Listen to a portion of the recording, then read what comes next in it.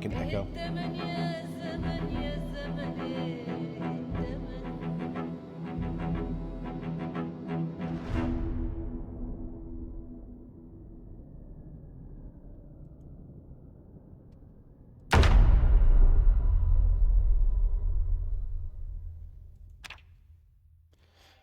Good morning, everybody. I am late today, very late. But I'm here. Spent all day yesterday doing something that is probably going to result in absolutely nothing different for anybody who's watching at home. And I'm still proud of myself anyway. That's how it goes here. These windows on the left-hand side here with my ugly face and my over-the-shoulder camera there. For a long time, I was just running FF Play by itself that I downloaded off the internet like any normal person would. As of yesterday, I have compiled the binaries myself. I'm living the dream. I'm one step closer to Stallman.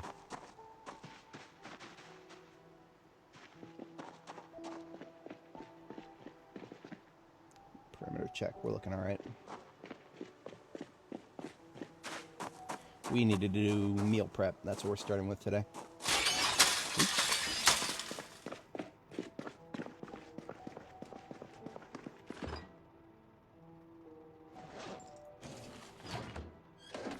And we need to turn those uncooked eggs into cooked eggs.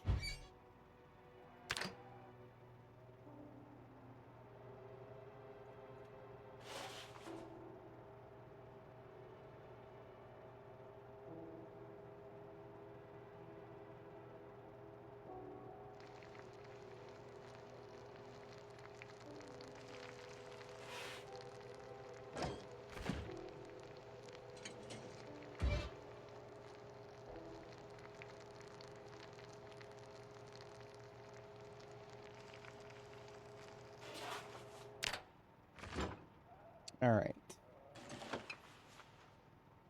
Am I going to cook the kale? No. No. No. Nope. Nope, we're not cooking the kale. We're just putting it in a salad, that's all. Cooking it is going to leave leftovers, and I've got enough leftovers already.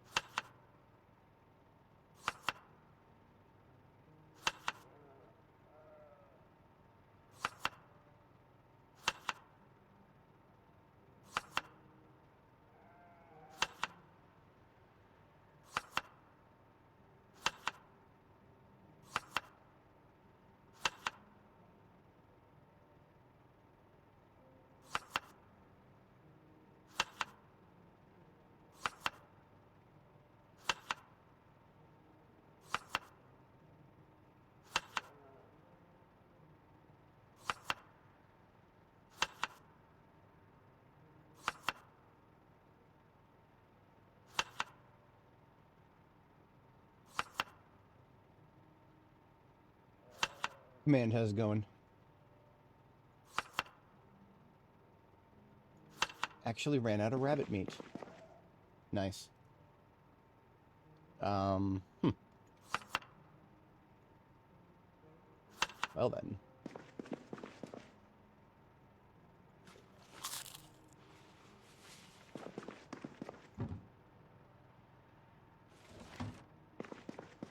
That's alright.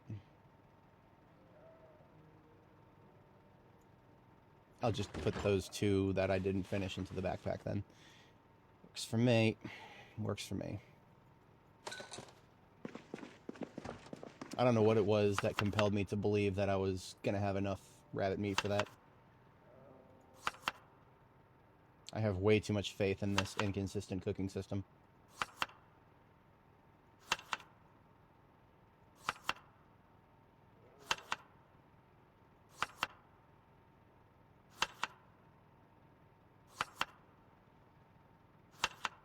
All right.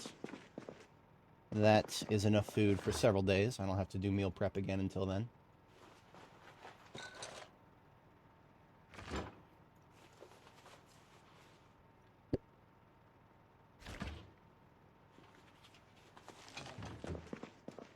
Ammo check, I think we're looking good on ammo for the current weapons we're using.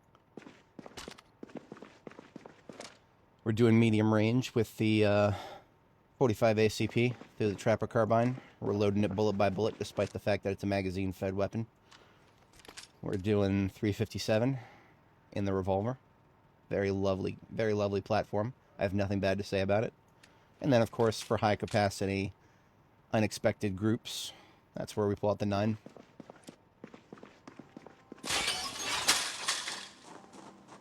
It is currently March 30th, 1995.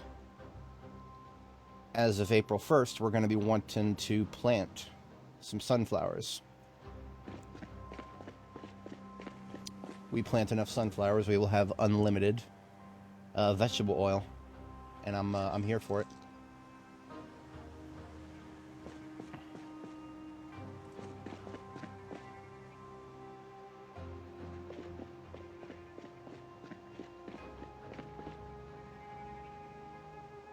I'm now considering my next move from a logistics standpoint. I'm going to need to look at the map for that.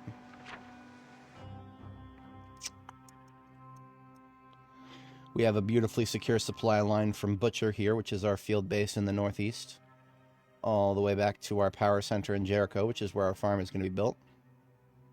We've already got a farm there, but all the crop plot, it was a very, it's more of a garden than a farm. We need a proper farm now, and that will be not too awful difficult. We still have assets at the Cozy Box. That is going to be the first step of the day. We're going back to the Cozy Box. We're going to start bringing our assets that are currently there back to Jericho. And that will also enable me to see exactly how many seeds we have, how many we need to go get, if there's even anywhere that we can go get them from. This is Louisville, after all. There's not a lot of gardening shops, aside from the one that we looted the other day. Vehicular-wise, we've got some transits that need to be brought home to Jericho here. These are ammo carriers. Not necessarily even brought home to Jericho, because these just need to go to our next base, the next one we build. Jericho's already got weapons and ammo more than I'll ever need there. So all those ambulance plus ammo carriers can just chill until we are ready to set up a new base. Likely won't happen within the remit of today's stream. In fact, today what I'm going to do is... well, we'll see. We'll see how things play out. It's possible that I'll just put together a garden for sunflowers, maybe a couple rows of them, get the seeds that I have planted, and then we'll move on to something else, most likely.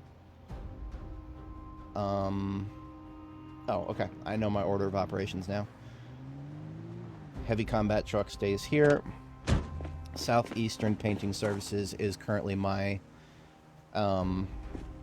load whatever I need to load into it to get things moving vehicle.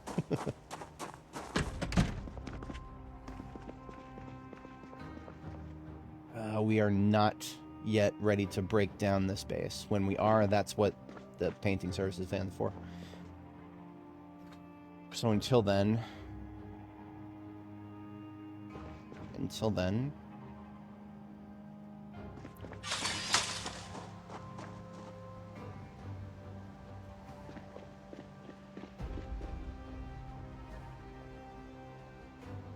I'm overthinking it. I really am. I have so many vehicles that it's I shouldn't be overthinking it. We're taking the race car. It's always a very easy answer when I take the race car, because the race car can tow anything.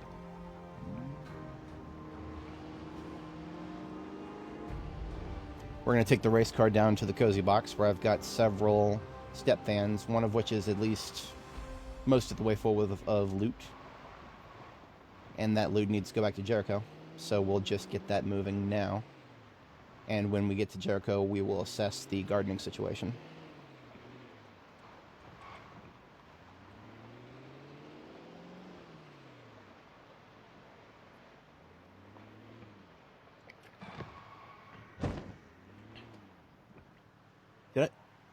Did he not react to me bumping into him? That's funny. I literally bumped into the dude and he didn't care. I don't know what's going on with Turbo, the Turbo HQ here. I don't know what's going on with that lady either. I just know that for some reason there's zombies in the building that were not there when I cleared it a long time ago. Okay, I'm awake. I am awake.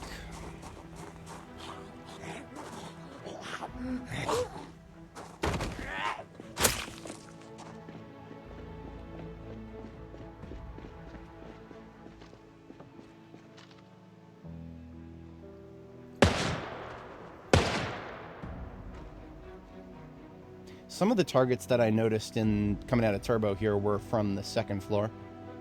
Maybe they were stuck up there or something.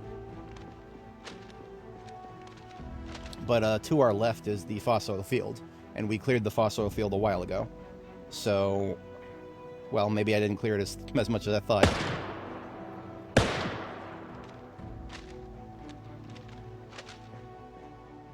Being as it's a big baseball field with a grassy center, the grassy center is overloaded with trees, and I cannot see past the trees. So who knows? Maybe there are big pockets in the middle of the field that have caused these people on the left side of the road here to be spilling out of it.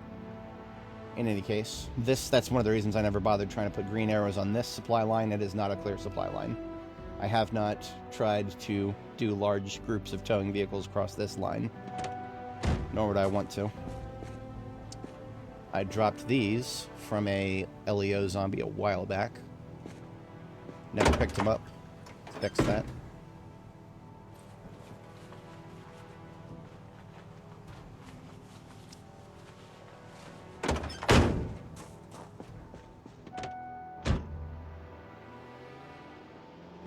Bateman over here to the left, biggest office building in the game, has been cleared painstakingly floor by floor. And here we are at the Cozy Box. Lots of assets here. It is a question of priorities. Which one will go with us this time? Which one will go next time? And etc. It looks like... Okay, so what I need to do for sure, what I absolutely need to do, is get a sense of how many throwaway trips I need to accomplish. And a throwaway trip means I have a vehicle that can tow another one, like this combo here, the ambulance and the step van there. That's a tow combo right there. But in order to get here to pick up that tow combo, I have to come here in a vehicle that I'm willing to just completely abandon, then leave it behind, and then take one of these tow combos with me. Not immediately obvious to most people, but there are 3 other tow combos in addition to the ambulance there. These 3 emergency services vehicles are all capable of towing a step van.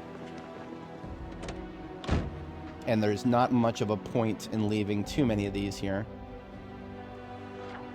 I have taken the northeast and the northwest. Most of what I want out of both sides have been taken for all they're worth. I might actually leave 2 tow combos. So that's both of these fire rescue vehicles, along with 1 step van each. I might leave those behind as a...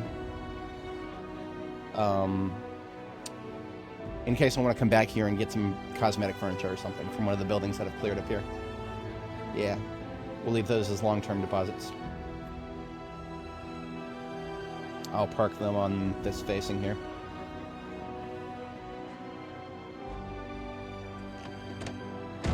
Now, one of the... okay, hang on.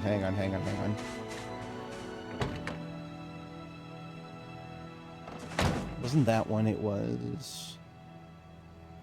This one, this Jorgensen and Sons van right here never should have gotten put somewhere where I didn't know forgot where it was. This is the only step van in my fleet with a 100 engine quality. This is an extremely rare vehicle. I should never have just dumped it somewhere. I should have kept better track of it, because it's a step van that will start every time I turn the key. Anybody who's played Zomboid for 10 minutes, you know that that doesn't happen very often. Step vans are generally low on the engine quality spectrum. Michael Doyle, how's it going? Today we are building a few things, and because of that, I'm probably going to be bringing these log stacks home with me. In fact, I think they can all fit. This whole segment of log stacks can fit in the trunk of this step van here. So this Jorgensen and Sons here, this will be our logging vehicle for the moment. And this will also be what we tow back with us with the race car today.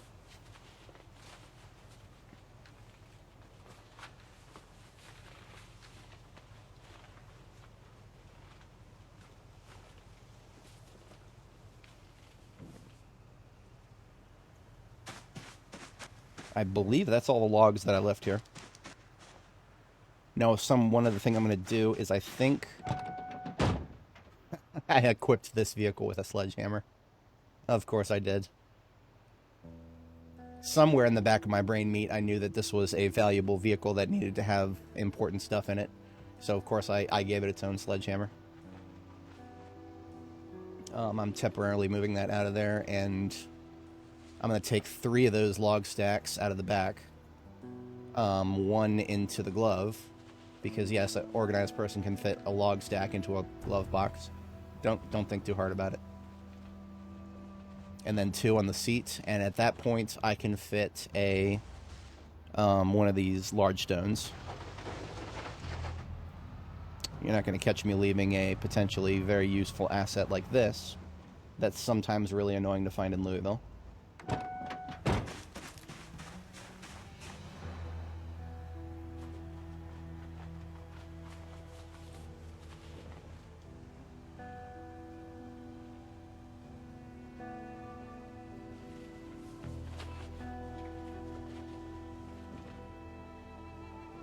We also left behind one of my wood axes. Unacceptable. Just because I can make these does not mean it's an easy thing to do. I prefer to actually use the ones I have.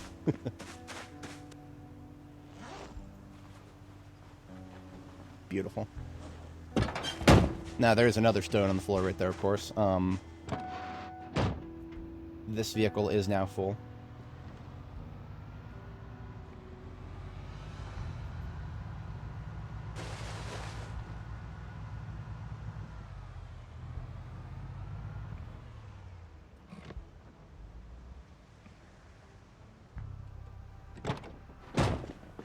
I'm going to do a quick parse through these vehicles that I have staged for return.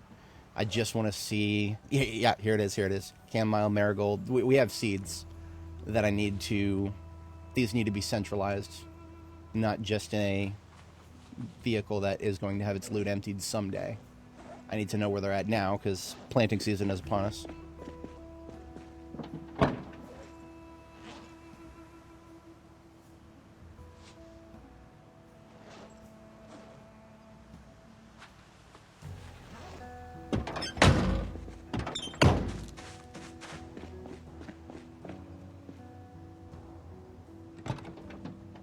Furniture.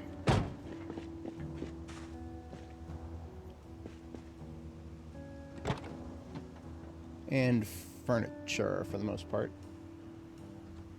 Oh, I did miss a few. Okay. That's fine. I can hand carry a couple of these.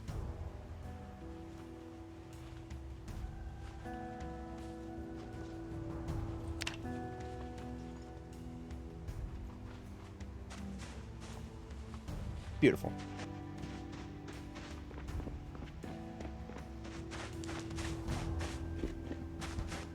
Now, these 2 step vans, Mr. Hung's and Jorgensen's, these are nothing impressive about these, and there's nothing in them. So, except for this one has a steel sheet on standby to fix the trunk, because I never fix the trunk. That's fine. It's literally only valuable to me for its trunk. And I will park it on a facing to go with fire rescue here someday if I feel like coming back to central Louisville to loot something extremely low priority, like I was talking about before, like maybe some furniture or artwork.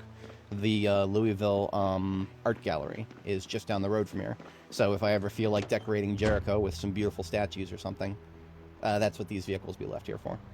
I do not want to have to go out of my way to come pick them up, but if I feel like it later on, that is their purpose.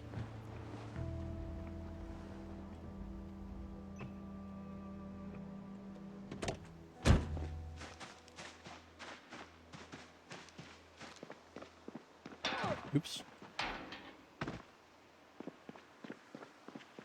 I didn't leave anything else in these trunks now.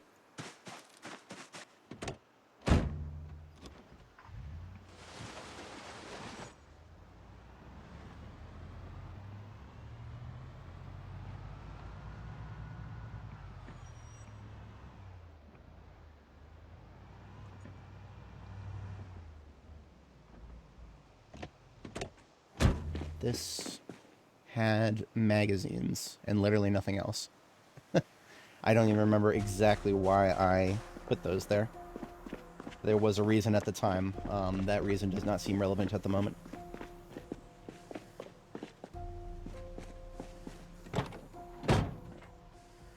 Nothing overly important here. In fact, this is entirely furniture in this ambulance. Okay. Good to know. And finally, I believe KY Ranger there is just the contents of a disassembled vehicle. So nothing unique to this area. Just verifying that this one is also empty, which it is.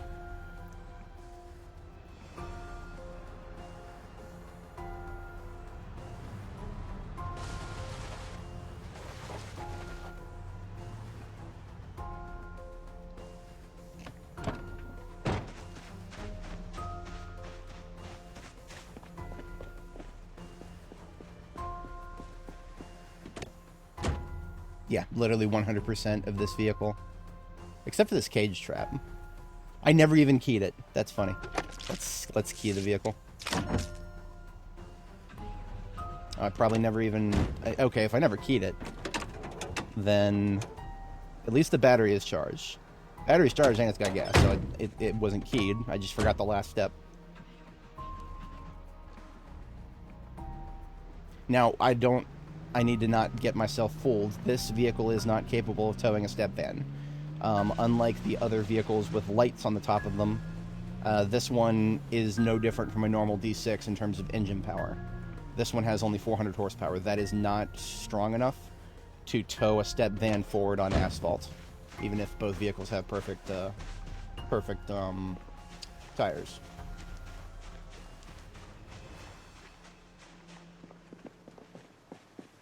So this last step van here, Timeless Glass, does not currently have anything to tow it home. I might have the State Trooper Mobile tow that home later.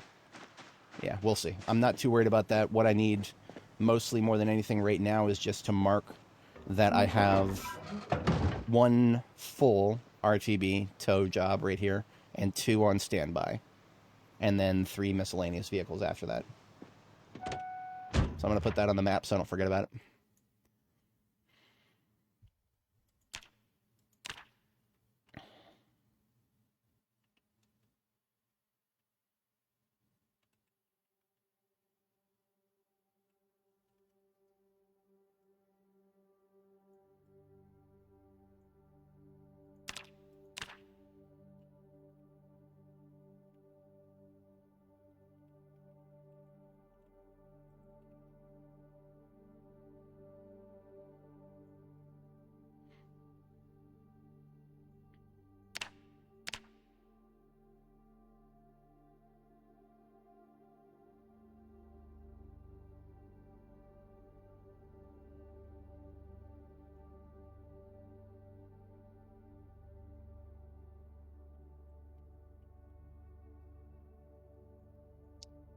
This way I won't have to come back here again and be surprised exactly by how many vehicles there are, because I'll actually have it written down.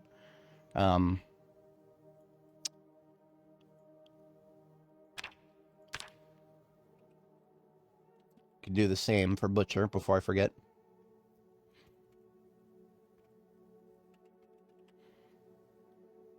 So what this says is just basically 5 ammo vans that are in tow combos. My other assets that are on site at Butcher right now are my 3 primaries. My 3 primaries do not need to be written on the map because they're going to be moving all over the place all the time. Gloria, good morning. How you doing? We are getting started with some big time logistics today.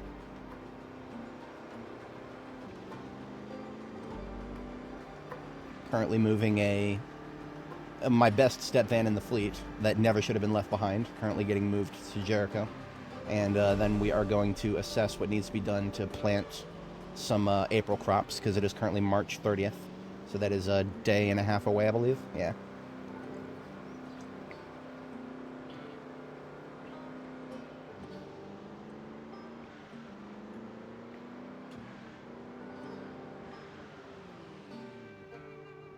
Thank you for that. Seems like my my race car here has a bit of a drift. I know that that's within my character's name theme, but I'm gonna have to take a look at its tires at some point.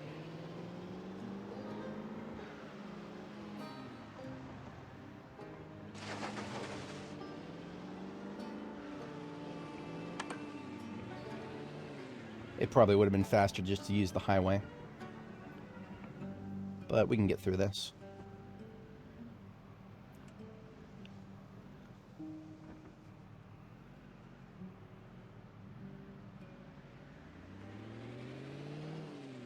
That was one of the narrowest fits I've ever done for vehicles. I did not widen this enough to be able to tow a step van through it easily. But yes, I did make a shortcut directly through the train station. It would have been more optimal to stop by the parking base if I was going to go that route, but whatever. Not fully moving all assets back to J, but we are taking, we are going some things are going back to J because we need to. It's April, and I wanted to plant some sunflowers for our seed paste and weight gain strategy. Also, we found a single one whole packet of rose seeds. And so we can actually plant those forbidden things that have not spawned for ever on this character. They literally have never spawned. Oh. I am so lucky that the frame drop just now did not cause a collision. I don't know if y'all saw how close I was to those trees. I always got to remember that as soon as I pass that house right there, that former survivor house, as soon as I pass it, that's when the game stutters because it has to load Jericho. The map chunk has been loaded, including the animals and whatnot.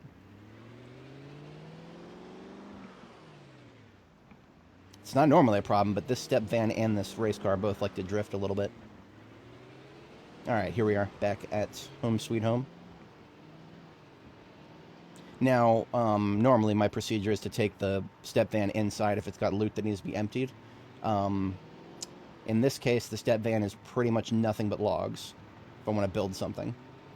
And if I wanted to build something, it would probably be out here-ish, maybe? Yeah, up in this direction. So I will leave the step van on the edge of the parking lot here.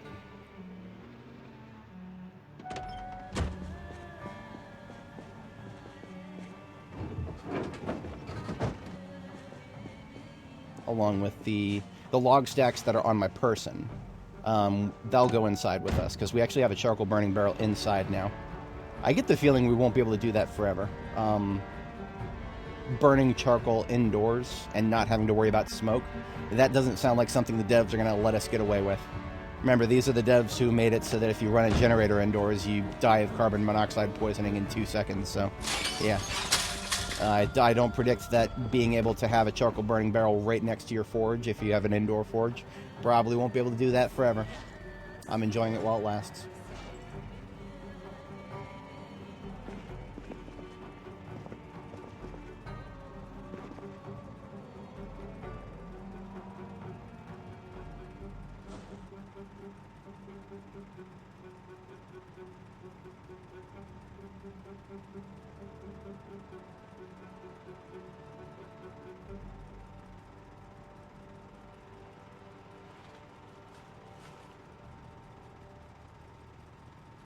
I can't take 2 of those out of my inventory at once. There we go.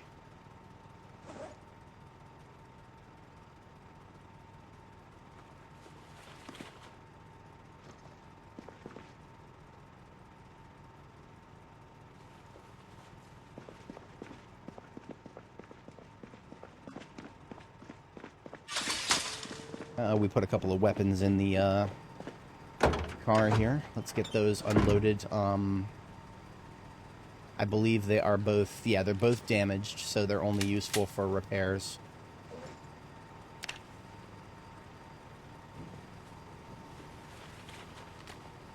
We have a specific box for those, because we found so many of them. That would be this one, I think, maybe? Or did we start differentiating them? We started differentiating them a little bit. So damaged M9s can go in here with magazines and attachments for now, until we run out of room. We always do.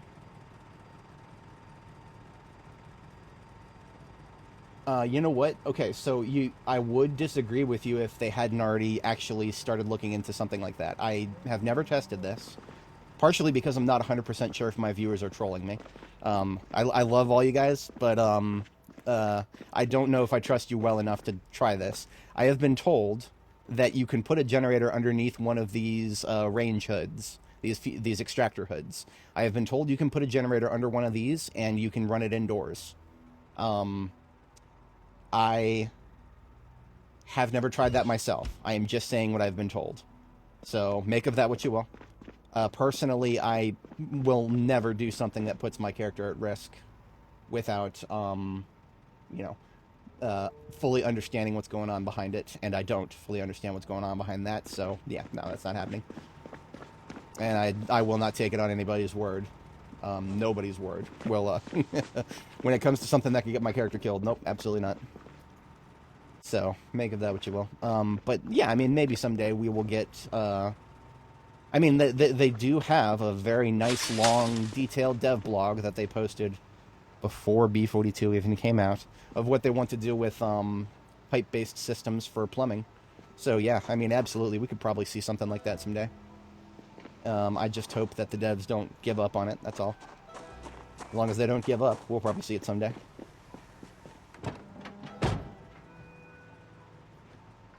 Now, in terms of where I would want to plant my garden, I'm thinking the minimum amount of work would be to just use this dude's yard over here, where the play set is, to my on this side. It's still got that flipped. We still got that flipped trailer over there. I'm gonna keep ignoring that for now.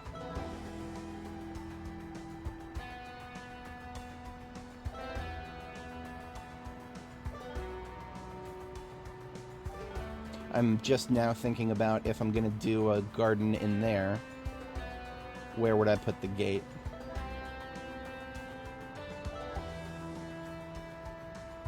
I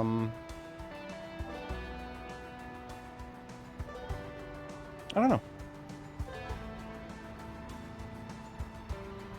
Yeah, I hope so, yeah, absolutely. In fact, I hope some people who have given up on 42 unstable will come back now that 42 is moving in the direction of stable. I suppose one thing that I should keep in mind is if I plan on building out of this step van, then it needs some nails in it. Let's get some nails.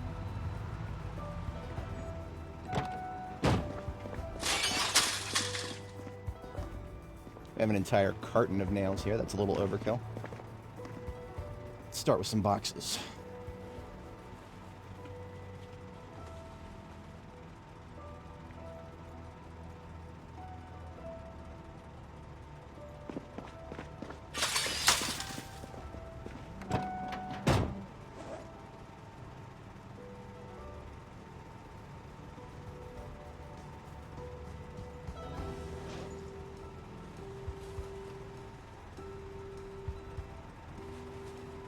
There we go, without impacting my ability to store anything on those particular seats.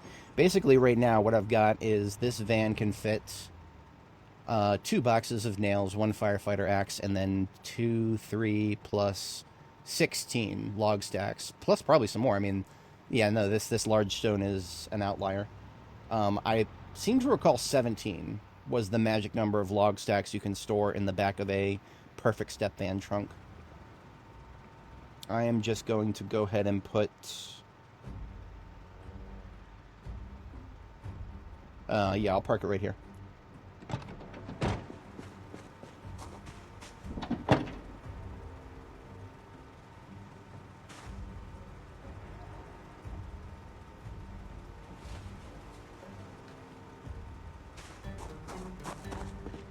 I hear my battery charger going over here. This is most certainly done. Now this kale over here, as you can see, some of it is now blooming, and it only has days left, and after those days pass, it will be rotting. So when this last couple kale here go blooming, I will go ahead and harvest them all to keep them even.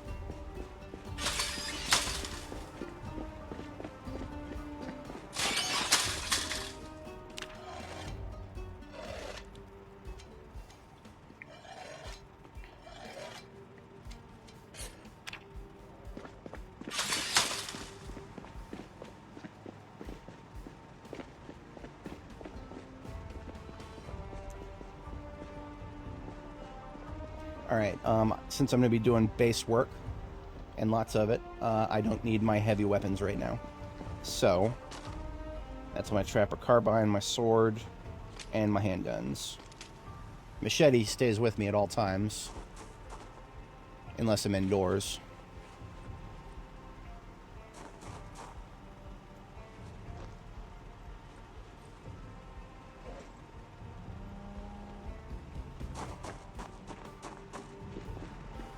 This ensures that I don't stay over encumbered as I start picking up extra stuff here and there.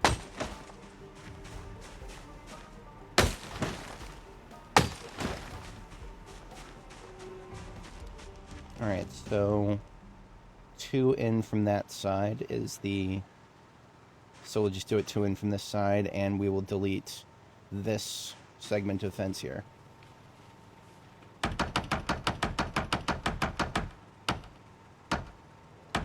Now, I had my thumb on the space bar while I was doing that because the chances of there being a Z on the other side of that, extremely low here. But out of force of habit, I made sure not to take any chances with that. I hadn't been in this backyard for a minute. I do believe the play set here, we can actually just freely move it. Oh, only the slide, I guess. The swings are a permanent fixture, it seems. Permanent until I pull out my sledgehammer, which I do have one here.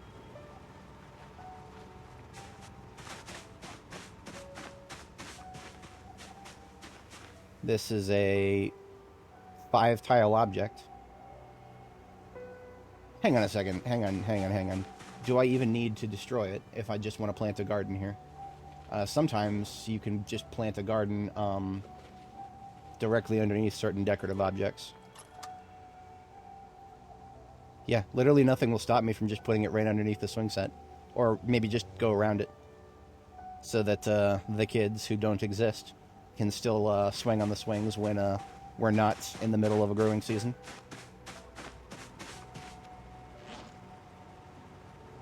So there's no need for the sledgehammer. I just need to move the slide. The slide is actually, it does block placement. To move the slide, I just need a crowbar. I should have plenty in here. Whole container. Yeah, no? See, I had a lot of spare crowbars at one point. I probably distributed them to my vehicles. Probably. I can literally make crowbars if I really want to. I thought I ate.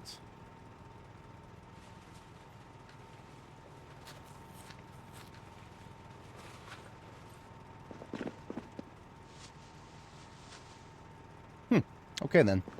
I didn't leave any spare crowbars laying around. Skill issue. Absolute skill issue.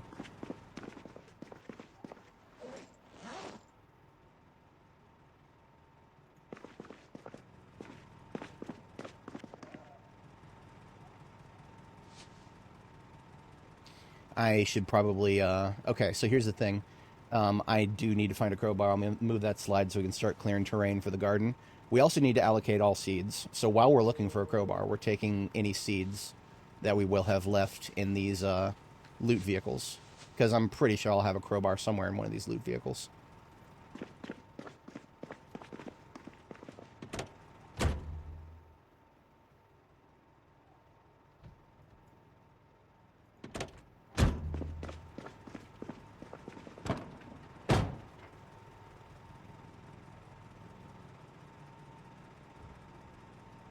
Trapper carbine in this van. I need to not forget about that. I'm going to take that out right now.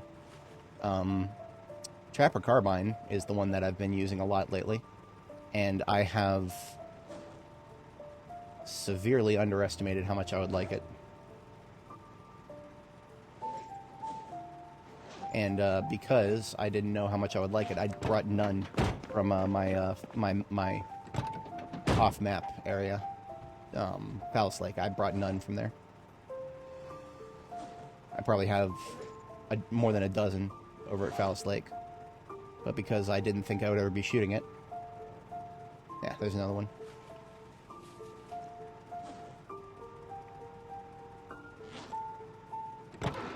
So no seeds, no crowbars so far.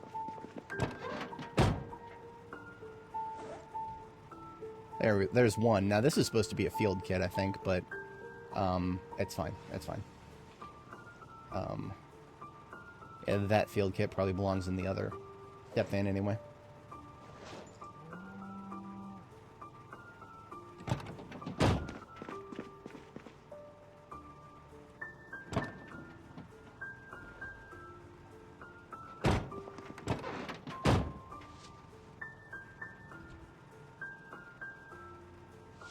Aha. I knew we would find more. Okay, so these are all the seeds I found from the gardening shop.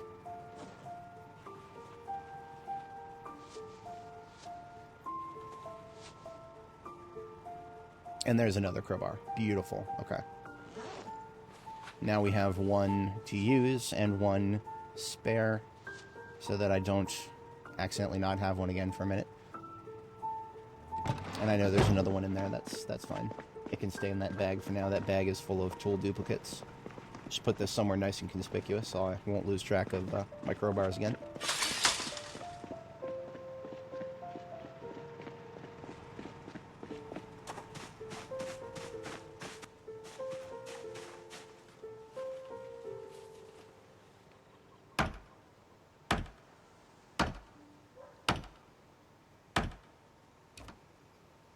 I know exactly where I'm going to put these slides.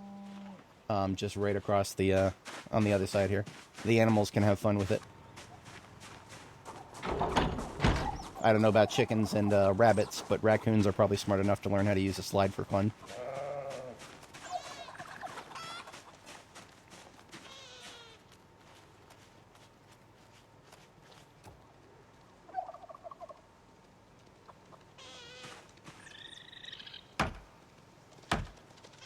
Yeah, that's right. My animals not only are fed and watered for the rest of eternity, they also get their own slide. The duffel bag on the ground here contains sacks to extract the compost from these bins with later.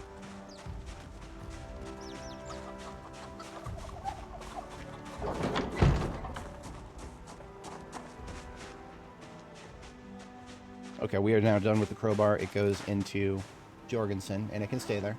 Jorgensen, like I said, is it should be my most valuable step van in the fleet.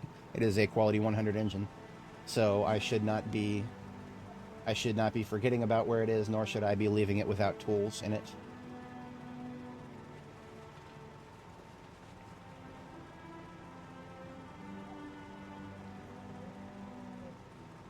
I know, right?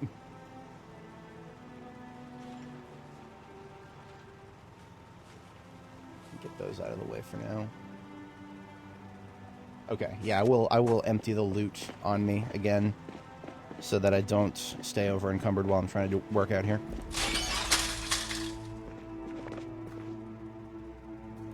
The trapper carbines go in here.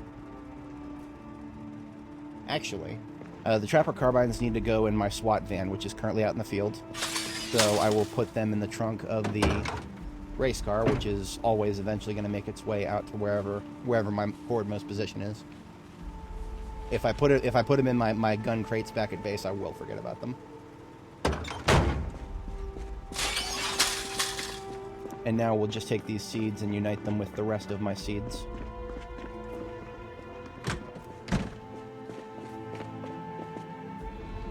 Now, a logical thing would be to have all my crops in the same place. Regrettably, I can't expand the garden here any further.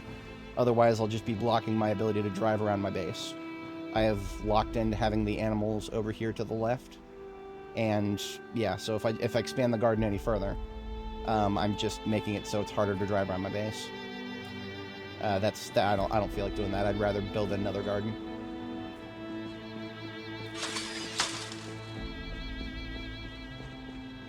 Just a couple of other things to get out of my inventory, and then we can proceed to the next phase of our operations here.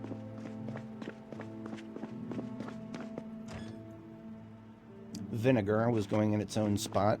I don't remember exactly where that was.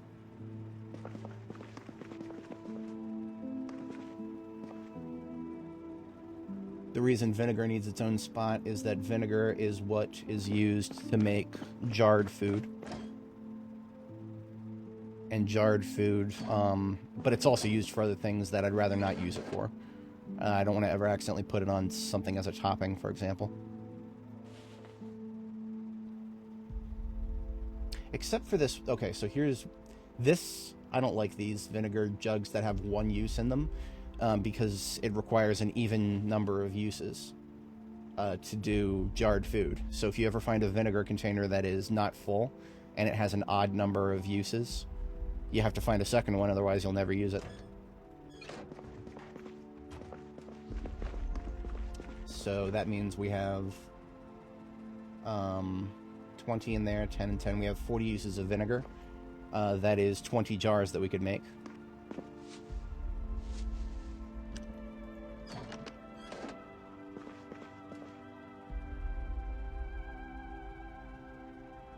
Could use these comic store shelves for jarring, but that would clash a little bit with the aesthetic. We're doing a really white kitchen here.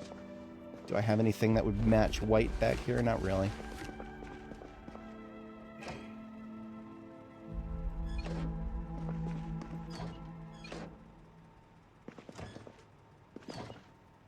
There's a reason that I have a lot of furniture put away and never actually deployed any of it.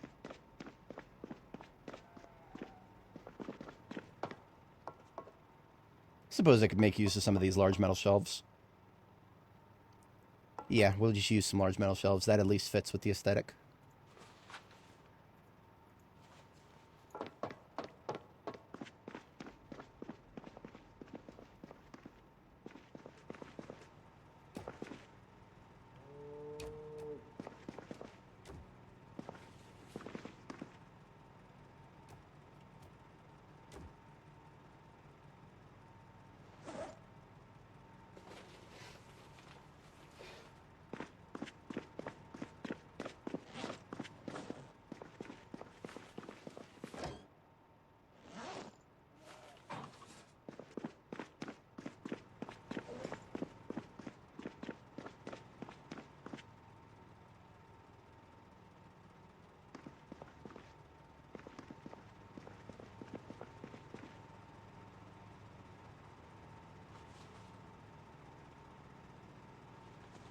Alright, that's my bags finally sorted. And seeds all consolidated, so let's get a total of our sunflower seeds. That's going to tell us how much we need to... We have 6 packets. They come in sets of 5. So that is 3 rows. I like to do my rows in rows of 10. So 6 packets, that's 3 rows for sunflowers. Speaking of rows, we have actual literal rose seeds.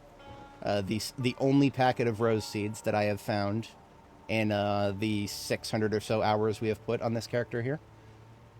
Because something that just a public service announcement, if anybody doesn't know why roses and lavenders, they don't sound important, and the truth is they're a luxury. But if you really want to take agriculture for all it's worth in this game, growing flowers and then harvesting those flowers, drying them on the drying rack, you put those flower petals in your salads or your coffees, and it makes your character happier when you eat or drink it. So if you're really looking to min-max, then flowers are actually a legit part of the game. I have no idea why the drop rate of the flowers I was talking about, the roses and lavender, are just nerfed into the ground, but they are. Now, The only place you can find them in terms of loot is if you go to an agricultural loot table, such as just a rural supply store. Go to a rural supply store, but then you have to find a gardening basket. Only a gardening basket or a gardening toolbox inside of a loot container at a rural supply store, for example. Then you have a 2% chance of one of the seed packets inside of the gardening basket and or toolbox to be roses or lavenders. Roses and lavenders were removed from all other loot tables, and I don't know why. I have absolutely no idea why. It doesn't make sense. The only thing I can fathom is that some players complained, oh, why are these flowers so useless? Why are they showing up in my loot tables? If so, fuck you. Shut up. Second of all, why would the devs remove it without removing it entirely from the game at that point? Because, you know, they've made it so hard to find them that it's a meme. Like, it's literally a meme. I'm on a scavenger hunt for them because they are so rare. Just, you know, for funsies. And you gotta have some fun with this game. And you can do the same with marigolds, so we'll do those as well.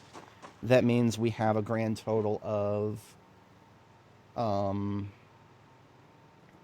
2, 3, 4 full rows and 1 half row. So I really do kind of want to find one more seed packet of anything that can be grown in this current phase. This phase being April, coming up soon here.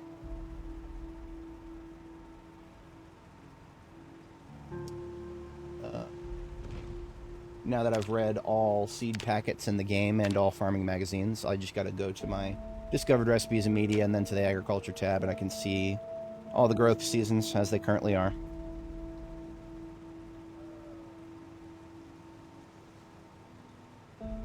Now, for both roses and lavenders, we got lavenders here, roses further down. The planting season starts in March, but I'm waiting until the best month, of course. The best month is important to plant in the best month. If you don't, then there's a slightly elevated chance of them dying. It's almost never a problem, except for weird freak circumstances. I had some onions, an entire crop of onions die, when I feel like they probably shouldn't have, but...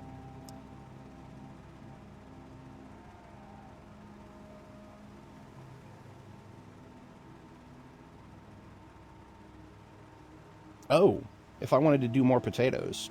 I don't, but if I wanted to do more potatoes. Today is literally my last chance, because it's still technically March. But if you guys would like to know what is in my freezers are potatoes. Potatoes, potatoes, potatoes, potatoes. And kale. Potatoes and kale. I probably should be using those potatoes up more. But for this crop, for my current plant, I want it to only be April crops, so that I can at least have them all in the same row. I have no need to plant spices anymore, pretty much ever. We did a full set of plants that, a full planting of spices. We grew them, we harvested them, and we dried them. Dried spices, they last forever, so dried spices we do not need to ever worry ourselves with.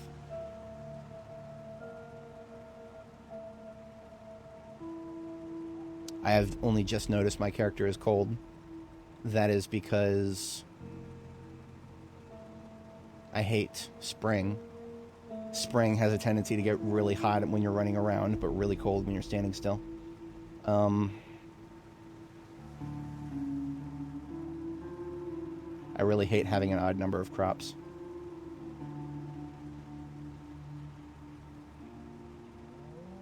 Soybeans? I don't think I've ever seen those spawn. Definitely not here. Not sure about back at Phallus Lake. I might actually visit Phallus Lake. Yeah. I'm doing it. Okay.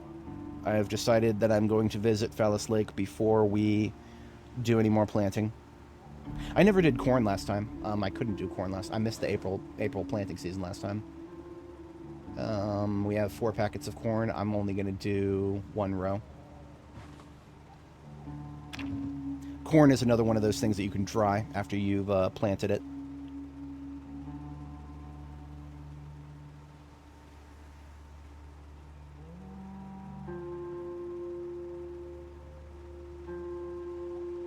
As for what you can do with it after you've dried it, that is a little bit less clear to me.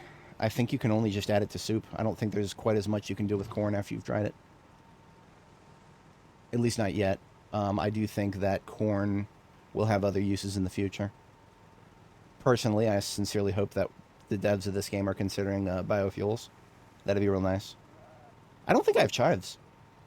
Hang on. I don't think I have chives. Let me check real quick, and if I don't, that's what we're planting our last row of. I have no idea. Let's just check the crafting menu for that. In fact, I'll just do a search for the word soy in the crafting menu and hit show all recipes. And now, I mean, we can dry soybeans, and that is it. We can dry soybeans. If there was anything else we could do with the soybeans after drying them, it would show up somewhere in this crafting in this crafting menu. So soybeans, once you dry them, I assume you can add them to soup or something. That's just an assumption. I've never used them in real life or in this game. So I'm just checking my spices now. We've got habanero, jalapeno. We've got that's just random stuff. Rosemary, marigold, chamomile, sage, thyme, rosemary, parsley, oregano. We have no chives. We have no chives, so that is one spice that I never planted before. So yeah, we'll do a row of chives. It's fine. Just for the sake of saying that I did every single crop that's reasonable to grow.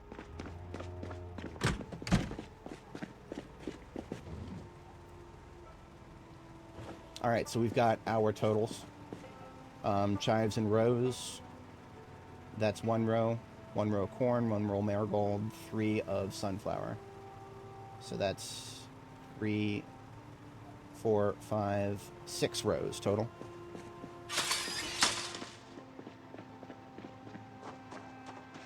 We'll have to, it's our bedtime now, so we will measure out the crop plots and dig them overnight after we catch our first sleep here. You know what? We're hungry and my salads are all the way back up road. I'm just gonna take some kale up out of the ground here. I love being able to do that. Toss it into the fridge and have a bite of kale fresh out of my garden.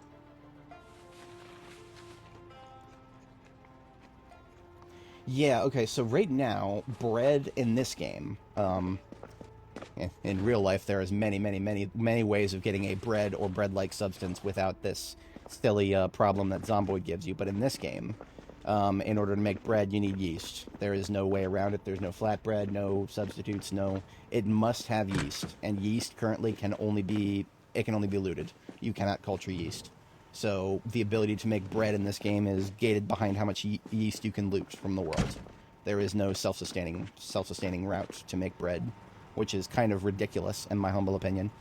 That, in my humble opinion, is a massive gaping hole in the agriculture and crafting system built around it. But,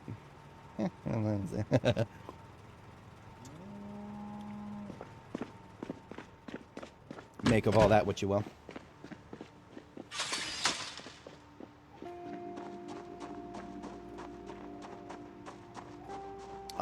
I should have plenty of floodlights to work with here. That's 1, 2, 3, 4, 5, 6. I cannot use B42map.com right now. I need to update my web browser before I can do that. I am a strange person who is extremely jealous of his web browsers and never updates them, ever. And because of that, my Firefox version is so far behind that certain newer websites just don't work anymore.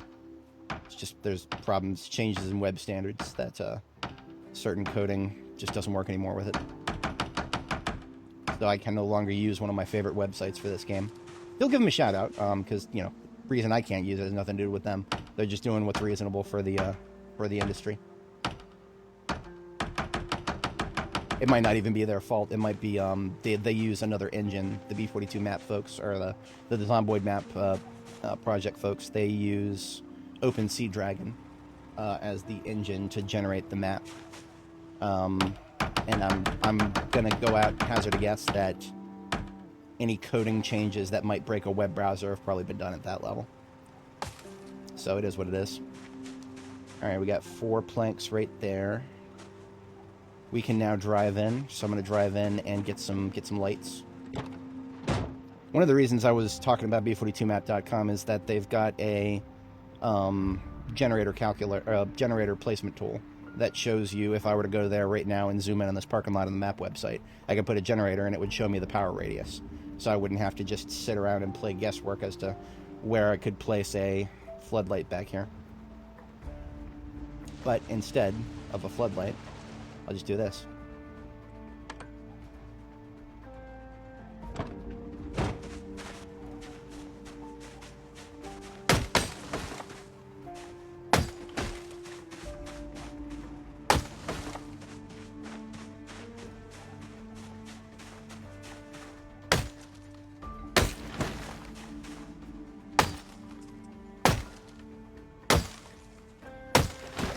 I gave a screed on this the other day, but if anybody's curious why I have not, the biggest reason I have not updated my web browser, even though I've started running into website breakage, I need to find a new web browser, probably a fork of Firefox. Firefox has started shoving engine-level AI tools into it, and I don't need AI tools in my web browser. If I want to use an AI, I'll fire up LM Studio and run it my goddamn self. I don't need it in my fucking web browser. But, Bro gets a little heated when he talks about AI going places it doesn't need to go, because there's nothing wrong with it as a tool, but people are abusing it to a ridiculous, absurd extent right now that it's not even funny anymore. And the biggest problem with it is just that the stupid fact that if you just start saying that your company is using AI, your stock price goes up, your valuation goes up. You get more donations for your nonprofit. So you don't even need to be public traded to benefit from this nonsense.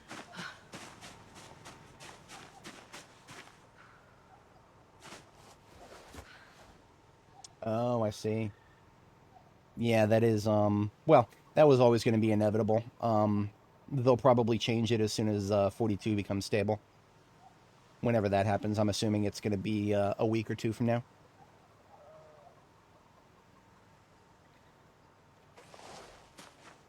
I'm going to be real. With all of the logs we just cut, we probably did not actually need to, bring all this wood home.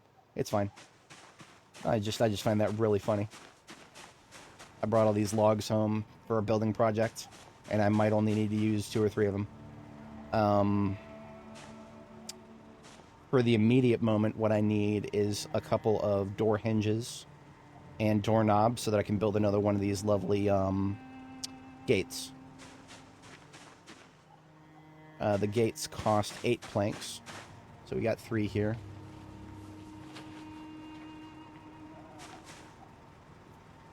And what I'm going to do is just leave the planks in the corner where you end up building the thing.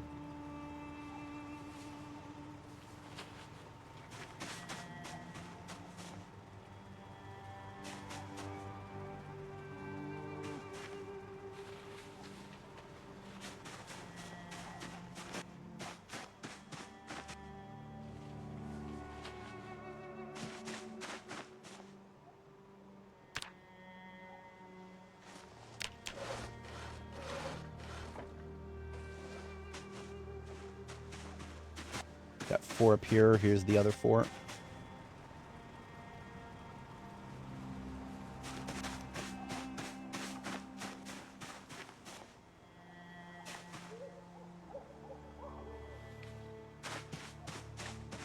Now I'm going to go get 2 knobs and 2 hinges.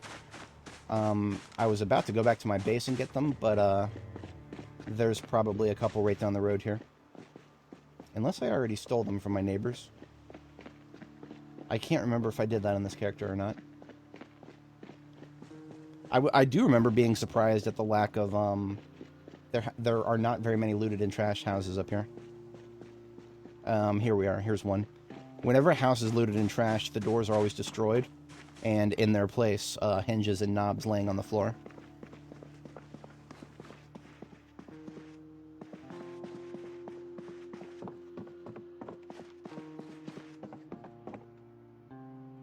4 hinges, 2 knobs is our target.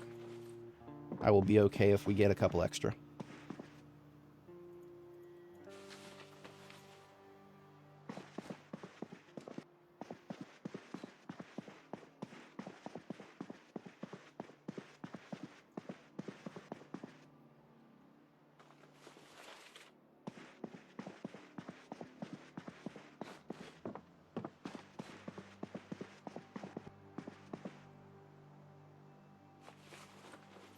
All right, 4 of each. That's enough for the current project. Hinges are easier to build than knobs if you're a blacksmith. You can build both. Knobs are like, I think that's a level 9 or 10 recipe. We're level 10. We got to level 10 a long time ago, but the point of the thing is it's a lot of time and effort to make them. Much, much, much easier to steal them from your neighbor here.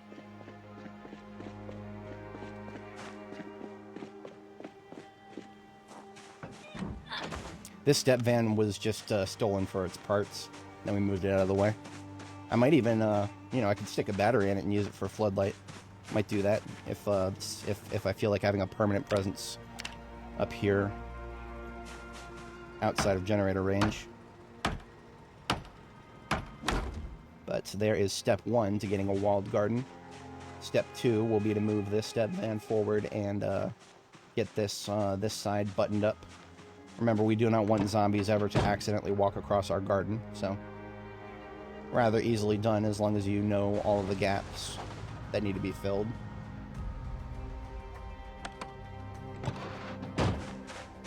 I actually have a place that I can sleep out over here, but it is very cold outside. It is still below freezing, so we're going to go sleep inside.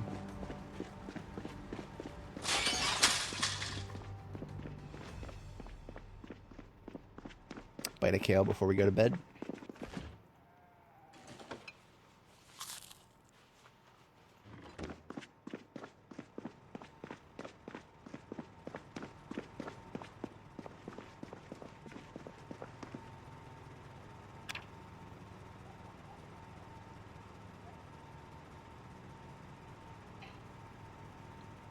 Alright, it is now March 31st, 1995, and so we have 24 hours to get the garden prepped for seed planting.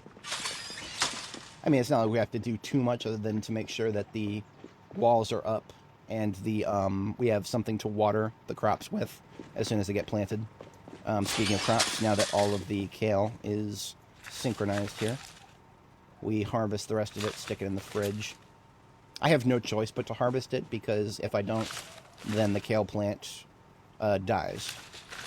So by harvesting it, it goes back to the young phase, and I can harvest it again later. If I didn't have any room for what I just harvested in the fridge, I would literally just stick it in the compost bin. But I have room, so I'll stick it in here for now. In fact, some of what I just harvested will be our food for today. I will hold on to like 4 pieces of kale. 16 times 4, that's close to 60. A little bit over. And here's a spare floodlight for part of the garden. Part of the garden is within range of our parking lot generator. Part of it is not. So we are confirmed at least that this one in the corner is within range. So if we assume that it's like right at the outer radius, and it is a circle, then maybe we can get away with one right next to the fence. Let's try it real quick.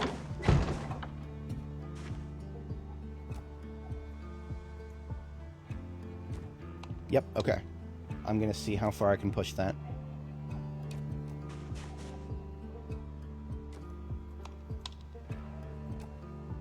And this is where the website would make my life 10 times easier.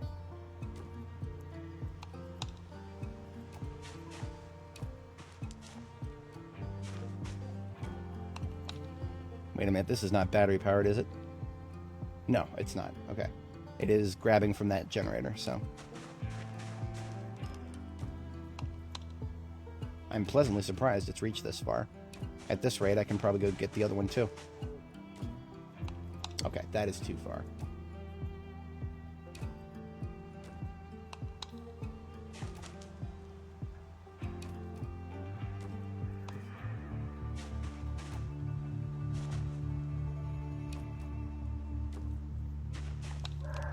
Perfect. Okay. Yeah, that means I could put one right here as well.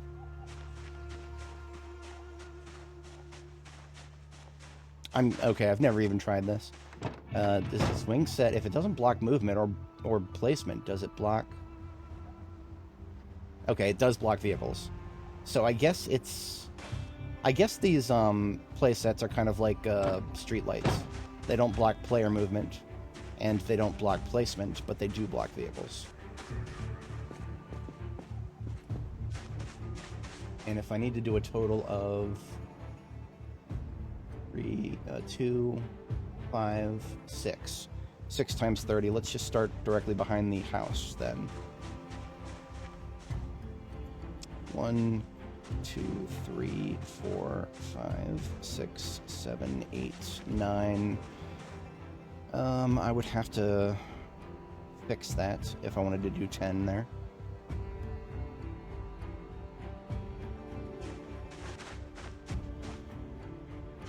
We chose to make that this is the edge of one row, then that would mean 2, 3, 4, 5, 6, 7, 8, 9, and 10. That would bother me a little bit. I think I will survive, though. Yeah, I'll survive.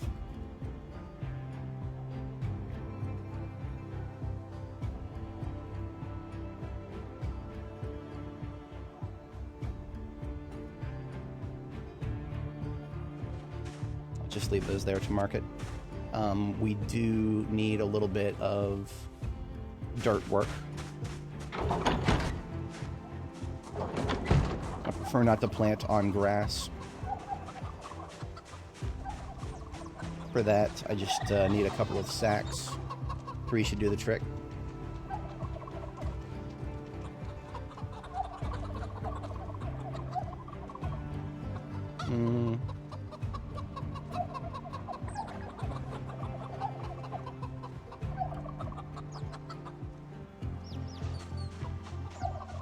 Take 6.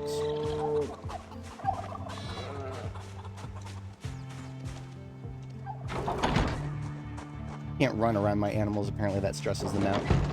So I don't. Now the way I like to do my crop plots is I like to place dirt on the plot itself to delete the grass. In order to get the dirt, I need to take it from an adjacent tile. So we're gonna dig dirt from 10 tiles here and then place the dirt on the 10 tiles that I'm actually gonna put the crop plots onto.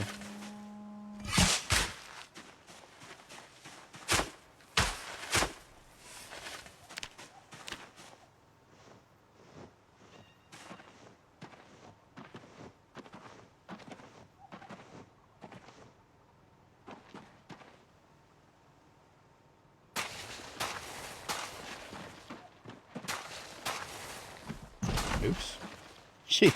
She opened the window because I clicked on it, and then she started digging the furrow.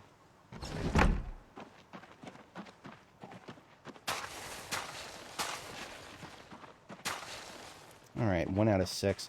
What's my total going to be if I plant like that? It's going to be 1, 2, 3, 4, and that's it. It's going to be 4 because I don't like putting them directly up next to walls.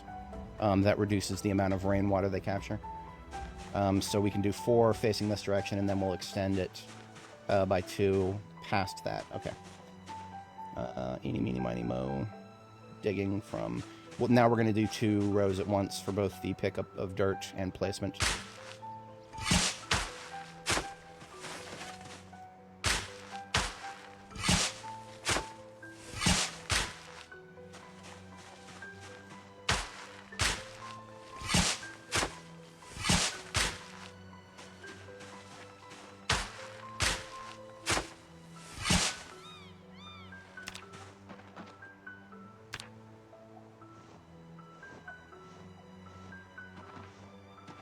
Notice that I cannot place dirt back down on a tile that I've taken it from.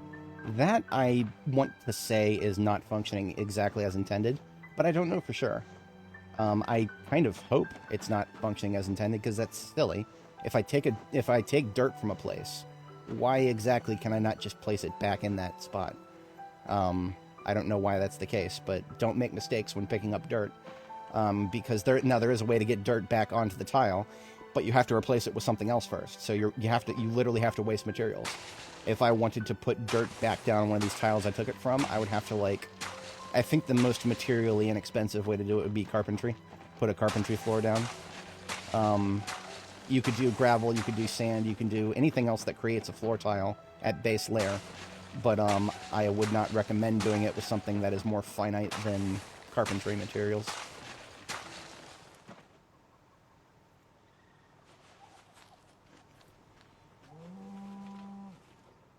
And we're just going to do one more row like this.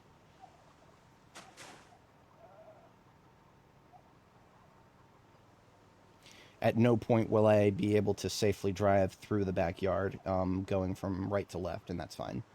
That is okay. Remember, driving over crops does kill them, so.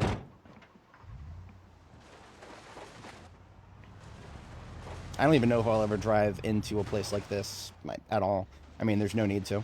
I put these gates so that I could drive through the animal area here, but I've never actually driven through it because the chances of accidentally running over an animal have just never felt worth it. That's fine. I just need...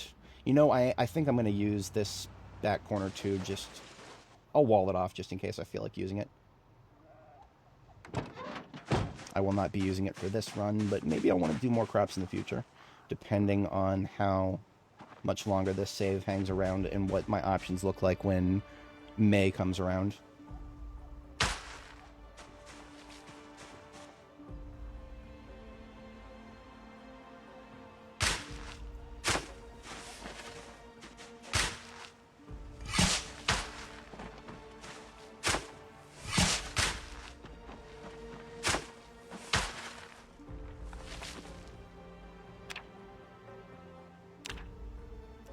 I don't know. I actually have no idea whether animals...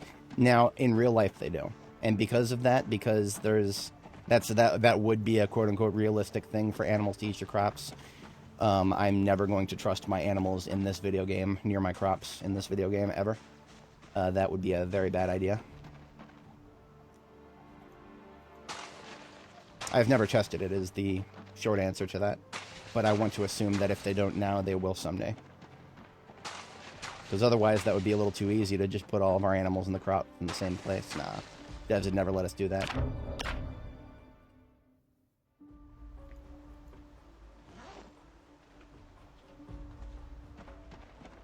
Oh yeah, by the way, you used to get worms just by digging these furrows. You technically still do, but now the worms don't go into your inventory. So if you want worms when you dig furrows, you've got to look for them on the ground after digging them. I'm not, like, in a particularly wormy mood right now, but if I have room for them in the freezer, then that's something I can use for fish bait later.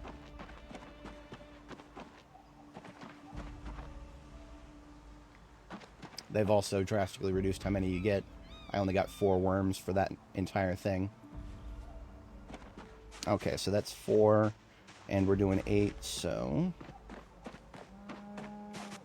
Having all this stuff on the ground here theoretically should not cause problems for your crops, but I don't like it. It's ugly, so I'm going to clean it up.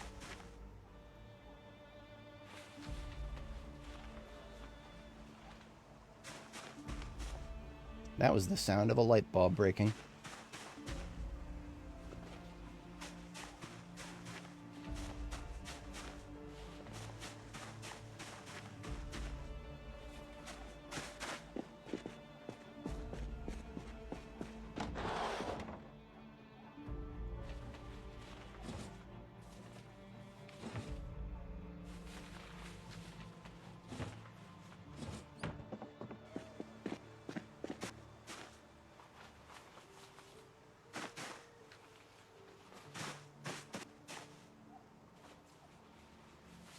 This particular backyard actually had a garden in it at one point in the early game. That's what this little area here is. No relevance to me now because I don't let the game tell me where to plant things. It's all dirt at the end of the day anyway. But, yeah. Speaking of it's all dirt, there actually would be, if I ever got all the way that far in that direction with my planting. That's just a little bit less work I would have to do.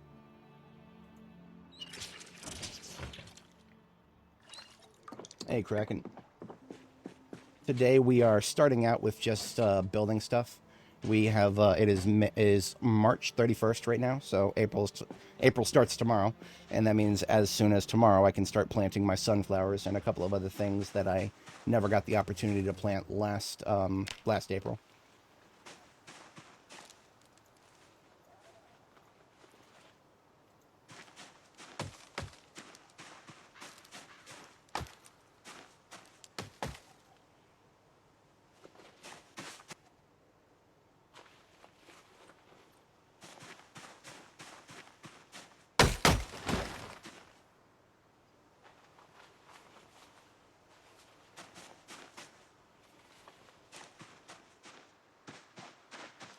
And I am going to make the wall on this side. I'll just make it flush with this house.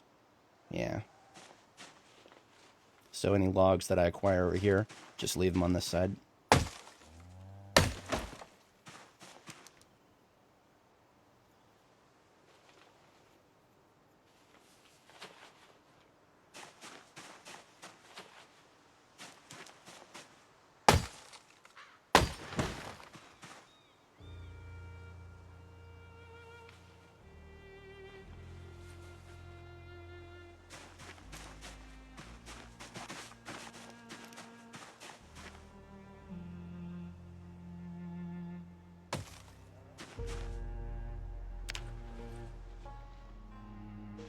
Wait, you know, I think I might have actually used the trunk of that white step van. I might have actually used it to store some of this small form wood I just picked up. Let me double check that. Yeah, at one point I had left a bunch of it on the floor, which I still do in the bottom right. But this is just to keep it from... Putting it in containers keeps it from lagging the game by having so many 3D objects on the floor.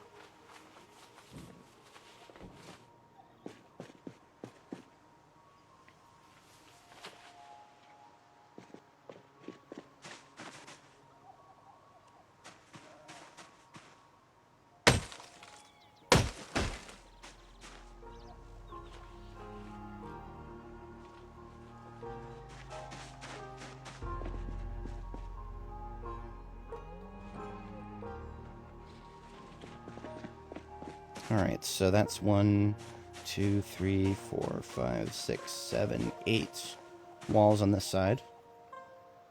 Or it would be. Do I want to make a gate? Why not? I've got the knobs for it.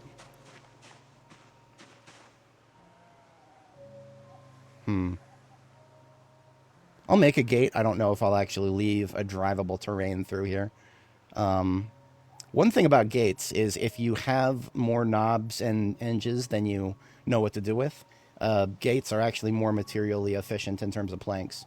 It only costs 8 planks to cover 4 tiles with a completely double tall,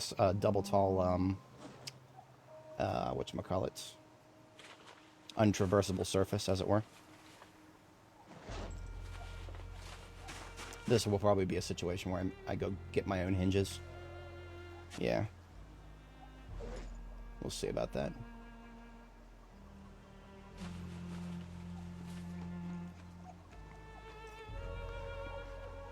Fish guts would just be for, you can chum the water, can't you? I was under the impression that you could chum the water to, bring more fish to an area. Particularly larger fish, the predatory kind. Sharks win. When do we get sharks?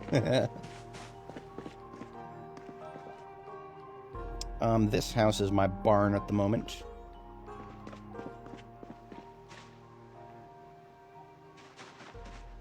It will not be, the front of that house is not secure. The front of this house will be secured.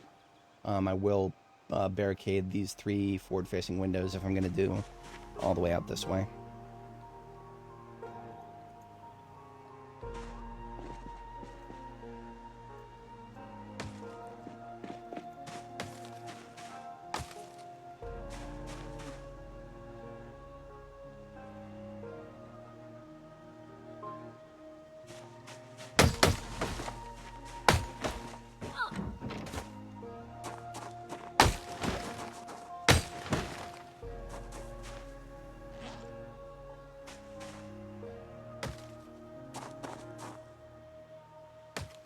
I'll keep the white picket fence as well.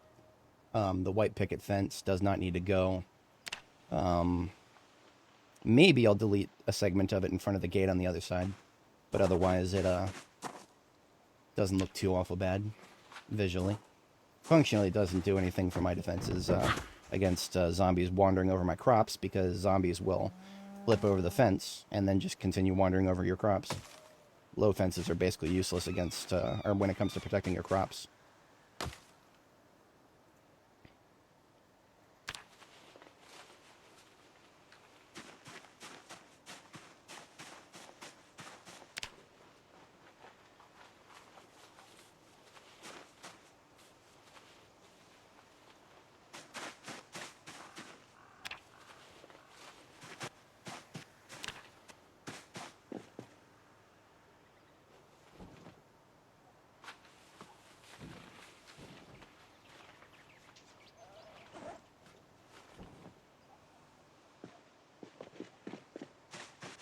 Okay, that's looking pretty back here.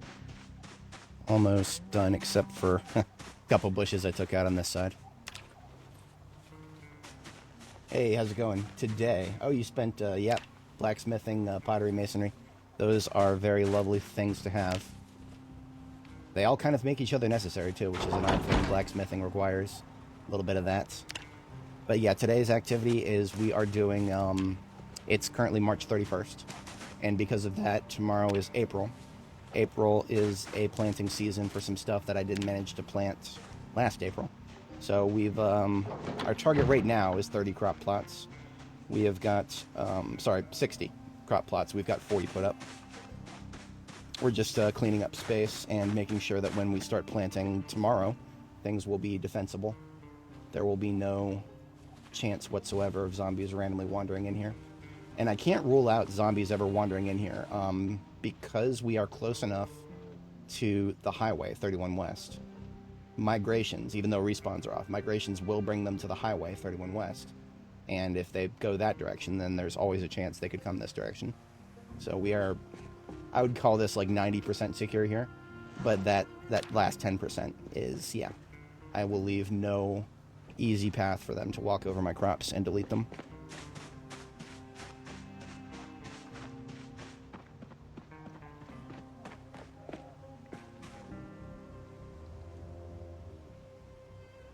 I like having a little bit of walking space between the crops. Let me count how many tiles we got left here. 1, 2, 3, 4, 5, 6, 7, 8, 9, 10, 11, 12, 13, 14, 15. Okay, so no matter what, I will not have enough to do more than another row of 10. So in that case, our next row of 10 will simply start from this side.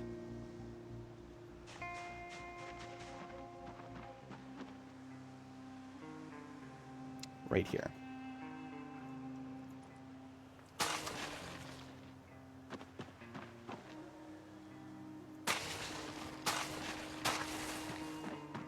And I was saying before, this dirt was already here, so I don't have to worry about replacing it, but elsewhere. I do not like placing, you know what? These seams are going to bother me, so. Seams are going to bother me. I'm going to delete them. No, do not take it from there. Ooh, I almost did the thing. I almost did the thing. We're good.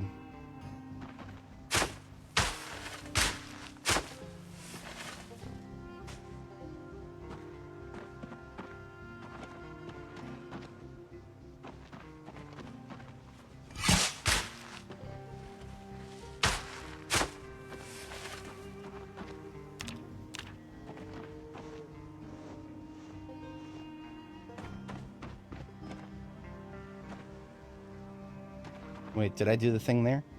I might have done the thing there. No, it just won't let me place the dirt there. Now that's fascinating. Why can I place it here but not here? What is different about this tile? It's probably because I don't know. I actually have no idea.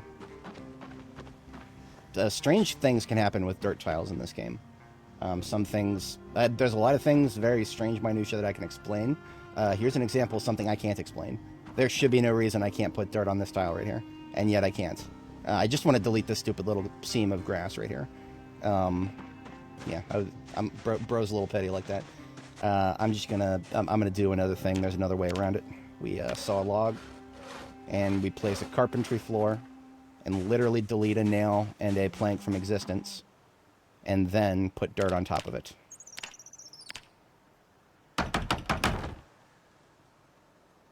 If you put wood down, you can always put dirt on top of it. But in doing so, I literally deleted that plank, because if I take the dirt now, if I were to take the dirt off of that tile, that plank and nail will no longer be there. That dirt floor has been deleted from existence, erased. Permanently. Now I can redig the furrows. Public service announcement, of course, always keep at least one tile space between any wall, like large wall, and a crop plot, because anything that's directly next to a wall will get less rainfall.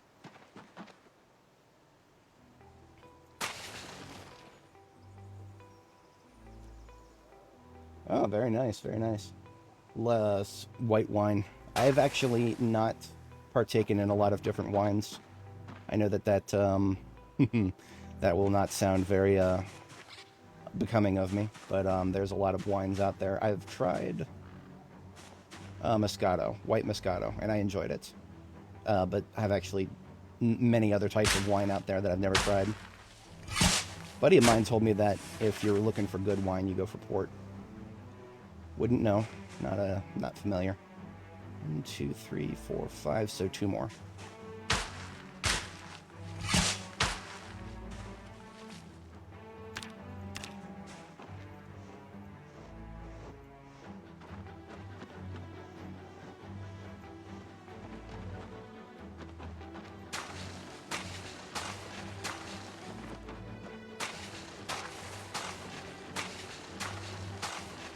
Right.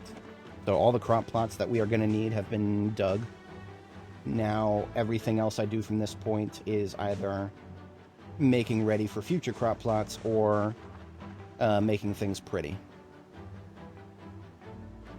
And I'm considering my next course of action on the pretty front right now, because y'all know how I work.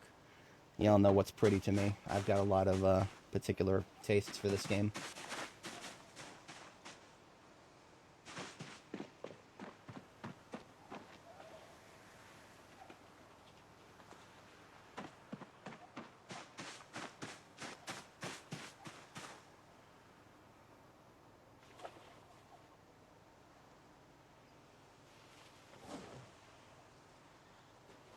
That was actually, we've used up most of the day.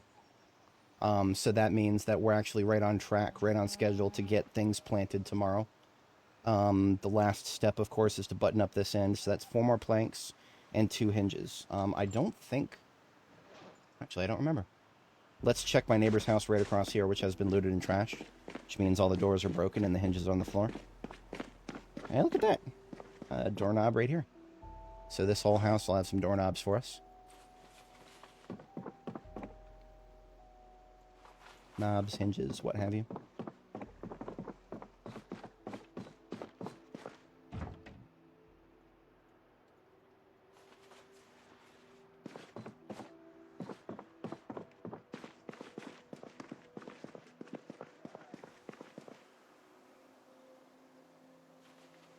Always be careful when checking the interiors of houses that you've never checked before, even if you've cleared the area outside of them long time ago. Don't take the exterior clearing for granted when it comes to buildings you haven't been in. There is always a chance of a zombie, a deaf zombie particularly, just hiding around a corner somewhere, who just never migrated outside and never decided to, or couldn't hear anything. That is the contents of that house. We got ourselves 5 hinges. If I just get 1 more hinge, then I can do both a gate and a door. Hey, look, another hinge.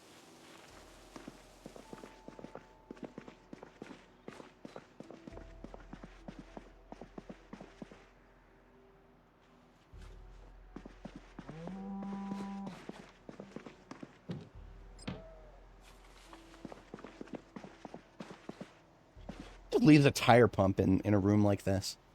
Interesting. Tire pumps are one of those things, I've got a billion of them, way more than I'll ever need, until suddenly I don't. And then I really need one and I don't have it. I'm going to leave it over here at the vehicle yard.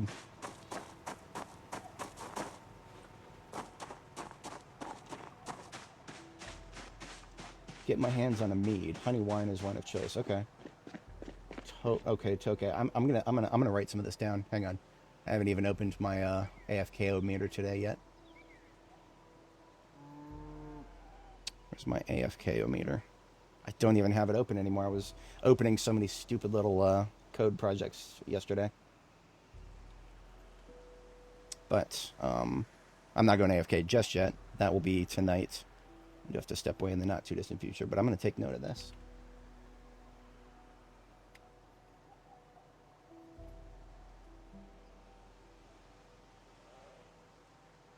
Now is Tokai, am I pronouncing that? Is that a white or a red?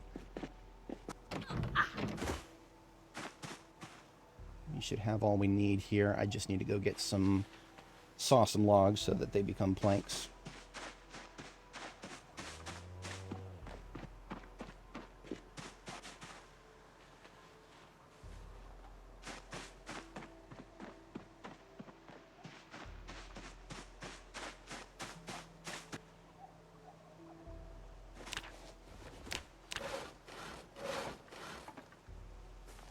And now we can make another gate.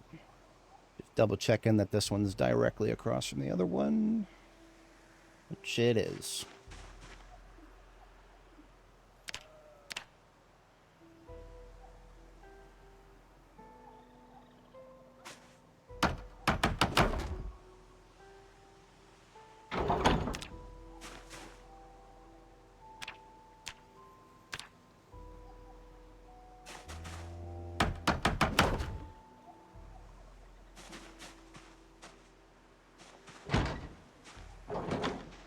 And now all I got to do is get a couple more planks to fill in these walls, and this side will be done.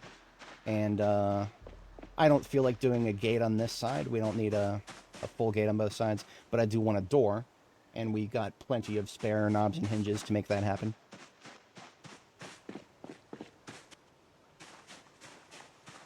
I think I will delete this whole segment of picket fence because I'm going to be deleting 90% of it anyway to make it so that I can go through this, whatchamacallit, double gate, if I want to. Gotcha, okay.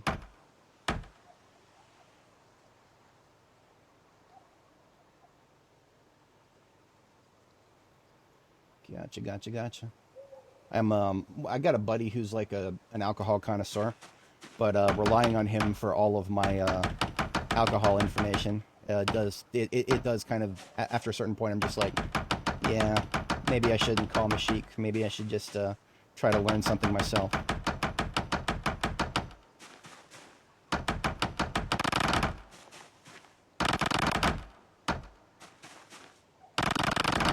I think these are the kind of gates that give you screws. Oh no, look at that. We got nails. Hell yeah. Every once in a while you'll get screws, and I'll just be like, well, what do I do with these? I can't build anything with them. Why is it that the game can do that, but we can't? Maybe the devs have started fixing that.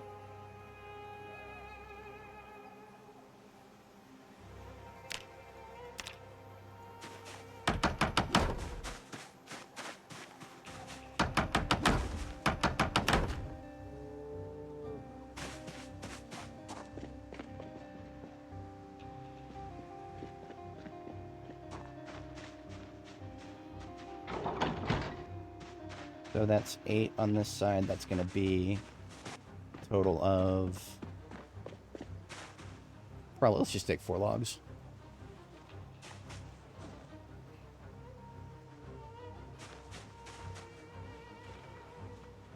Three actually will do the trick because we have leftover.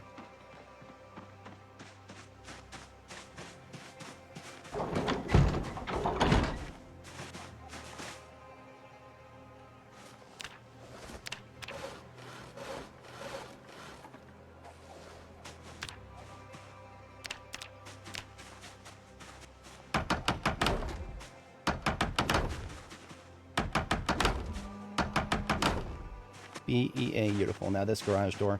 Believe it or not, when I came here to Jericho initially, this house was like a bit of a ghetto base at first. There it looks to be there are still a couple of assets here. Nothing that's actually immediately valuable. Yeah, nothing that I wouldn't have billions of elsewhere. But yeah,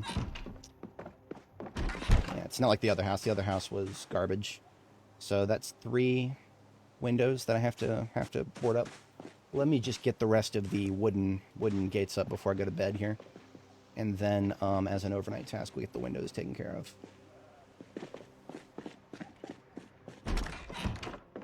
I slept in the garage because, well, this is always important. If you get access to a garage, and, you know, the interior door is intact, the garage door is intact, garages never have windows when they're attached to houses like this, so that is a windowless place to sleep. So no zombies breaking in and no barricades that you have to put on windows.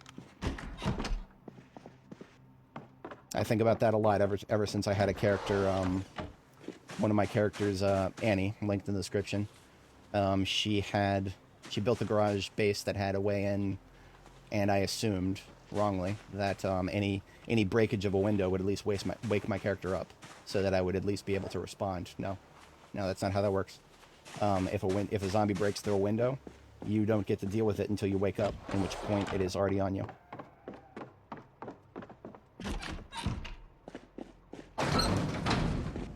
I'm pretty sure that I would, in real life, wake up anytime I heard a window break, let alone during an apocalypse where I'm constantly on edge.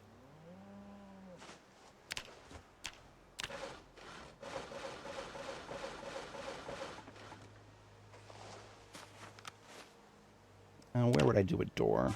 Probably, we'll just do it like parallel to the house. Yeah, because I don't know what direction I would want to go in.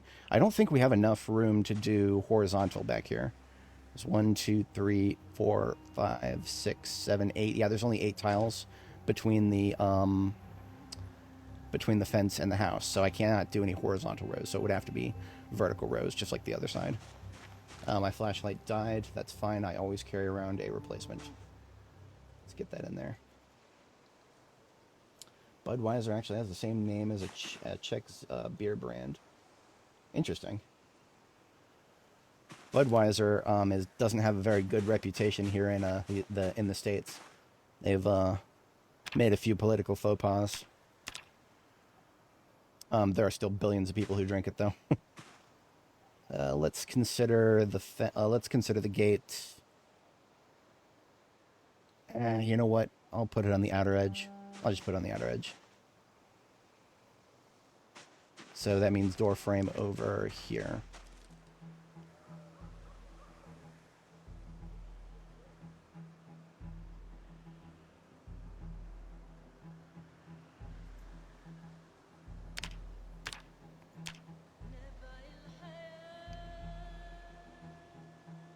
There's nothing stopping me from doing one on both sides, but I don't have enough hinges for it right now. You could say I am unhinged at the moment.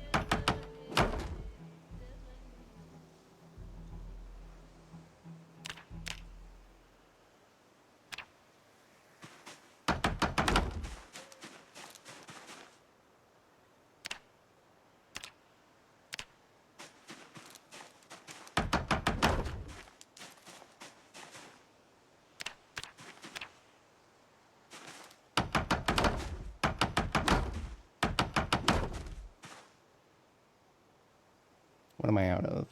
Oh, the planks are... I'm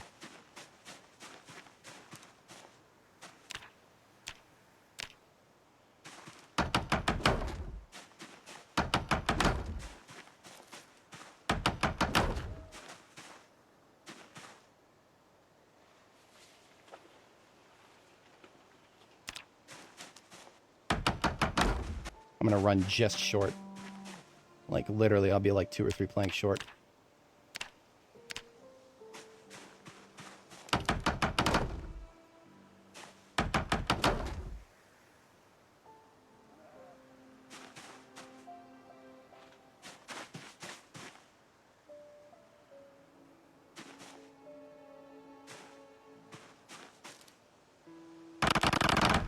Hey, look at that.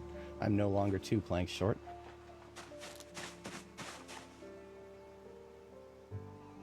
I will go ahead and do a door frame on this side. If I have to leave anyway, I have to leave the area anyway to go get some more stuff, then I will go and get another hinge.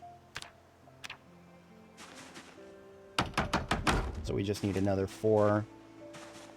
4 plus 4, that's 8 plus 2. 10 more planks. Easy peasy. And it's actually right on time for bed here.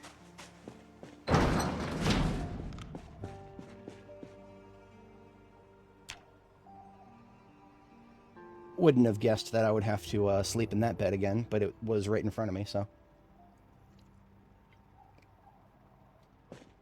Okay, I have to step away briefly, IRL. Won't be gone too long. When I get back, we'll get the materials to finish that wall, and then we'll get about, what is that? That's going to be nine steel rods in order to barricade those windows. It is cold. It is quite cold, so I'm going to have my character have a seat indoors as opposed to outdoors. Alright, and I will be right back in just a moment, folks.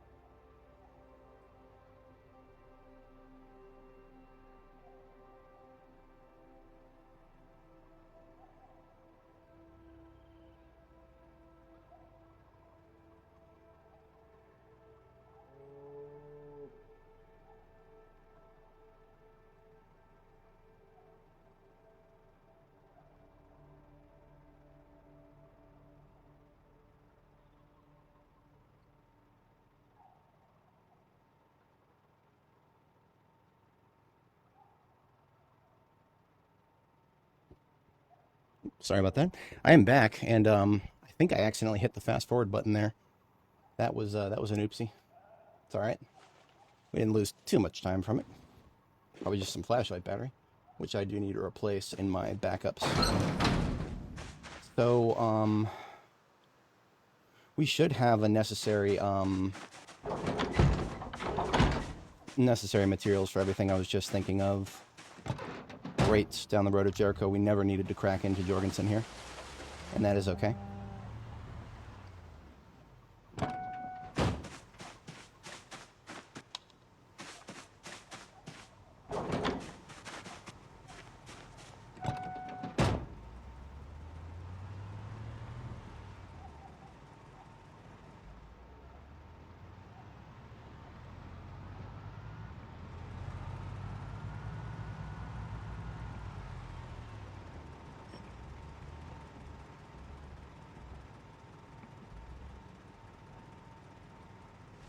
Oops, wrong button. If anybody wasn't familiar with our location, we are here in, it's a grocery store just right off of First Street, South First Street, across from Chapel Mount Downs in southwest Louisville.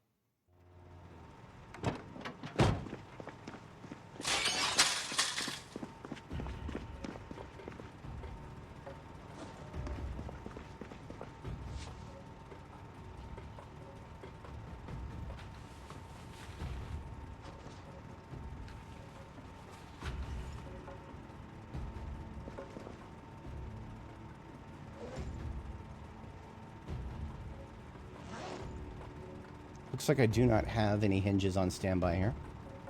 I am certifiably unhinged at every level, and that's okay.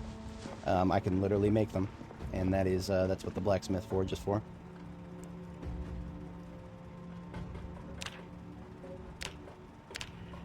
You can use iron or steel to craft it.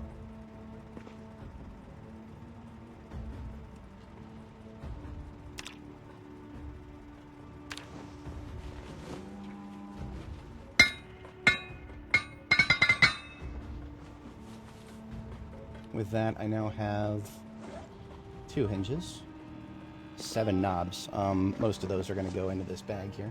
This bag was basically hinges and knobs that I did not have an immediate use for, but there were no hinges.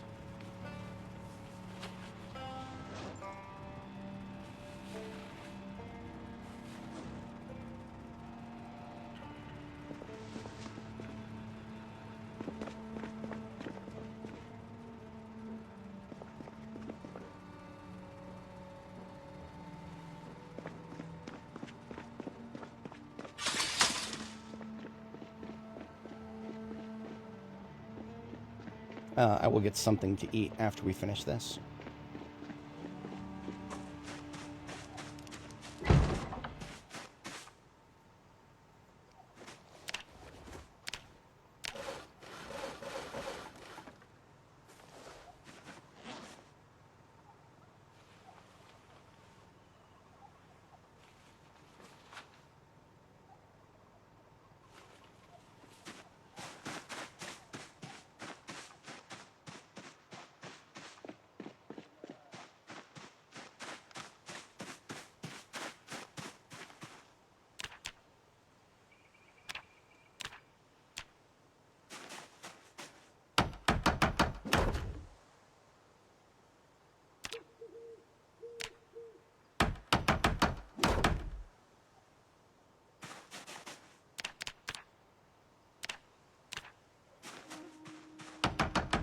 Props are completely encircled by walls, and the last thing to do would be to cover those windows so that zombies can never accidentally come through the front.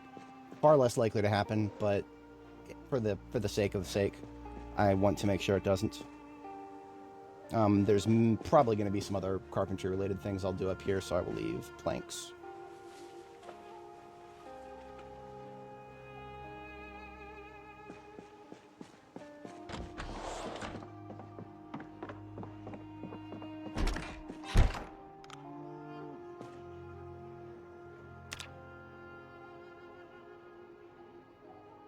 Next, what I'm going to do is go and get the, after we get some food, we'll get some breakfast, get food for the day, and then we will, I'm going to take the metal fabricator down here. That's just the easiest thing to do in order to get, the windows barricaded with metal.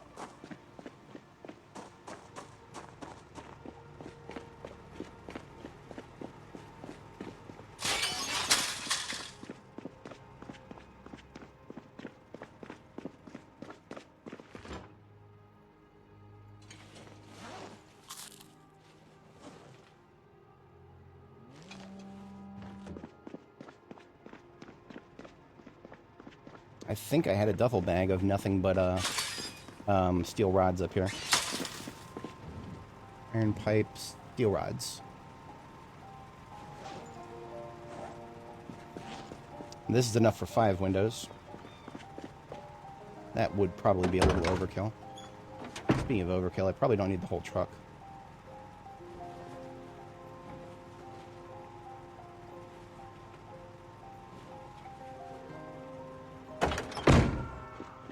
Oh no, somebody's dying.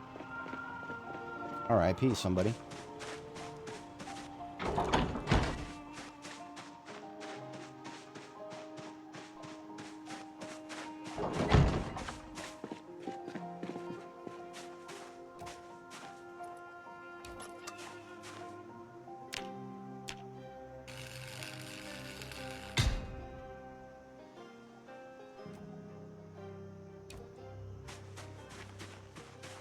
Put these low hedges wherever I want.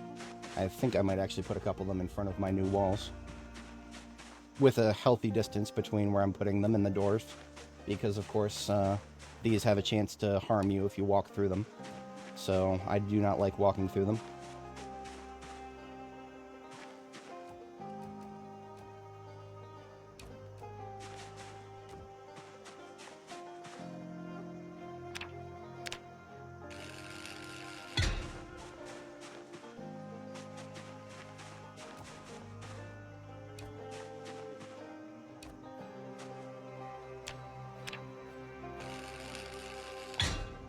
This place is now very secure.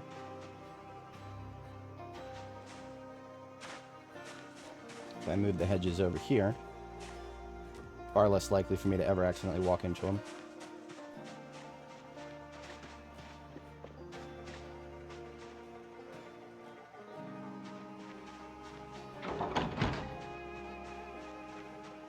Now, only because I have a couple of steel rods left. Actually, what I'm going to do is I'm going to go ahead and put in a metal staircase over here so that I can access the roof of this house whenever I feel like it. I will do so, let's see, if I feel like using the sink, which I kind of actually do, then that means 1, 2, 3. Yeah, we could do a staircase right here, directly parallel to the wall. I would just want to move this light. Now, whenever you're moving a light that pre-exists, like this one, I feel like there's a weird glitch where if you pick it up and then put it back down, the color of the light seems to get reset. I don't know if that always happens or if that was just only happened a couple times, but it happened once to me, and that's one too many times, so I take the light bulbs out before picking them up now.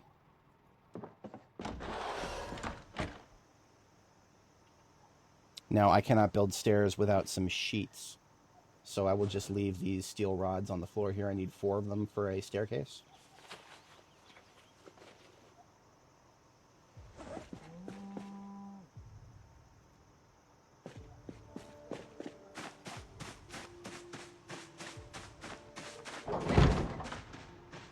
It's still below freezing on April 1st, which I find interesting. I don't have any strong feelings about that, other than I need to be aware of it.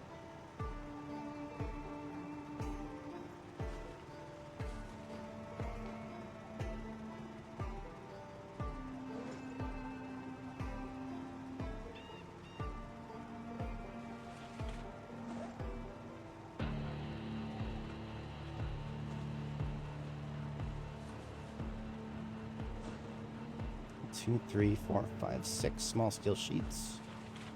And do I need to do... I do not need anything other than that. 4 rods, 6 sheets. Okay.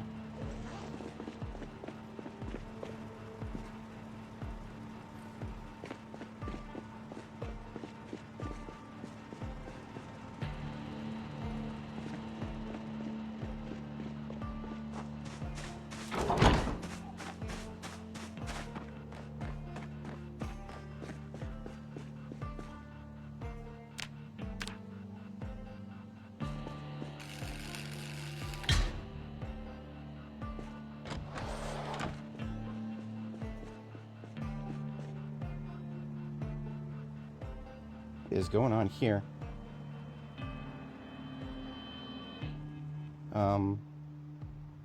That is...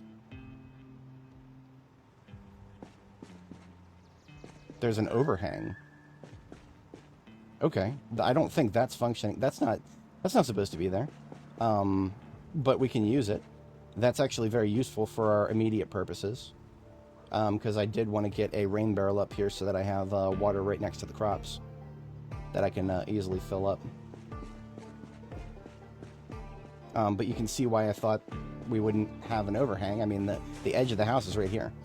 I think the map designer made a bit of a mistake with that. Yeah, see, look at this. I'm technically underneath a roof here.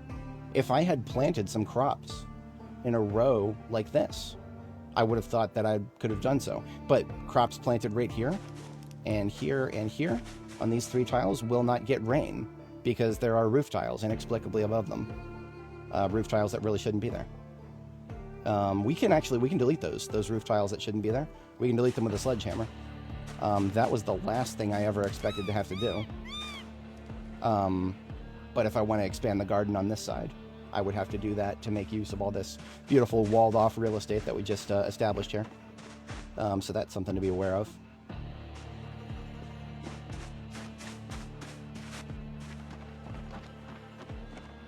But otherwise, even if I were to build water infrastructure right now, it wouldn't have any water in it.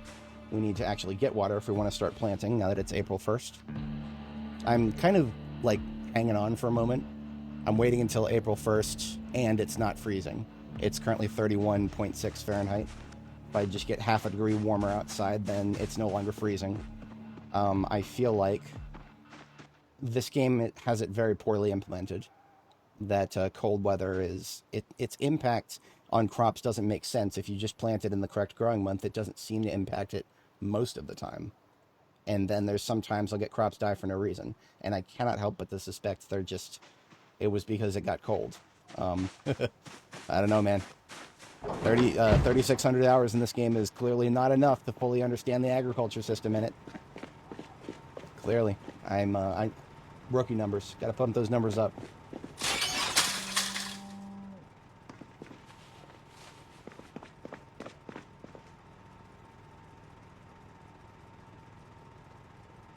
I don't even think I need a tree branch over here.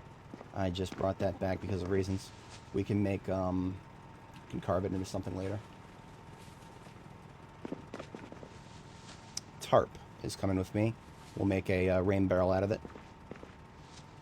And in order to make a rain barrel, that is 2 logs worth of plank. And we'll just start with 1. Otherwise, we need ourselves some buckets of water. And would you look at that? Buckets of water. Now, before I go start to water the crops we haven't planted yet, I'm going to water the ones we already have planted because their water levels have fallen below, like, I don't know, minus 30. Yeah, we're just going to water all these up first. I will never be fooled by the word fine, because I know there are some crops out there that fine is not good enough.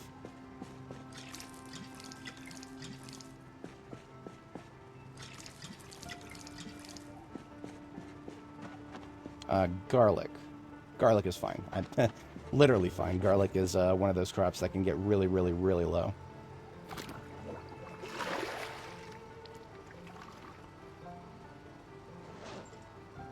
Now, there's no shame whatsoever in putting these rain barrels at ground level. But if I have already got a house with a sink, so I might as well just plumb it to that. That feels more convenient.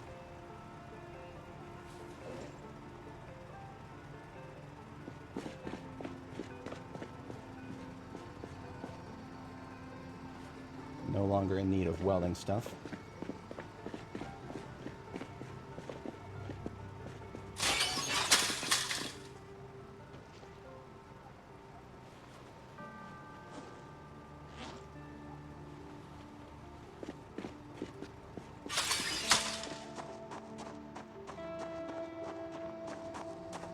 Now the ratio is if you're watering from 0 to 100, each bucket will do 5 crop plots.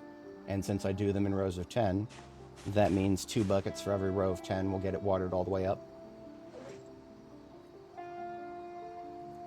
Now that's just talking about 0 to 100. If you're doing just topping up the water, then 2 buckets per row is way overkill. I think what I'll do is There should be enough water actually in the fixtures in this house for me to just plant a couple rows, fill up the buckets, plant a couple rows, fill up the buckets, and then we're good. So I didn't even really need to put those down back into my hands. And let's do our first set here. We're going to start up here with, how about we do the first as corn.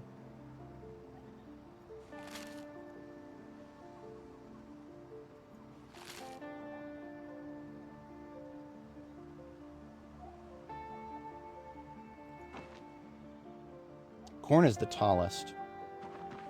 I feel like tallest. Let's just do the tallest right next to the house here.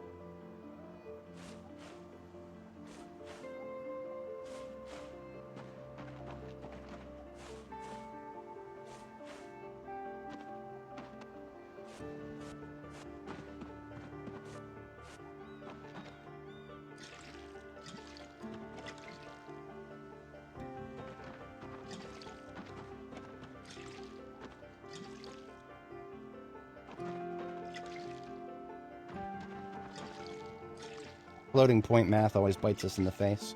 We, one of these only got watered to 80 because of it.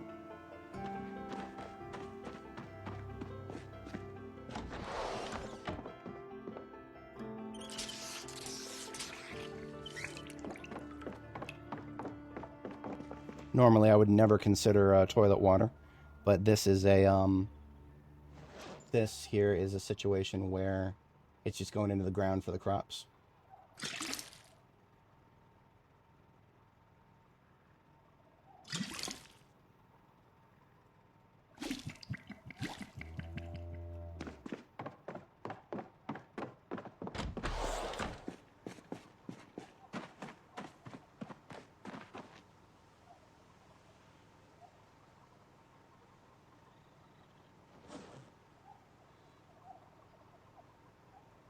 You know what?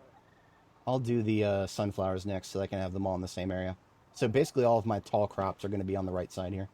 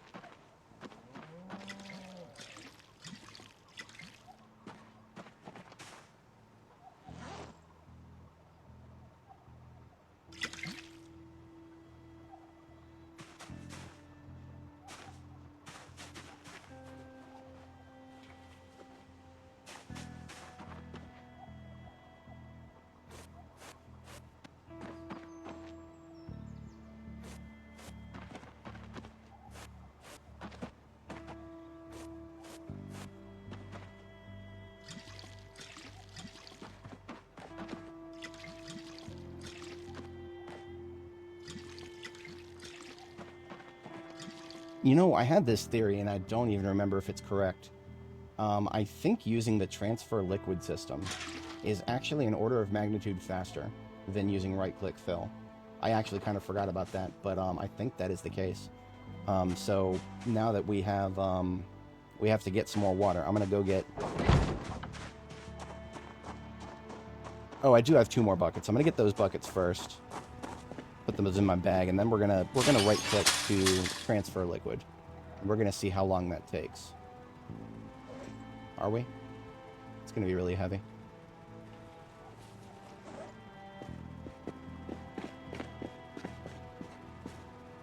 I'm gonna fill 1, and we'll clock it.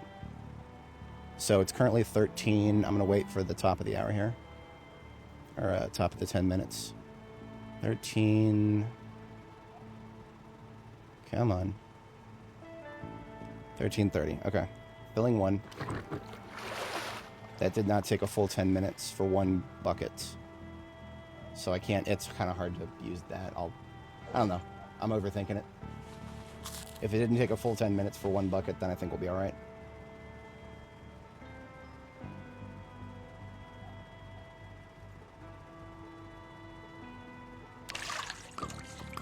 That does feel faster, though. If you just look at the progress bar, that does feel faster. Yeah, I think it is still a lot faster to use transfer liquid instead of right-click fill, which means I don't even know why I'm bothering with a sink because I'll probably never use it. It'd be a lot better to just put them at the ground level like those.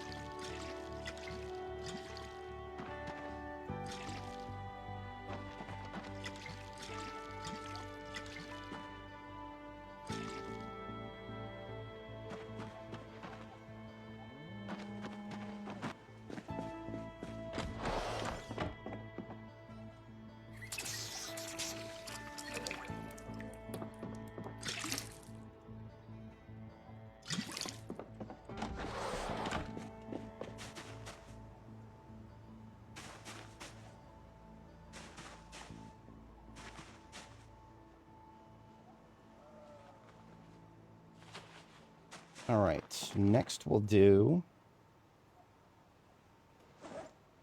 the rarer ones. So we're going to start with roses. Just double checking it. Roses are, in fact, best month is April, right? Let me triple checking this. Yes, planting season March, April, May. Best month, April. We can't mess around with this. These rose seeds, I already talked about this earlier. They are some of the rarest seeds you'll find in the game in its current build for some asinine reason.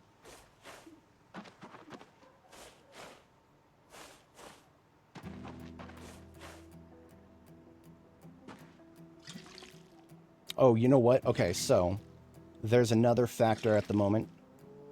At the moment,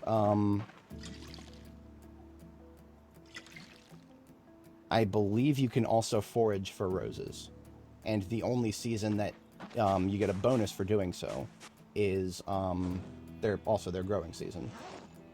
So I think I actually do want to, instead of planting those chives for the sake of having something in the ground, I'm just going to do 5 marigold here, and then we'll hold off on planting more to see if I can find, see if I happen to find any rose or lavender from foraging, now that we've entered the month where you get a bonus chance to find some. I'm not going to spend too long trying to do that, but I do want to know how reliable of a chance that is.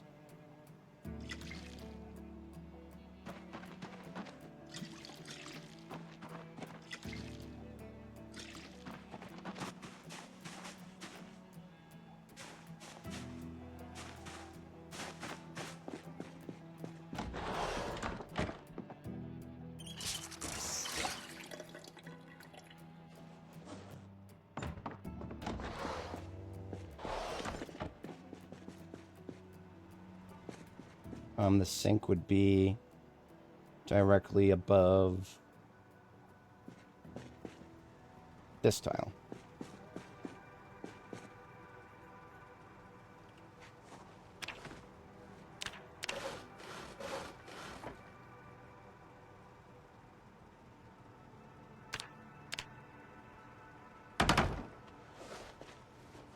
No idea if I'll ever actually use that, but now, just in case I need more water in that sink, we'll passively capture it from the sky.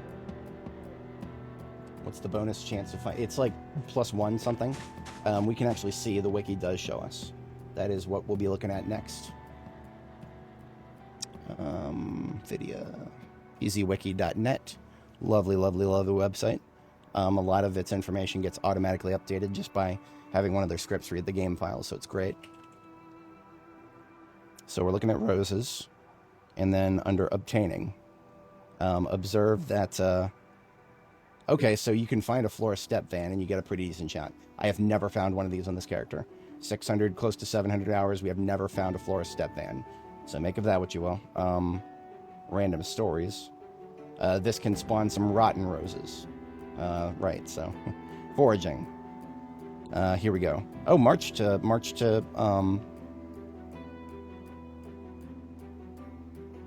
wait, what?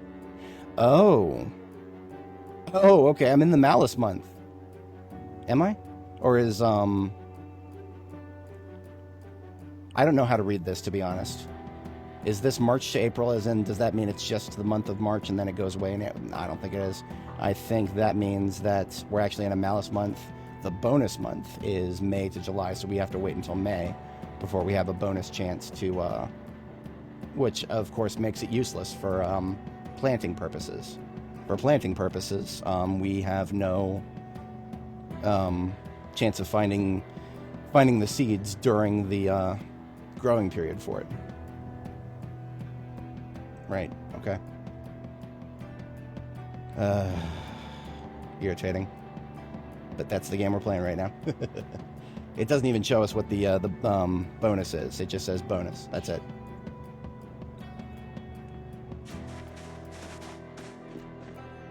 But,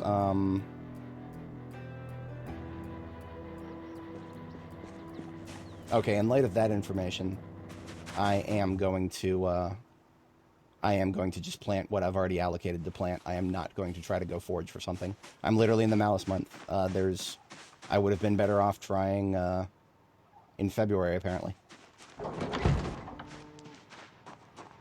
Or wait a minute. Okay, available March to November. So, okay. So February, literally not available. So I would never have found any during February, apparently. I guess Malice just means it's available but a lower chance.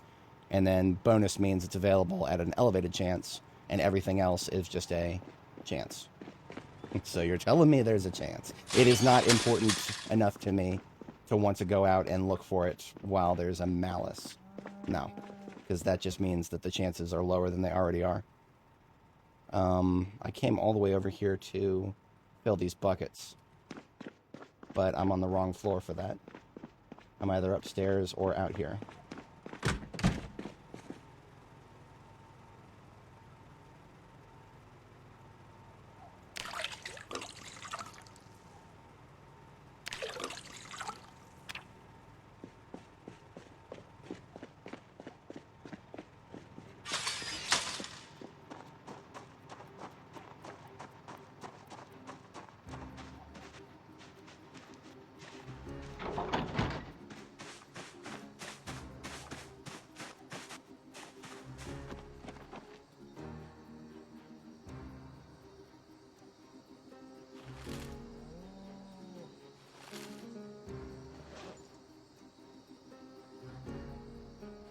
So chives first. They go next to the roses. And then another 5 marigold to finish off that row of marigold.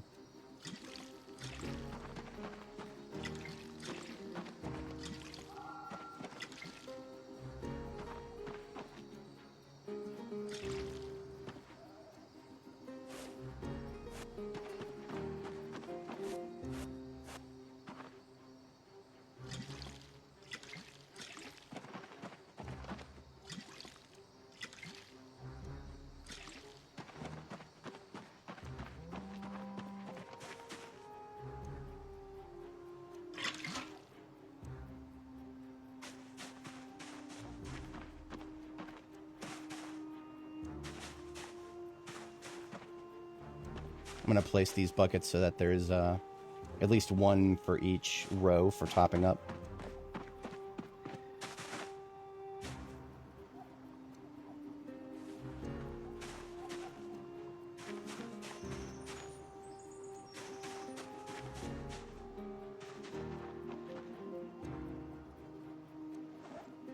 That leaves my other crops without any buckets at all. So I will go make a couple more buckets. It is my privilege to make any kind of bucket I wish to. I can make them either out of metal or wood. Maybe I'll do a little bit of both, so that I don't use up all of my resources of either type. And after that, we'll be done with agriculture for the foreseeable future. I do not feel any pressing concern to compost these over here. At least not yet. I mean, you only need to compost something once per growth phase, and this growth phase has weeks left, so I don't need to do it now. It literally doesn't matter if I do it now or near the end of the growth phase. Really sweet and easy to drink. Well, okay then. Is it a limited supply item? Hey Hassan, we're doing pretty good today. We just finished setting up some garden here in Louisville. We're gonna grow flowers because that's actually something that can help us out, believe it or not.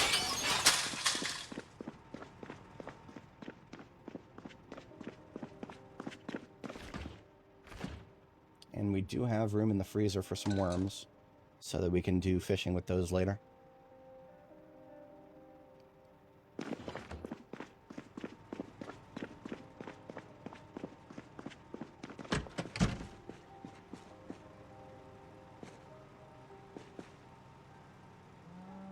I think these just transferred their growths. Yeah, okay. So I can use compost on everything over here, and it will, it'll be useful. Even the garlic. Okay. So we're gonna do a hit of compost on everything over here. The ratio is 5 bags for every 2 rows of crops. So here's 5 bags full. I'm not gonna do the garlic. No, we're not gonna do the garlic.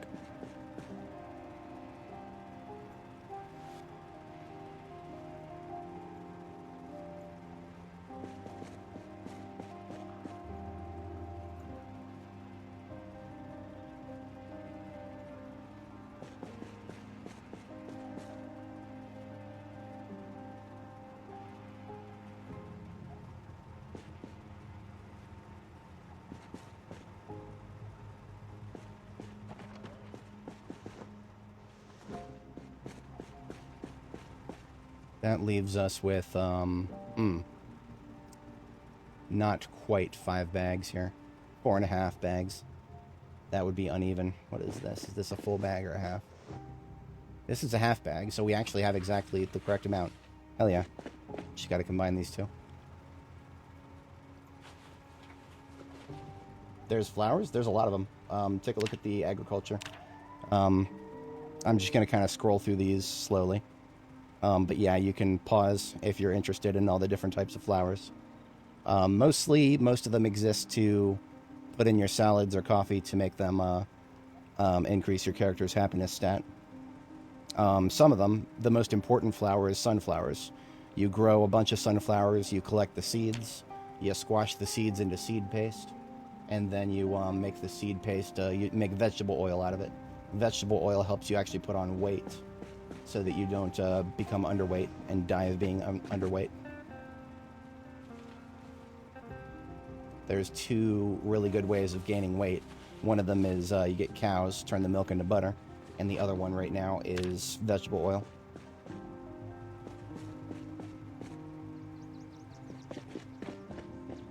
I will compost the flowers and chives that we planted. Because if I try to compost everything, then that will be... I don't have enough compost for that. And by flowers, I don't mean sunflowers. We're not worried about sunflowers. Just the roses and marigolds up here.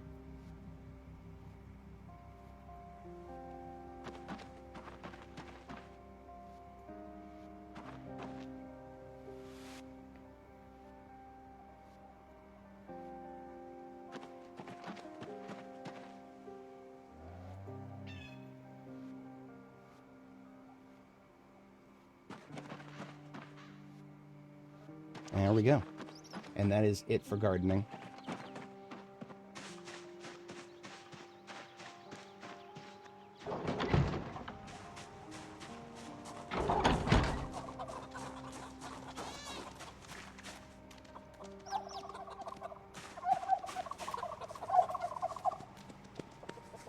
I pet my cow because my cow is a good cow.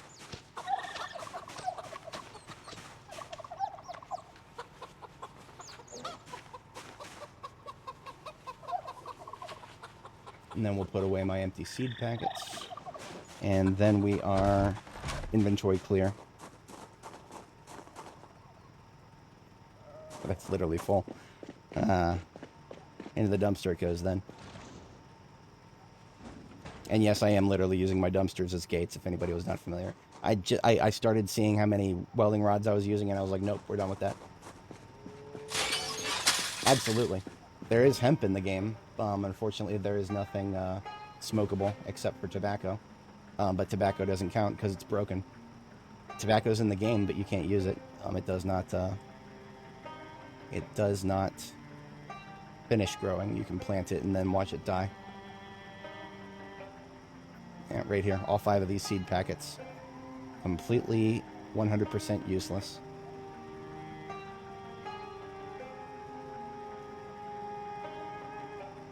Nothing else here is really jumping out at me right now. Yeah. I'm putting away the baking soda, the nails, the marinara, and then grabbing a couple more pieces of kale to eat, and then we are back to the front lines. I have had enough, what's the right word for this? I have had enough base work for now.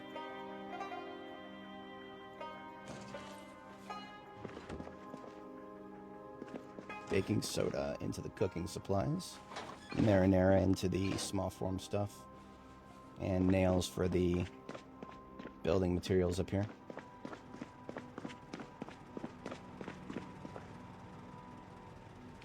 Oh, right, I was going to do a couple more buckets. I have a couple of logs on the floor here. I can carve those logs into buckets. I just need a medium handle for each. We can get another medium handle if I carve one of those tree branches I picked up. So I'll carve that into a medium handle.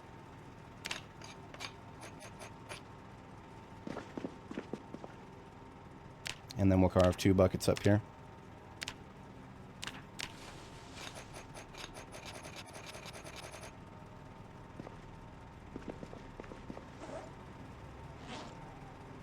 My hunting knife has taken quite a bit of damage, so I'm going to leave it here. We will get another one. I don't think knives hit a break point with that. But I don't really care to find out if they do. I'd rather just have a good knife everywhere I go. I am obsessive about some things. Okay, some things. A lot of things. And I don't have a knife made, so if we're going to do... I'll do a couple of steel buckets and then a knife while we're here.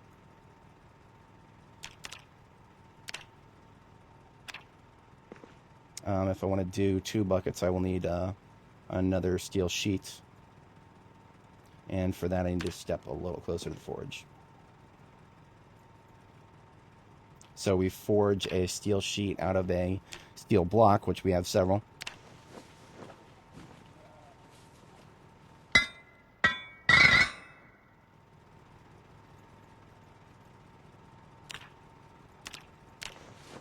Now this is going to use 5 charcoal and some wire in addition to that steel sheet. Now, I don't have any more steel sheets right here to use for blacksmithing. What I do have is several bags full of steel sheets somewhere else here. One of these vehicles received them. Not that one. Was it the fire truck? Yes, the fire truck is literally full of nothing but steel sheets. So I will take one of them and designate them for blacksmithing purposes. I'm going to put this garbage bag somewhere where I can access it while standing here, but without filling up those containers or the surfaces in front of them. I'm going to do a little something cheesy here. You'll notice the game does not normally let me put stuff where the grindstone is. But if I pick up the grindstone,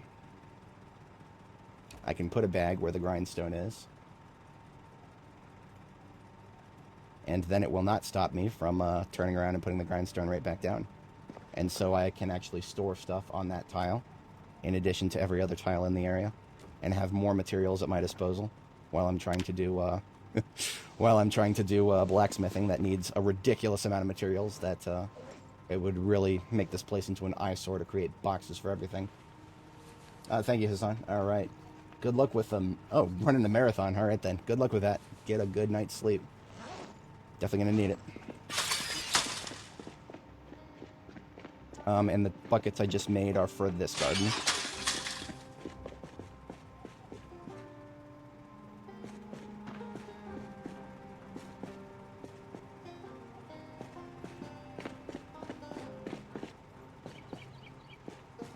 Alrighty.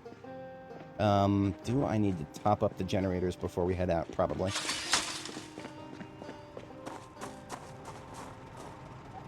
Yeah, 78%. They would probably be fine, but you know what? I'd prefer to top them up sooner rather than later. Especially now that I'm going to have it stuck in my head that I've been at Jericho recently. It's a psychology thing.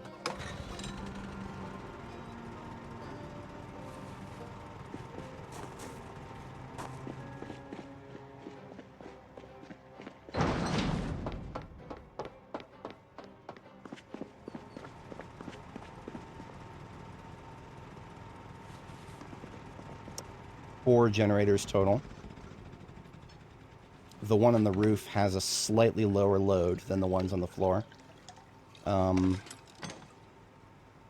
But if I were to add another freezer to the central area of the base, the one on the roof here would be out of sync. It would be higher consumed. So wait, what did? Actually, no. I can afford right now. I could put down another single freezer on the roof circuit here, and I think it would still not exceed the ground level generators. Okay, good to know. Very good to know.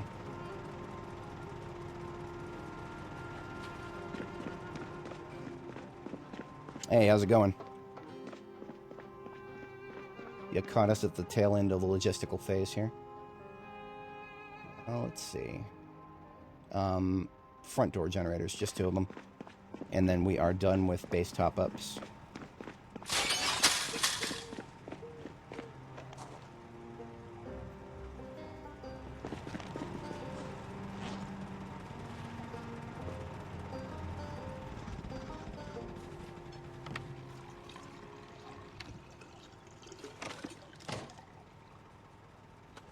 Yes, so it's not just area coverage. Actually, it's the opposite. I don't want one generator to cover the area. Let me show you real quick. Every time you add something to the generator, it starts consuming more fuel. Now, if you add too many things to one generator, then you're refilling and repairing it like every 5 or 6 days. I want to be able to leave my base for up to 2 weeks. Not that I usually ever leave for the full 2 weeks, right? But it's the principle of the thing. I want to be able to leave my base for up to 2 weeks. So what I do is by having multiple generators to power my appliances. In this case, it's almost all freezers, right? Freezers to preserve my crops after I harvest them. This generator is powering a couple of freezers that are in the far corner of the base here. And then the last of the 4 is up here in this corner. Just the bottom one here is the only one that's actually powered. The others are on standby for future activities. This one here is powering the same amount as the other one.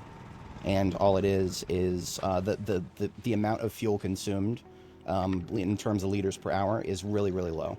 So that I can leave the base and go out and do things fun out in Louisville for a week and a half at a time or so, and still be perfectly safe from any of my power going out back at my main base while I'm gone. Kind of equally. The one on the roof is just slightly lower than the ones on the floor out here. In fact, I was just mentioning that I could put down another freezer somewhere in the main section of the base where the roof generator is powering it. I could put one more freezer down right now, and that would probably keep it mostly within line with the ones out here. The ones out here, the consumption rate is 0.18. The one on the roof was like 0.124 something. Sorry, 0.124 was the roof. A single freezer unit is 0.08.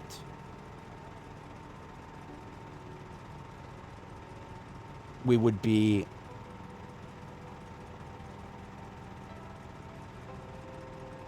over. Yeah, we would be over.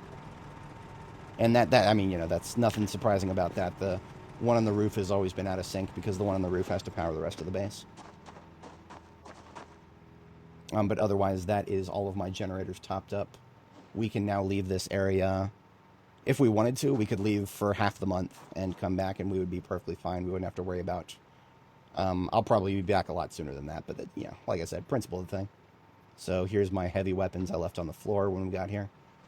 Don't need to be carrying them around where we're safe. But we're headed out to the field as soon as I get my sleeping taken care of here. Catch my beauty sleep, as it were. We need another battery in my Alice kit because I used up my spare. We also brought home another shovel. That is for the new garden. Get somewhere nice and visible.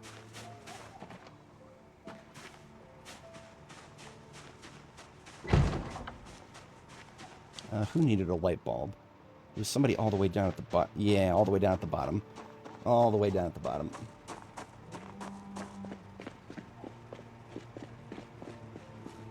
A lot of people don't often get to the point where they need to think about fuel consumption as a function of, how long you can stay away from base. Because I think a lot of people will just, they'll set up a big base. I don't know how many people who play this game ever get into the expedition mindset. The expedition mindset where, you've got a base built. Now you leave that base for a little while and go and do something interesting in a different town, and then come back to your base later. I think a lot of people just kind of build their base and then they stick with that, which is perfectly reasonable. I'm never the guy to tell you what to do, but if you want to actually explore this massive map that's available to us, expeditions are a reasonable way of going about it for sure. Alternatively, sometimes people just do migrations, like the full-on migrations, like they'll build a base, take a town for all that it's worth, and then load up what they need, and then go to another town and set up a new base there, and not even leave anything running at their old base, just kind of mothball it. I do that all the time with my field bases.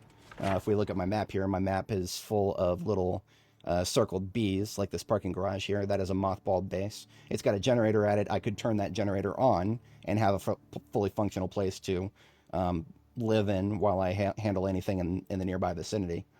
But yeah, like the cozy box up here. I built this base custom from the ground up. It's still got assets at it, but there's nothing. The generators aren't running. I don't need to constantly check in on it to make sure the generators are good.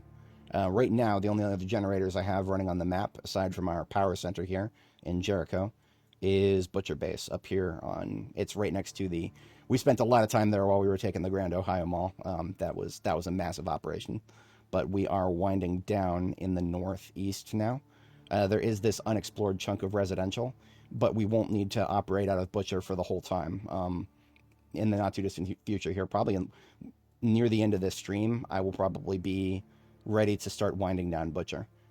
Probably near the end of this stream, because one of the things we'll probably do when we get back up there is take another peek at any of this territory we missed in the Louisville Expo Center area, and then some of this residential down here. After that, we have a much closer base here at Wellington Heights. We set this one up to take the General Hospital, but then we never went south from there. So if we want to proceed south, right now this would be my most forward base going forward after that point. So,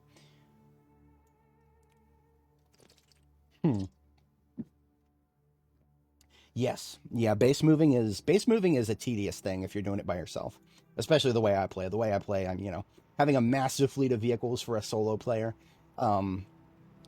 Way too tedious for the average person, which is totally reasonable because, that just means you're going back and forth. Lots of driving. Lots and lots and lots of driving. But I know. That scratch is a different itch for me personally. I enjoy the logistics side of this game almost as much as the combat. The combat's great. The logistics are great. If only the graphics were not pixel art. That's alright. I can live with it. It's better than Minecraft. I will just go on record and say that this game's graphics are better than Minecraft. This game does not intentionally force you to be stuck in the blocky paradigm. Minecraft, I just couldn't get past the graphics. The moment I took one look at Minecraft, I was just like, dude, if I wanted to play Legos, I got Legos over there. And I understand the depth of the game. It's definitely a lot deeper than Legos, but if I'm going to play a game in the vein of Minecraft, I'd much sooner play 7 Days to Die at this point. Because even though the developers of that game are an absolute meme, The game's pretty good. It's all right. I don't have any reason to dislike it yet. Let's hope Behavior Interactive doesn't change that. Oh man, I can't talk about 7 Days without just chuckling to myself about the fucking. They sold out. They sold out. The Fun Pimps are now a wholly owned subsidiary of Behavior Interactive, the Dead by Daylight people, who have made many other games that nobody's ever heard of because they all fucking failed.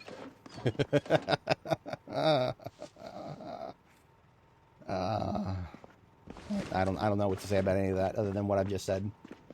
Make of all that what you will. I need to decide if we need to. I don't think I need to take Jorgensen and Sons out in the field. Not yet. Currently, it's a logging vehicle, lumber carrier. I have no need for logging or lumber yet. That's like, that's the realm of building another base or doing a lot of charcoal work or something. So we're just going to take the race car then. The race car being our towing vehicle, as it were. As silly as that might sound. Also, I almost forgot, in the trunk of the race car are a couple of trapper carbines. A gun that I'm rather surprised how much I enjoy it. I literally brought no other trapper carbines with me, despite having looted pretty much every gun store on the map.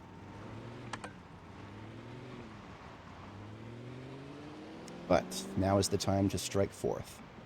On our way back to Butcher, we'll drive past Wellington, and we'll take a quick look at it. I might have time overnight to do a tow home from Wellington. Yeah, I think I actually do. And I think that's actually a good idea. There's also, so to get to Wellington from where we were just now, we're cutting through the train yard, the Louisville train yard here, and there was a problem I had with the train yard. And it had to do with the corner up here. Yeah, this corner where we made a hole in the fence ourselves, I ended up bumping the fence a couple times. I'm going to widen this corner. Quick check for any Z activity. We did have some migrations over here, surprisingly recently. I think the migrations that showed up here were actually coming out of the Central Park area. That is a place I've never been, and it is a place that I could explore in the not-too-distant future here.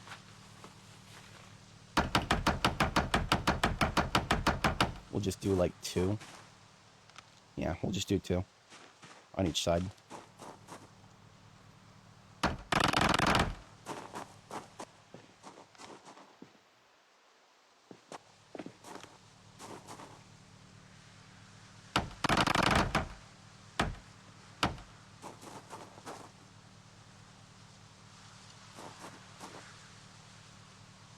Sometimes the right-click menu fails, and you got to use the top menu there.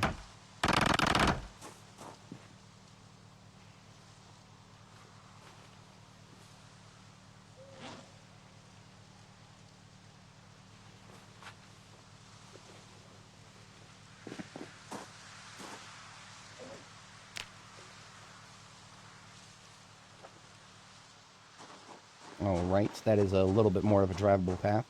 I've never had trouble threading the needle myself with a single vehicle, but if I'm towing another vehicle with me, which I'm about to actually do, I think we have some assets here at Wellington, which is a gas station base, but I don't remember if they're full up or not. The ambulance is capable of towing the sunballs, but I think the ambulance has nothing in it, so that we're not ready to head home if neither of them have anything in them. These are standby. Yeah, these are completely on standby. We have no need to. Yeah, okay. I remembered that they were there, but I didn't remember that they were standby. This is one of the reasons I've started just adding it to the map here. Cozy Box has 2 tow standbys. This Wellington here now has 1 tow standby.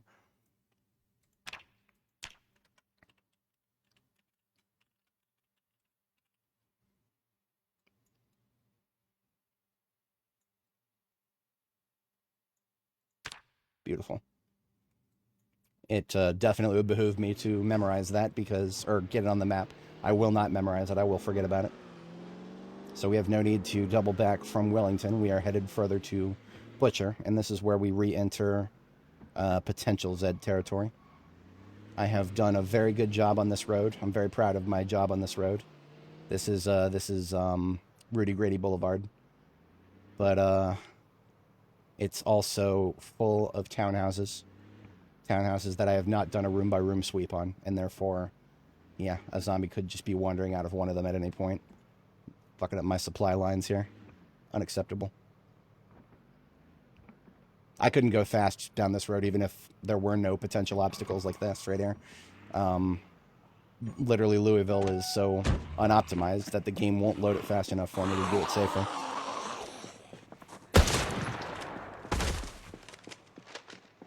And there it is. Whether they were stuck before or they migrated here, I don't know. I don't really care. Point is, I was a little quick on the trigger to put green arrows on the map for this road. This road does not deserve green arrows yet. I mean, green arrows are supposed to mean that I could drive back and forth on that road with my sirens blaring, which is like 3 times the sound radius of this gun, and there should not be any zombies. So I was way too quick on the trigger to give this green arrows. It's always the stragglers, man. We're changing these arrows back to red for now. It's a supply line, but it is not completely safe. Not yet.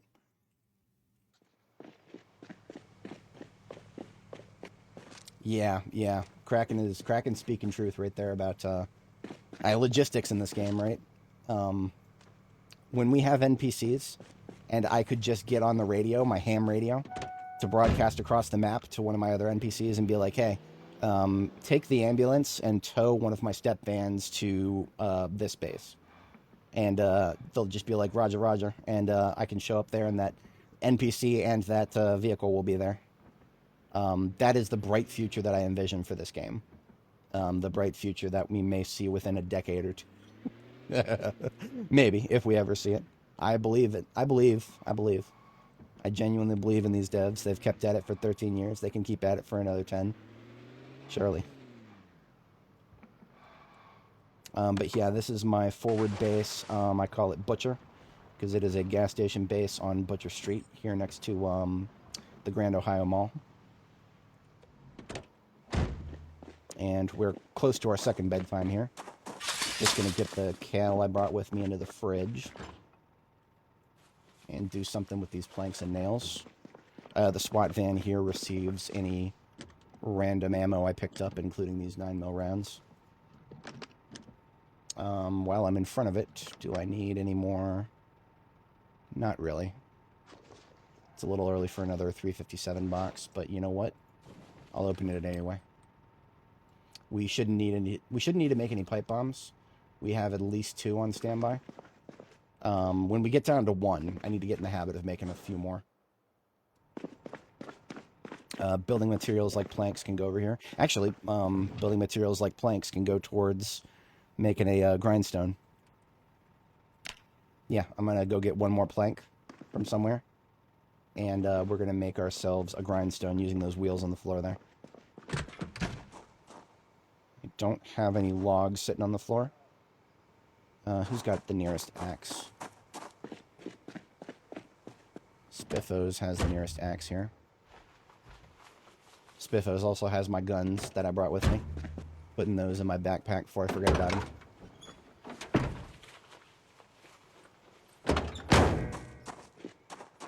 And the nearest trees are just down here. We did a very painstaking job clearing this apartment building next to our base. We only finished it just recently. Going floor by floor in a Louisville building is never the funnest thing, but sometimes it is necessary. Oh, there's another log on the floor there. Completely forgot about.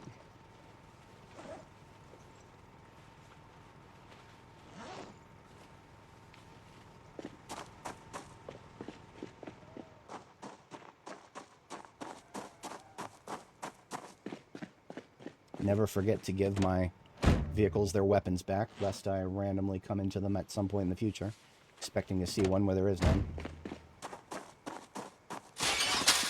It is now 5 a.m. That is my second bedtime.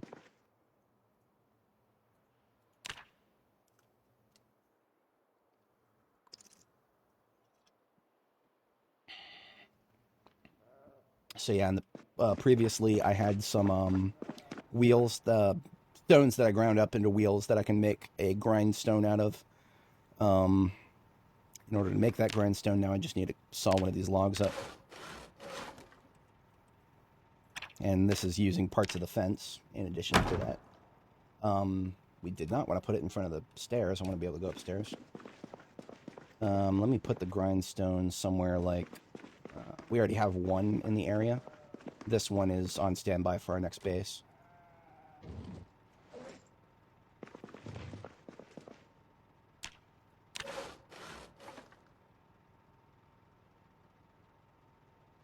In fact, I should be able to make another one now.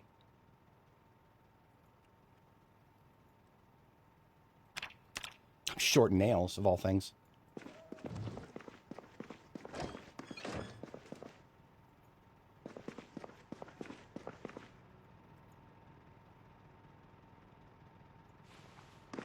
The music has died. This always happens when you play the game for a little while and you don't get into combat. Combat will wake the music back up.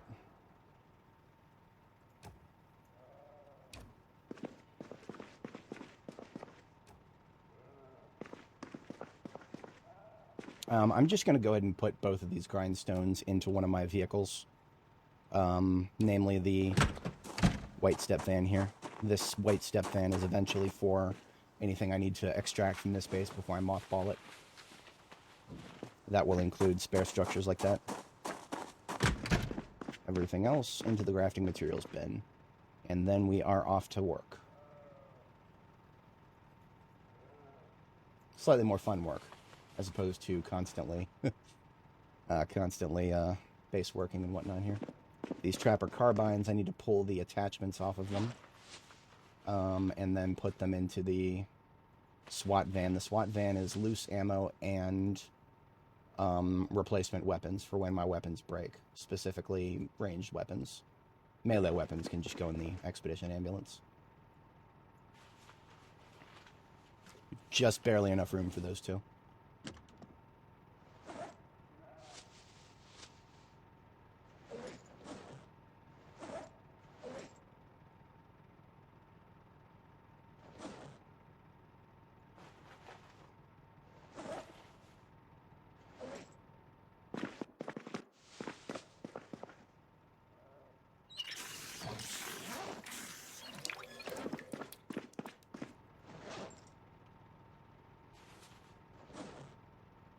Perfect. Okay. Battery replacement for my Alice kit there. And food for the day.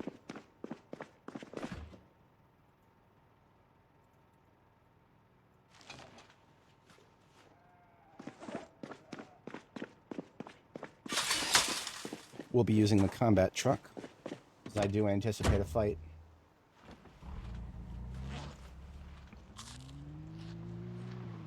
And first, before we loop back and start looking at that residential territory, we're going to take a peek at the area next to the expo center. We should have cleared out the entire expo center itself. It's the area next to it that I am now considering. Fair enough. Oh shit. That was not good. I almost collided with the back of that burnt taxi. I'm gonna get that out of the road real quick. Just because this is not going to be a active supply line of mine does not mean I'm going to tolerate something just sitting in the middle of my roads. And what are my roads, you might ask? All of them. They're all my roads.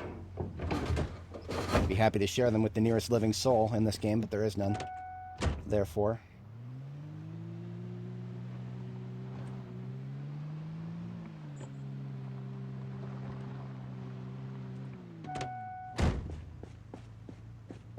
Now, these shopping areas here, I have done a pretty good job at clearing them from the outside. I have not yet stepped inside any of them. So, small pockets cannot be ruled out yet. Yes, I just did take the light bulb out of the open sign there. Do not let the neon fool you. It is a incandescent bulb like everything else in this game. You can put those in your floodlights and turn them into black lights. It's kind of cool. I enjoy it.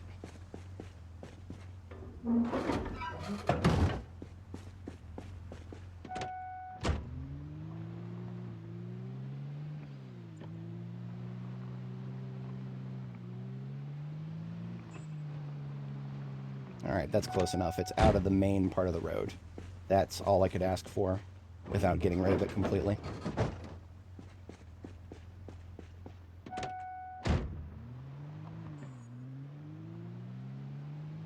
And yes, this is a baseball bat facility to my right there. If I was a long blunt enthusiast, I'd be eating pretty good over there.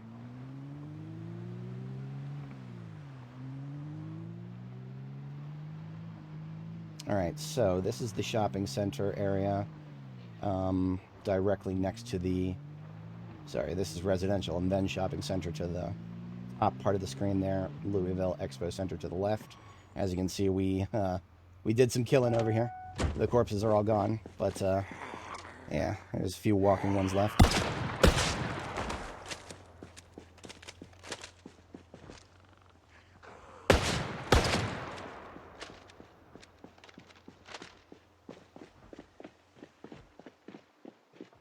Relatively clear up here. Whoever it is that's slapping is probably on the second floor of one of these units. Sounds like just one. That is definitively in my right speaker.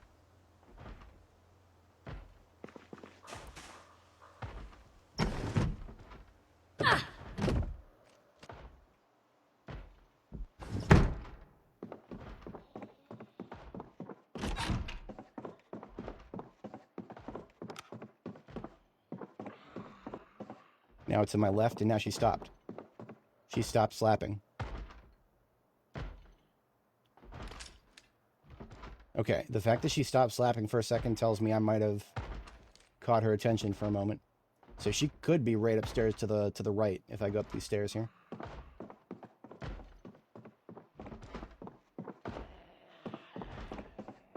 And she is, but she's on the other side of that door. Okay, we're good. Clear. What? I don't know what, why she wasn't hitting before. I guess my gunshot wasn't loud enough for her.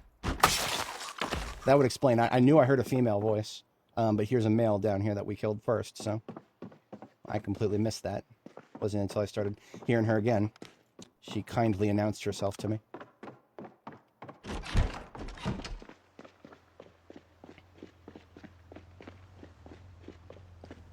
I can't rule out anybody else being in those apartments because I have not done a room by room, and I don't want to, but I only heard like one or two there, so it felt like it might have been worth it.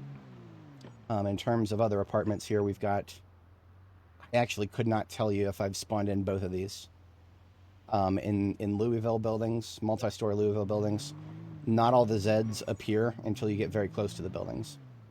So certain buildings I will avoid like the plague, to deliberately stagger the amount of zombies I have to deal with at any given time. Oh yeah, by the way, if I aggro all three of these zombies, that will fix the music. We'll get combat music triggered here. And there it is, we're back.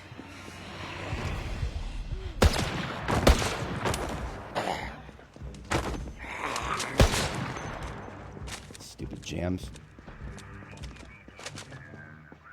Ooh, okay. More action down the road. I'm here for it. Let me, I want to make sure that that action is down the road and not going to be just coming around the corner here. At least not immediately in massive numbers.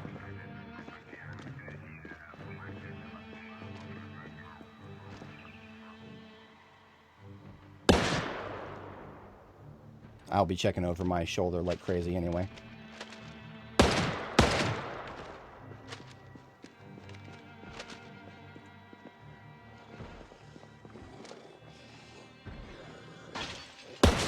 So now is a great opportunity to illustrate why this particular gun kind of took me off guard and how much I like it, because it's entirely from a logistics standpoint that I like it so much. despite the fact that it is, in terms of tactical gunplay, I still maintain it is one of the worst, because it's a carbine, but it only has a 7-bullet magazine. That being said, the bullets that it shoots are pistol caliber. Like, it's a proper pistol caliber weapon that's been converted to a long gun. And so what that means is pistol ammo in this game, as long as it's not Magnum, everything but Magnum for the pistol comes in boxes of 50. So what this gun really is one of the few guns that can take a pistol caliber round and put it at really long range, and actually kill zombies from a medium range. So it's definitely, it's not a rifle. The amount of the kills we're not getting anywhere near as many one-shot kills as we would if we were using literally any of the rifles. But from a logistical ammo consumption standpoint, the bullets we're shooting come 50 to the box, while anything else that can go this far, anything else that shoots this far, 20 bullets to the box tops. There is a carbine that shoots .357 Magnum. It is the lever action rifle. The lever action rifle cannot have scopes put on it. There are no scopes you can put on the I guess in this universe, Picatinny was the only standard that anybody cared about, and they didn't update any of those older lever actions to work with it. So it is extremely annoying to have to constantly shove bullets into a magazine, but it's worth it to me.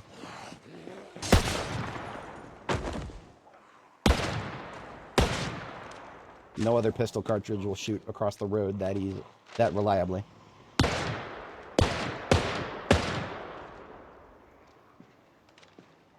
So it looks like the expo center definitely was not done having zombies come out of it. That is fine by me, as long as I get them all.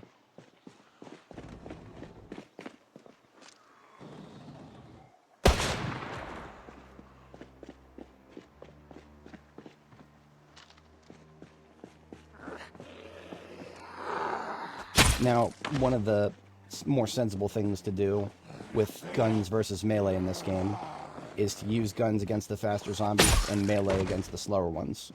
Because the slower ones, you control their movement a lot easier.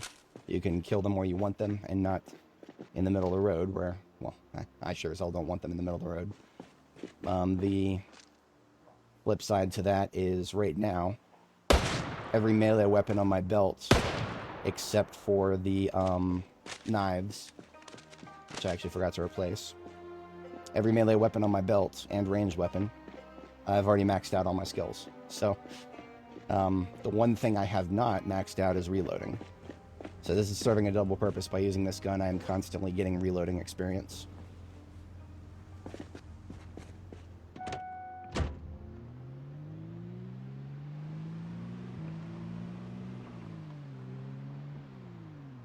Oh, more coming out.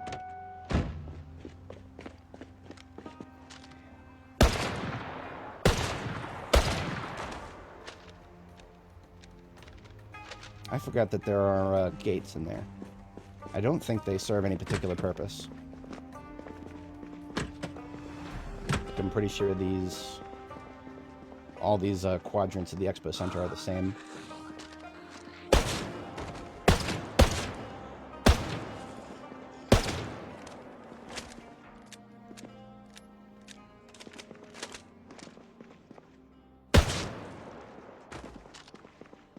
Heard somebody flip up here, but okay, we're good for the moment until she comes over.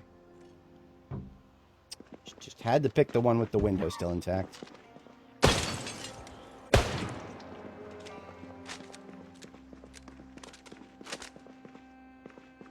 I mean, you know, for the memes, I suppose. Never underestimate the urge to do it for the memes. And or the lulz, perhaps.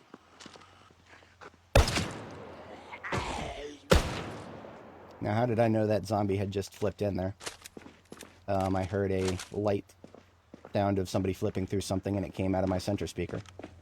I will never, ever fail to glaze surround sound when it is relevant, because it might look like skill until you realize that I can actually hear it echolocate exactly where it is in real life.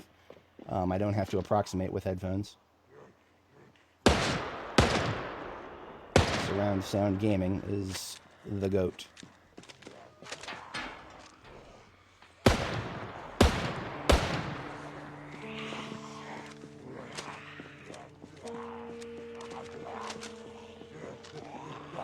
Oh, I see, okay.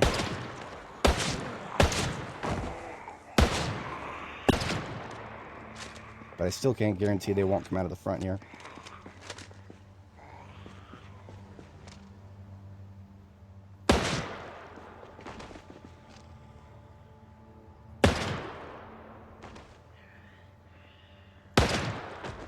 Trying to at least keep the right side of the road drivable.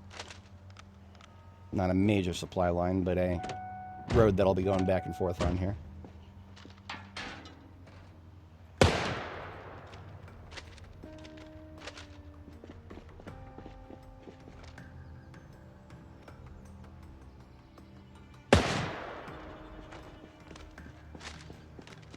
Now, if there was a massive swarm around the corner to my left there, this would be a great opportunity for a shotgun.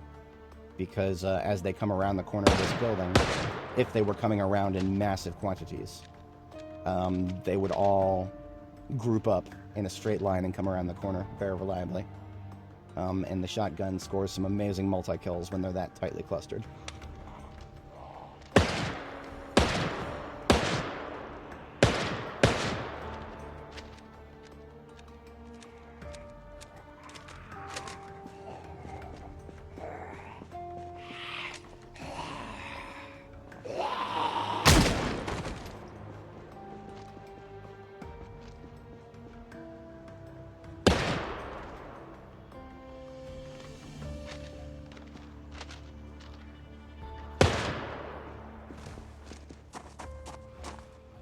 Now, if this does not seem like a threatening quantity for Louisville, you would be correct. This is not normally what you would see in this area, not in the slightest. Not on default settings, which is what we play here. We've come through here once already with the light bar to attract lots of zombies to a bombing site, and dealt with them there.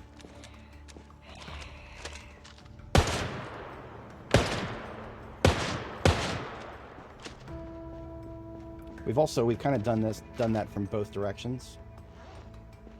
Oh dear, we're out of 45 ACP. It's just such a good platform. I've been using so much. I'll have to open another box of 50 bullets.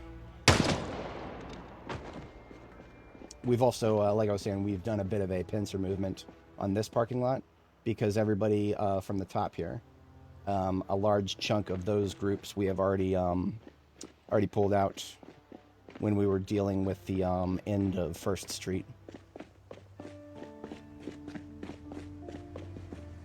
I do have an L92 carbine on me right now. You know what? I'm going to use that for a minute. That is the same platform as my... that is the same platform as my revolver, but I have a little bit extra of it. So for at least the next 20 or so shots. I'll probably do some hybrid melee and ranged up here.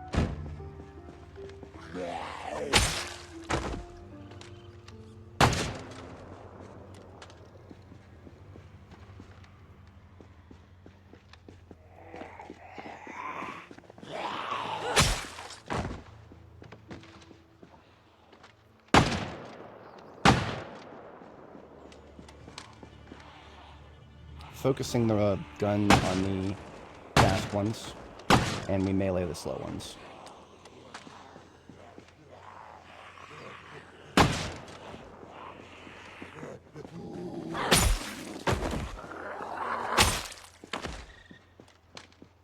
Saw another one coming through here.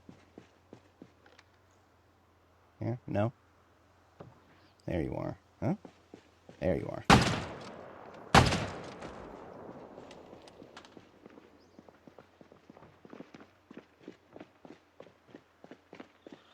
Lots of slow ones down here.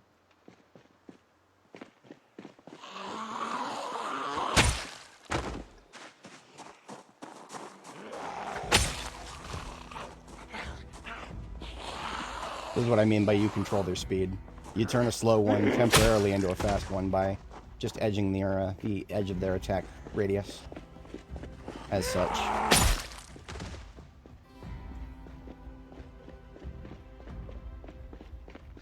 Got another glass making truck up here, which is mostly just a truck of forge supplies is what it really is.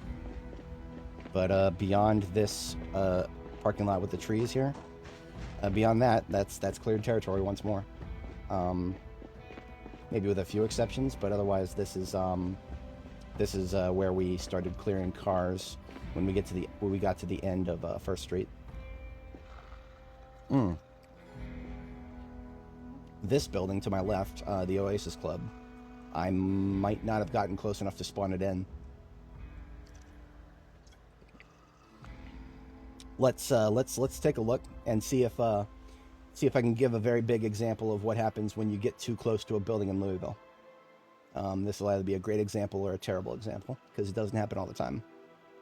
But if my calculations are correct, all we have to do is step close to this building, get close to the windows, and a bunch of zombies that didn't exist will suddenly pop into existence. No? Not this time, Satan. Yep, terrible example. It happens on some buildings, but not all of them. Usually, it's going to happen to the big ones. I don't know about you guys, this looks like a much bigger than average building to me. But it looks like there was no events going on here. Perhaps that is a % chance to happen. Because I can tell you that there were zombies last time I came here on this character. Or not this character, this was... last time I cleared this area was on Annie. Second playlist in the description. Hey, Roller Dude, how's it going? Yes. No, in real life, there are people in Louisville who will bite you, but they're just fent zombies, not actual zombies.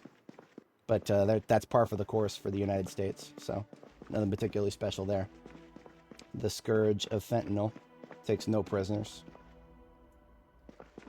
As long as there is a nation-state out there, ostensibly a first world nuclear power, that continues to make the precursor chemicals used by the Mexican cartels to fabricate it. Hello! I open the doors and I see nothing, and I'm like, alright, we're good. No, we're not good. Not even slightly.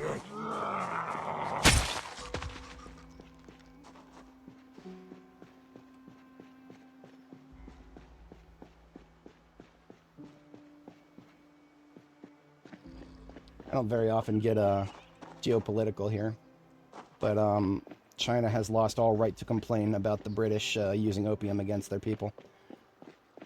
It was a horrible thing. Britain shouldn't have done it. It was very horrible. It was cynical. But they've gotten revenge on the West. The descendants of British culture have now had to deal with several generations being lost to fentanyl. And fentanyl is worse than opium, so make of that what y'all will. So all that shit I was just describing, zombies not existing until you get close to the building, whatever the shopping center is, we have now observed it.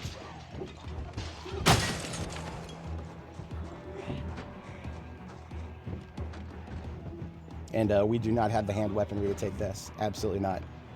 We have different weaponry to handle this.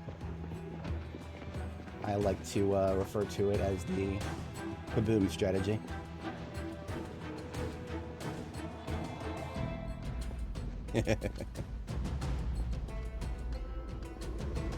Into the backpack with the food, and I left my truck running because I'm a doofus.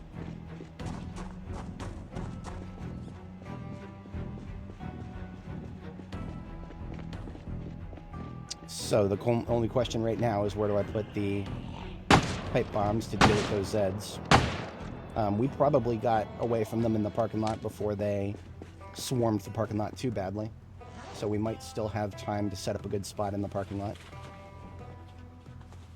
When I finish the pipe bombing activity, we will need to clean up the Zeds using a medium range weapon of some sort. That's what our trapper carbine is here for.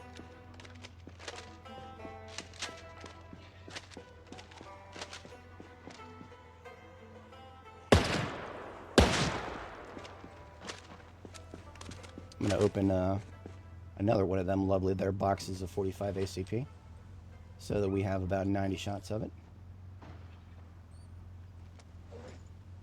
and remote controller with a remote pipe bomb. Right-click, link the bomb to the controller.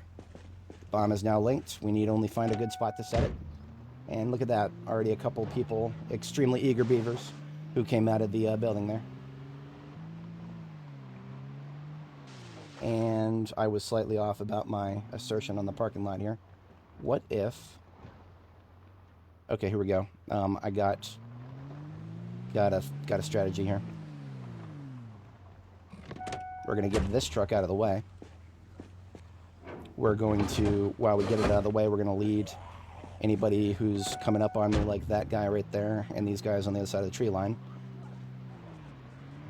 Get them to go this way by towing this vehicle. In fact, I might even do a doot-doot. Yeah, we're going to do a doot-doot over here. Just a doot. Not a pollute. Doot-doot. Now what that does, the impact that has, is you see these guys are now moving to the bottom left corner of the screen, as opposed to going towards where I'm going to place that bomb, which is upper center-ish from here. So we got the vehicle out of the way. That leaves us with a nice big wide parking lot with a space around a point of reference, also known as a street light. See how none of them are next to the street light here? That is the goal of the doot-doot. Mission success on that. Go up here to the street light, which is something that we can see much easily while they are surrounding it. That's the wrong spot. Here we go. Bomb on the street light. You can just barely see it on the side there. And now... What's up, buddies? We finna do some damage. Oh, I didn't realize that we woke up both sides of that shopping center. Fantastic. I had forgotten about the extent to which that shopping center was populated. I think when I was exploring this place last time, I must have spawned that building in early and just assumed that it was part of the locals. Not an incorrect assumption, just not specific enough. Not specific enough for my taste.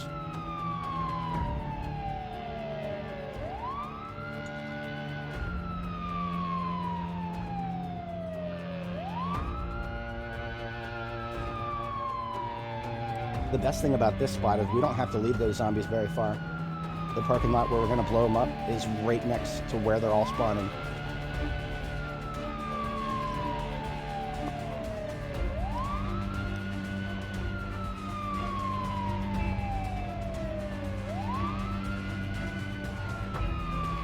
It's a healthy group.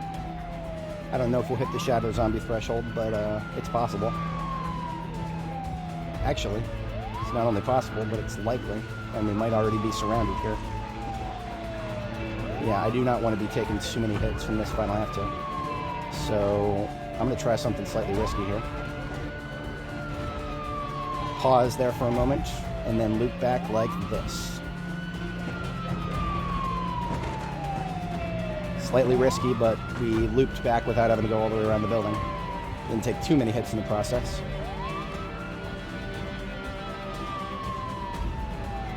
I'm not going to say that I was trying to prevent any of them from going into the Oasis Club, but well, I do see it as a sight to behold when there's a loot of a building with no windows broken. It's a rare thing, you don't see that very often.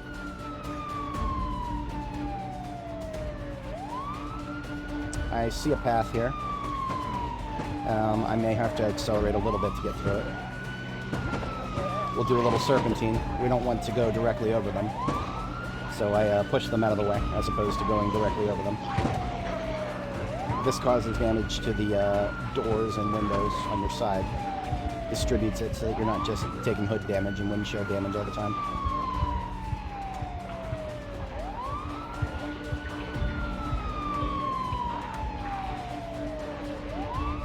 We are still getting fast shamblers coming out of the building, which tells me that the building is definitely not done spilling forth yet. I probably would not have done that turn just now if I was not relatively confident that we can make it through this without getting mobbed. I am momentarily going to accelerate if I have to. That's looking all right there.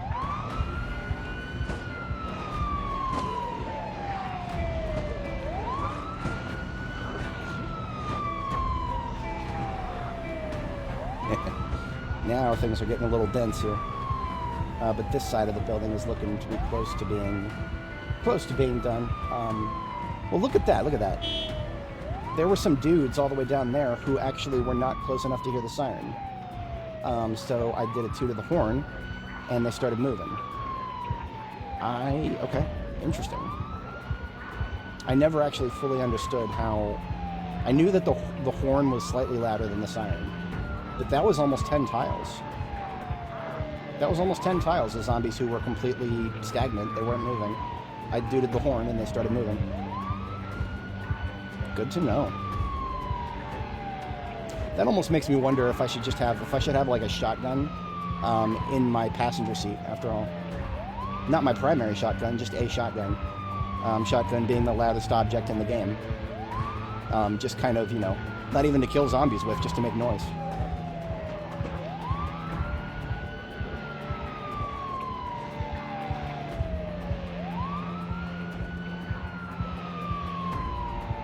So what that tells me is that I want to come down here and doot as soon as we get close to the building. And now I'm going to boost to 10 miles an hour so that I don't take too many hits while they close in from my right there.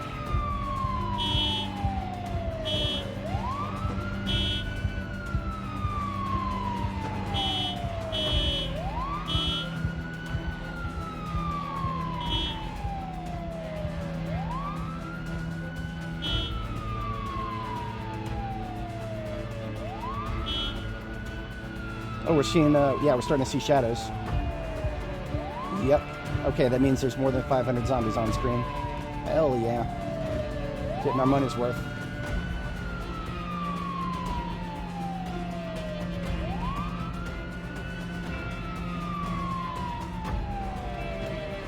See, we don't need to get them to come very far when we doot the horn. We just need them to come far enough that the siren will pull them the rest of the way.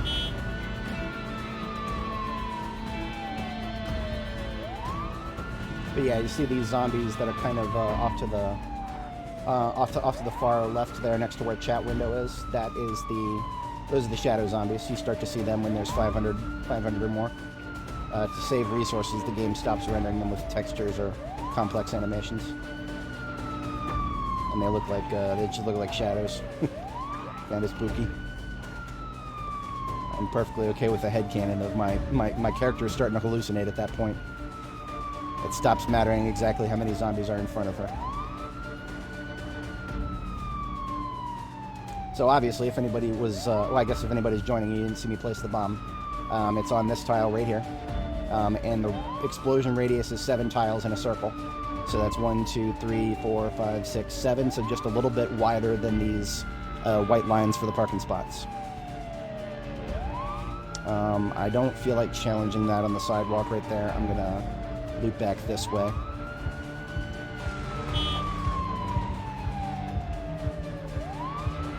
And we're very close to critical mass. Critical mass is that important threshold where the group is close enough together that you can start driving in circles around them. At that point, you can make them collapse into a tighter circle and blow them all up, as many as possible, with one bomb.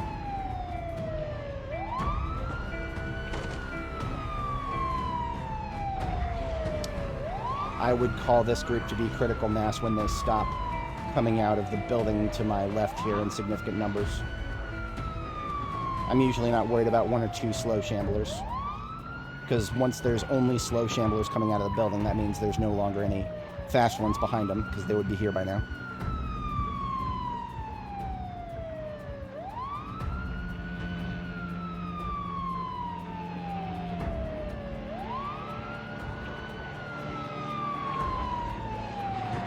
Hey, Nana Madhouse. Yep, joined us right on time today. We spent most of the beginning of today's stream getting set up with some agriculture. It is now April 2nd, 1995, and the start of April is a very big planting season If you're interested in agriculture, pay very close attention now. Close you are to March and April right now. But we got what we wanted planted, and now we're ready for some fun, some more fun stuff here.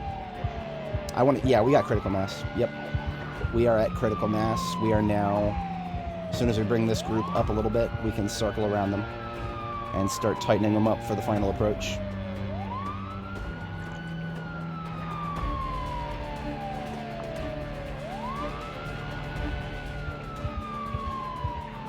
See, I'm kind of going in a like a crescent moon sort of shape here. The goal is to get the fast ones to loop back into the slow ones, to create a big old blob of mixed speed.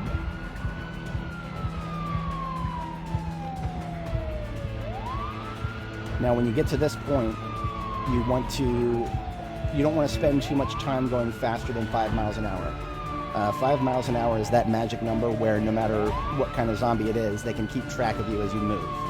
As soon as you go up to 10 miles an hour, or like any further than 5 miles an hour, you start running the risk of stragglers losing track of you slightly and just kind of deviating out of the group, which is counterintuitive to our goal here of getting them all onto the right spot. Let me measure this again in this direction. We've got 1, 2, 3, 4, 5, 6, 7. So all the way up to the next row of parking lines on that axis. I'm not going to worry too hard about this axis. I got 3 out of 4. That's good enough for me. So I'm going to boost it to 10 miles an hour to get past the fast ones. And then I'm going to go back to 5 from this point. See, I can stay at 5 to get past the slow ones. You just want to get ahead of the fast ones here.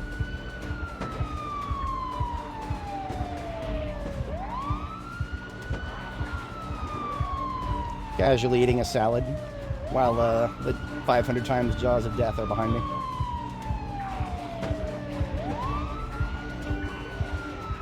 My truck is taking a lot of damage from this. That's alright, that's what it's here for. I consider that to be a slight skill issue. I do believe you can do this without taking very much damage at all.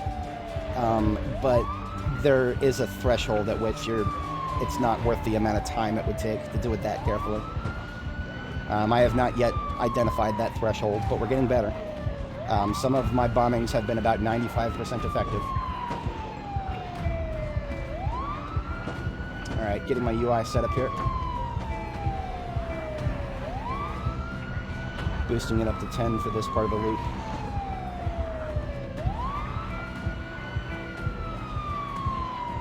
My finger is now on the trigger.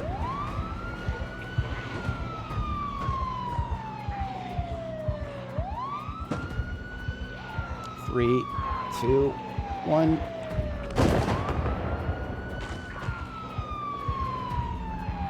Oh, boys, that was about 95 right there. 95% effective. That is one of my better ones. And I had to do it completely blind. Because on that last pass, I knew that the fast ones would be going right up beneath me. That's why there's only slow ones left.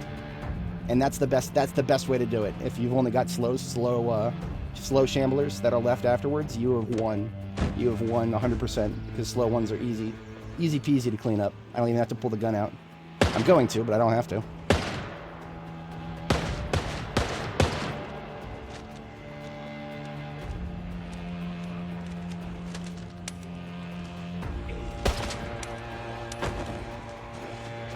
Two jams in a row.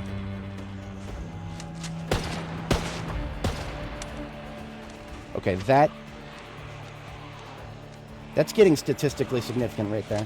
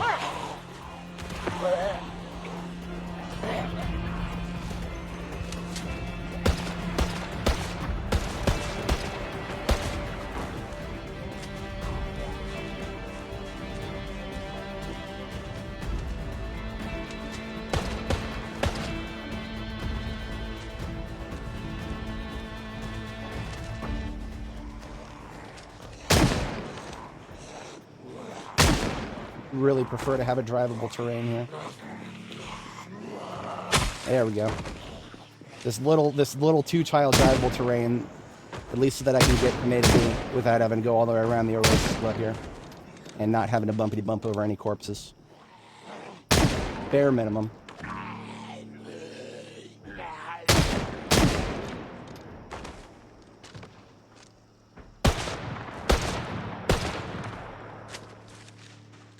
Bare minimum. Bare minimum achieved.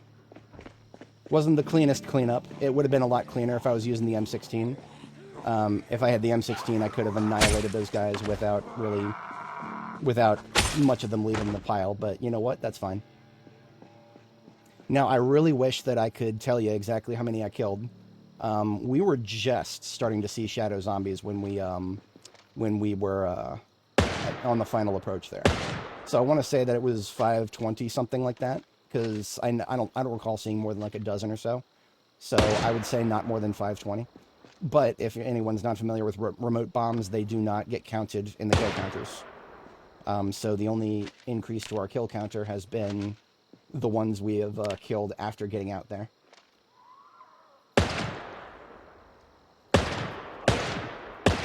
I do well to remember that we actually get a bonus, an arbitrary bonus to aiming when the targets are indoors. Look at how tight the crosshair is on these guys. And it's just because they're indoors. The moment they step outdoors, they are exposed to the weather, and the weather creates an aiming debuff to us. So those ones that are, I would think, are kind of hard to shoot, because they're little shadows inside of a, through a broken window. No, I actually get a slight advantage. Strange things. I definitely think that whatever... I've looked at the code. I've literally looked at the code. The code for weather debuffs to aiming, it's a thing to behold. Your aiming, whatchamacallit, the effectiveness of any given shot starts going down as soon as the wind increases from 0. So if there is 1 mile an hour of wind, minus something to your aiming. That obviously increases as the wind goes up. That's not how hands work. Hands can steady a gun very well. The distances at which we're shooting are, you know, if we're sniping, I would accept that. We're not sniping. These are like, I don't know, 20-meter shots maybe. Every tile is a meter, so we're not more than 20 meters. But whatever, I digest. We did great there. I'm not going to let the strangeness of the weather system bother me now.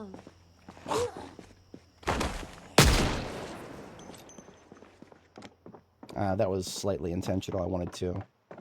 Yeah, see, I had a feeling there would be some more coming out of here. So let's just bring them on through.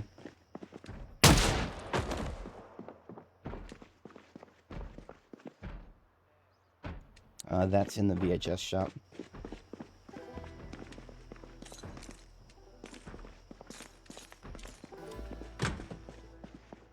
Something here that I really want. I'll catch it on my way out.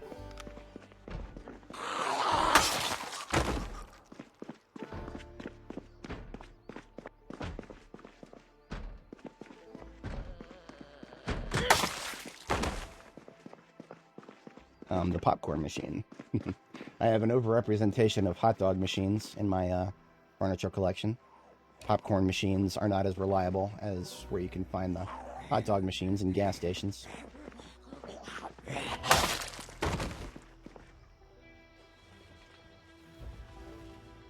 We are now down to just one pipe bomb, so it will behoove me to make some more when we get my truck fixed up, which we'll definitely need to do. I haven't even looked at it yet. Let's see the damage. Another metric of success to judge myself by is how much damage I take. We did not take that much damage. We lost about 10 storage space. So basically every time a zombie that is anywhere near the bed of the truck bumps into the truck anywhere back here, that is a dice roll of damage. And the damage can be anywhere between like 3 encumbrance to like 12 encumbrance worth of storage space. We only lost 10, as far as I can tell. I think we were at 132 before we started this. So that's damn good. That is damn good. That is literally the best pipe bombing I've ever done right there, in terms of efficacy for how many I killed, and damage taken to my bombing vehicle. That is the best I've ever done right there. I'm gonna need some time codes for that. What was that? We're at 3 hours 36 minutes right now. So let's do.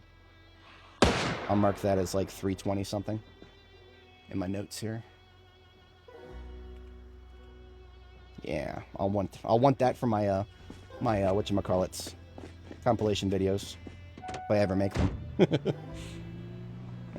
I have a lot of unfinished Adobe Premiere projects sitting there with the footage half edited, and unfortunately, whenever I start looking through footage to make little edit compilations of what I've been doing and showing highlights, things like that, I always get distracted and I just want to start playing the game.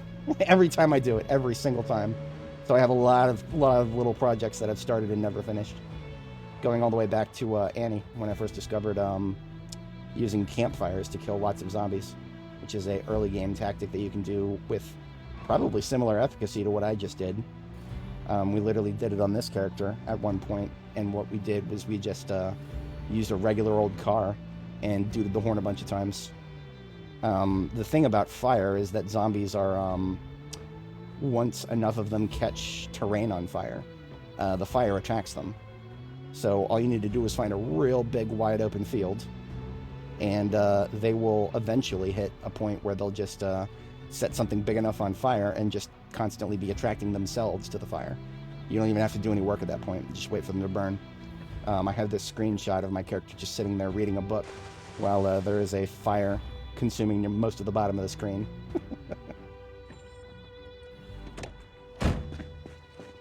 But I wanted to make a video on how to do that effectively, and I barely got past the first stages of finding the footage. It's a lot of work. We don't even need to go inside to start fixing up the trunk here. Got our torches, we got our steel sheets, and we're just going to do one, and then we'll focus on making some bombs to replace the ones we've used.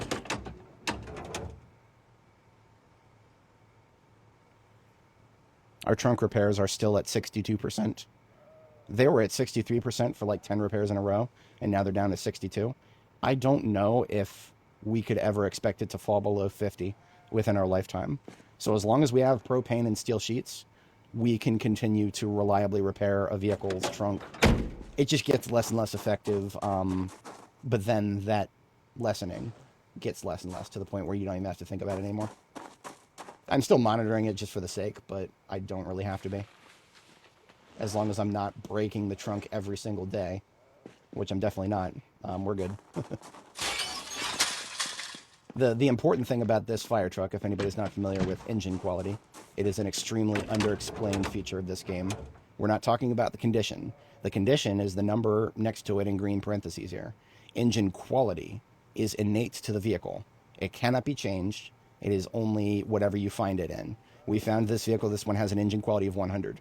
That means as long as it's not cold outside, this vehicle's engine will start 100% of the time. This engine quality can be as low as single digits. If you find a vehicle in a junkyard, for example, it doesn't matter how much you fix the engine. It will only have a single digit chance to start when you turn the key.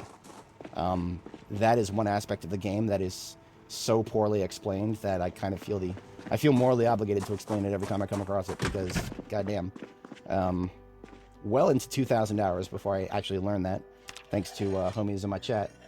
Appreciate you folks. All right, get that sharpened up. This is a very well spent day. We only have 2 hours, or an hour and a half or so. Oops, wrong caliber. ACP goes in the backpack. 357 in the bandolier. Fun fact, bandoliers do increase your bullet reload speed for bullet-fed weapons, so wearing the bandolier means I refill the revolver quicker. However, it doesn't matter where I store the bullets. The bullets that I'm refilling it from could come from my backpack. That doesn't matter, as long as there's bandolier on my person. That's all I need. So I actually just use the bandolier as a way to separate the bullets.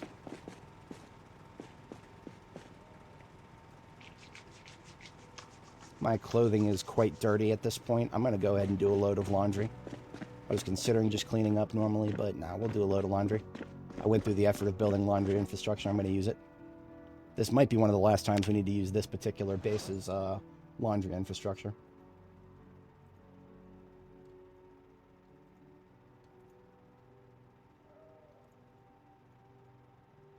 Shield your eyes, YouTube. Can't show this in public. That would get me some charges.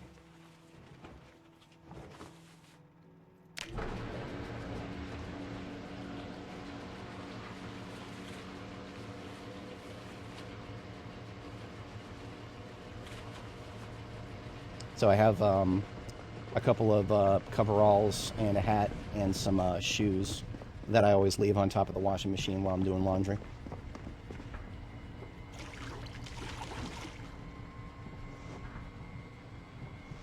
Can wash myself in the containers. That's fine. We'll use drinking water for that because I have enough of it. Yeah, no, Crypt goes 100%. It does not make sense because, you know, full engine rebuilds and engine swaps are absolutely a thing. I'm pretty sure that some of the mods on the workshop right now actually have a rather realistic take on how engine swaps would work. I think you need like some specialty equipment to, you know, lift the engine up out of the vehicle. There's literally some of those things if you go and explore like tire repair or vehicle repair places in the game. You'll literally see them. They're those little things with the, I don't know what they're called, but they go over the vehicle and help lift things up off of it.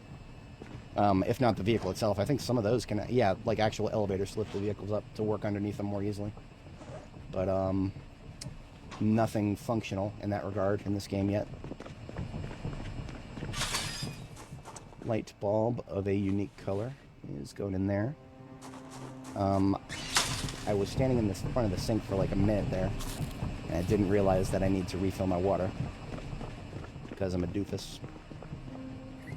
Oh yeah, in the spirit of sharing random information that may be beneficial for whatever reason, let's say you're using an existing POI like this place, and let's say you accidentally delete the light switch. The light switch here is on a wall that I deleted, so there was a possibility the switch would go with it. It didn't, but let's say it did. Right now, there's a very strange glitch. Pizza World signs are light switches. Don't ask me why, guys. Don't ask me why. But they are. You can pick them up without any electrical skill, and you can put them down. They only weigh 1 encumbrance. And wherever you end up putting them, they will take over. Well, actually, they won't take over anything. Like, you can just use them as if it was another switch for the same room that you put it in. Right? So because it's in the same room as this switch, even if that switch was gone completely, the Pizza World sign would take over. I have theories as to why that might be the case, but I don't really care. Because right now, you can't pick up and move switches. I'm hitting R, and the only tile here that I can pick up is the floor tile. You currently cannot move light switches. So if I were to delete a light switch from a existing POI, that's it, no ceiling lights. No, is that big of a problem? I mean, I've got illumination because of the lights on the second floor. I could just, you know, have lights on the second floor and have them be white instead of red, but it is what it is. We are just about ready for bed, so I'm going to sleep as is. I don't think we'll get too cold tonight.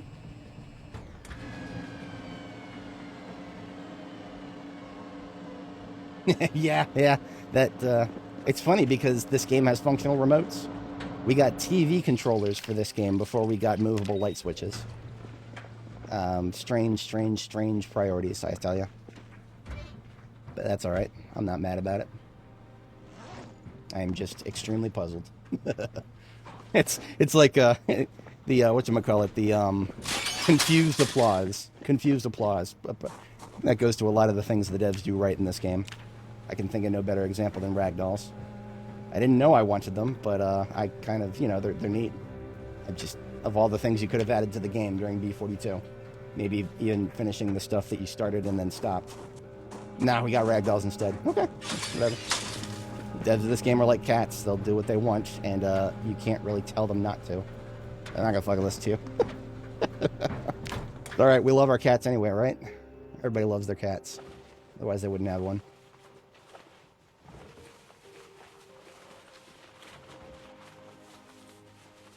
You know, by that metaphor, our new game director is quite literally herding cats. I feel for him. I genuinely do. With the grabastic, disorganized nature of how this game's been developed for the first 13 years of its existence. He's got a lot of work behind his shoulders there. But we are now nice and clean. I'm here for it. Remote controller can get put away. And now it is time to make some more bombs. So, how do I get pipe bombs built, like the beautiful one that wiped out all those zombies earlier? First, you need gunpowder. 20 bullets per bomb. So I have several of these boxes of 30-30, which can only be fired from a very unreliable gun. So I will take each of these 20 bullets to a box. We've got 4 total boxes. That's 4 pipe bombs worth. Now we just need the actual chassis of the bomb. We've got some broken iron pipes here. I recommend using broken iron pipes as opposed to intact ones, because intact ones you can actually make stuff with. Useful stuff as opposed to bombs. But now that we've got the bullets and the pipes, everything else I need to make a remote pipe bomb is stored in this trauma bag here that goes with me everywhere I go, including all of the glue I have ever found in 600 hours on this character. We've got 7 full tubes, that's it. A hearty supply of duct tape. This is not my full supply, but it's, you know, a chunk of it. Some twine, electrical parts, not in this bag, in the container here. Yeah, we got like 26 electrical parts. We'll have no problem for this crafting. Beyond that, we need radio receivers, 1 for each remote bomb. So we've got plenty still, but that we could run out of those theoretically. Radio receivers tend to just, you know, they tend to replenish themselves rather easily as long as you continue dismantling things like radios in order to get parts, right? So whenever I need to go get parts, I'll yank radios out of cars and yank them out of buildings and stuff. And there will be a lot of radios that I disassemble just for the sake of getting parts. So the receivers just kind of come and they don't stop showing up among the other stuff. So now we have to gather gunpowder from all of those boxes of bullets we just pulled up. So that's going to be 80 30-30 rounds. We just open up and this only costs us our pliers, which I carry around everywhere. This is the longest part of crafting the bomb. This will take the better part of the next hour or so. In fact, a little bit over the next hour, which is perfectly fine. It's an overnight task. So there we've got 80 units of gunpowder, and we've got our 4 broken iron pipes and everything else right in front of us. We can now craft 4 pipe bombs. This is the hardest part, is getting the recipe. It comes from a magazine, Cheapskate John's Homemade Explosives, one of these yellow ones that I've got on the bed here. It's a little bit of a flex that I found so many I'm using them as bed sheets, but the point is, when you want to find one and you haven't found it yet, that's always the hardest time to find it, is when you don't have it yet. Once you find it, you'll start noticing them everywhere, because that's just how luck works sometimes. So there's our 4 pipe bombs. Now, I could throw them. I don't want to throw them, though. Throwing is notoriously unreliable. The projectile flight path in this game is... I recommend not relying on that. It's very unpredictable. Instead, we're going to take these bombs and we're going to make some remote triggers. Make remote trigger. This is the part that costs the glue in the receiver. So thankfully, I've got several tubes of glue. This will consume 1.5 of them. So now we've got 4 bombs, 4 triggers. Now we just slap the triggers onto the bombs. This part costs a couple more electronics and some duct tape each. What am I going to run out of here? I can only do 3, apparently. Am I going to run out of... electronics, scrap electronics. So I'm short by 2 scrap electronics. I think I have a couple of... Yeah, I've got a couple things I could dismantle right in front of me. I'm just going to go through all those right now.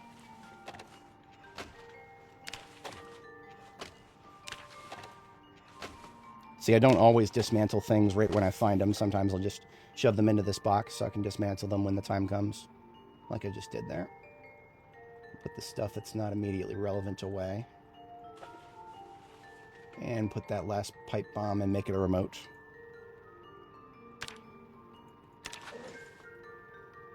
So we are still, once again, at a dearth of scrap electronics. All of the pipe bombing activities we've done have definitely been eating into our cash. That's fine. We just have to actually go out of our way to collect them. TVs, radios, phones, pagers. Every once in a while, you want to take a peek at the local zombies. Watches. You can use the crafting menu again, stand on a big pile of zombie corpses, open the crafting menu, disassemble all the watches available. That's a very smelly thing to do. The smell of the zombie corpses will make you unhealthy. You had a bug and you lost everything in your inventory. Ooh, that's a yikes right there. I am sorry to hear that. Definitely don't want to have that happen to you.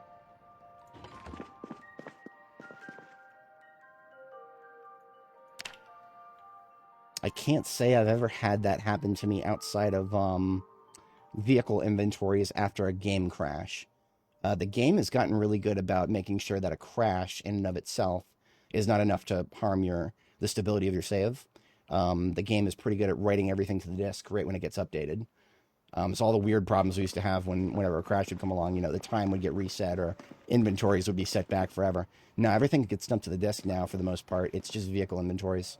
They don't get updated as frequently for some reason. So now vehicle inventories, if you crash right after changing something in your inventory, that could result in an item getting duplicated or deleted. We are a firefighter. Check the description. I forget exactly where I put it, but in the description I have a character sheet that shows the full build. Hang on. It will be the first, Dani's character sheet, linked under character traits, where I kind of explain why I selected what I did. Today, we've got good weather. I'm here for it. I have been fearing some fog, but we're good. So that was the last of the Expo Center, I think.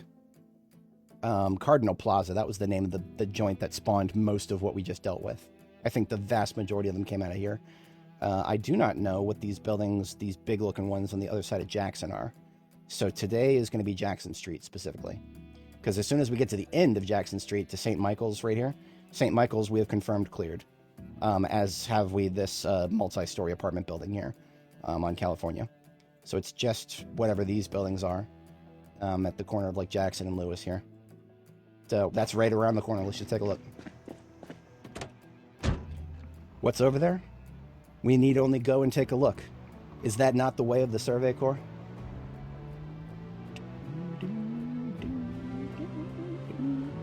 I'm going to have to name one of my characters Erwin at some point.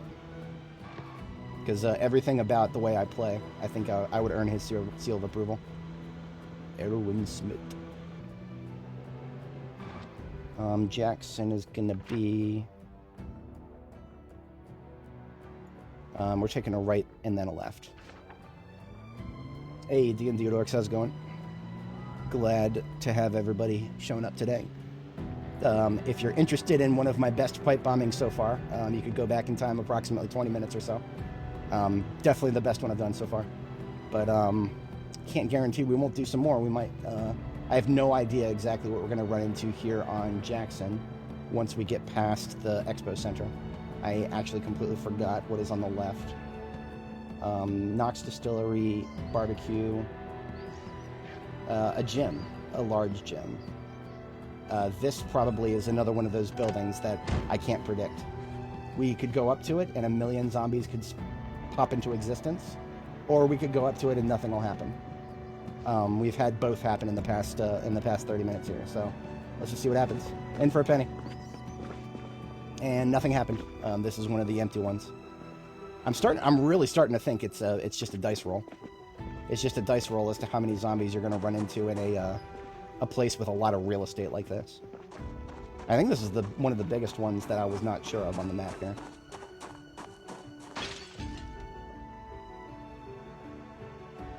Is that two of them?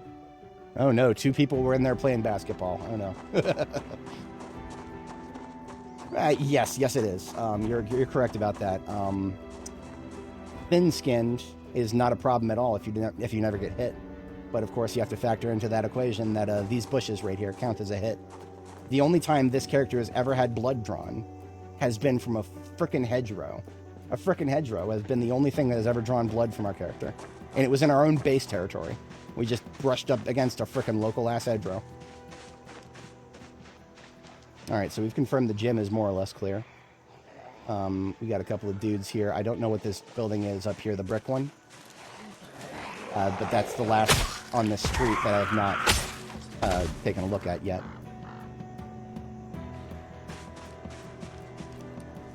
I'm starting to feel French right now. Let's see if I can be the Team Fortress spy. Get a backstab. Nope, can't. Damn. Shouldn't have said nothing.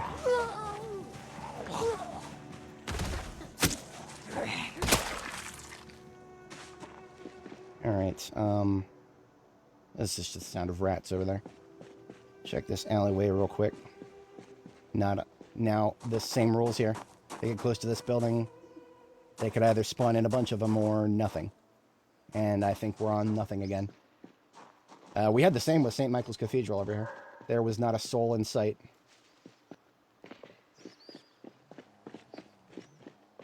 Same with Havisham at the end of this street. Yeah, this street has been a real mixed bag. Because here, Cardinal Plaza, this is the one we just cleared earlier. This one was one of the big ones. This one actually had 1 billion zombies spawn in. We just we led them through the building to the other side and blew them all up.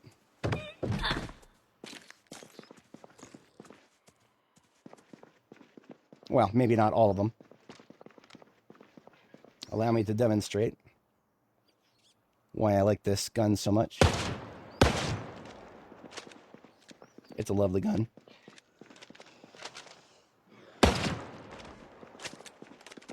Putting pistol rounds downrange at that distance, fantastic. And this is where they ended up. If anybody wasn't here earlier, we had a good time with that.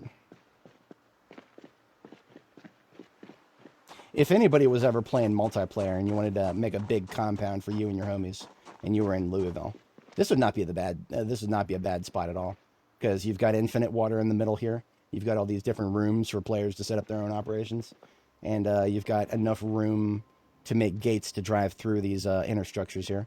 You do have a lot of windows you would have to barricade, but I mean, you know, if you have enough organized people and they're good enough at what they do, getting the supplies to do that would be no problem at all.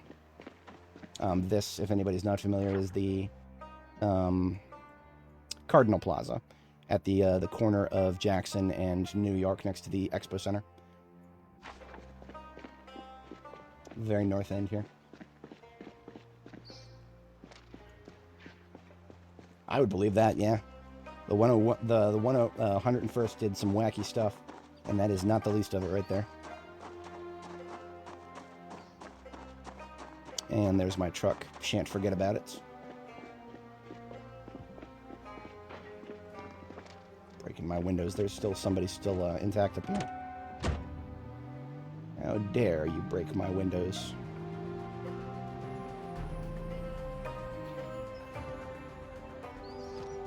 I don't even know where they were.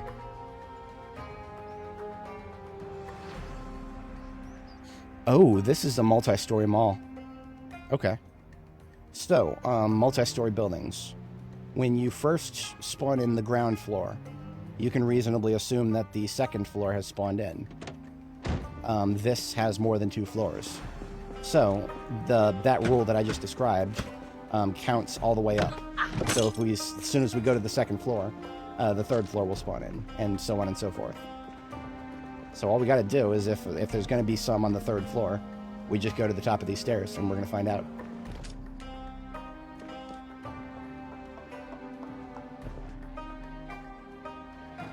And I think I already hear some groaning.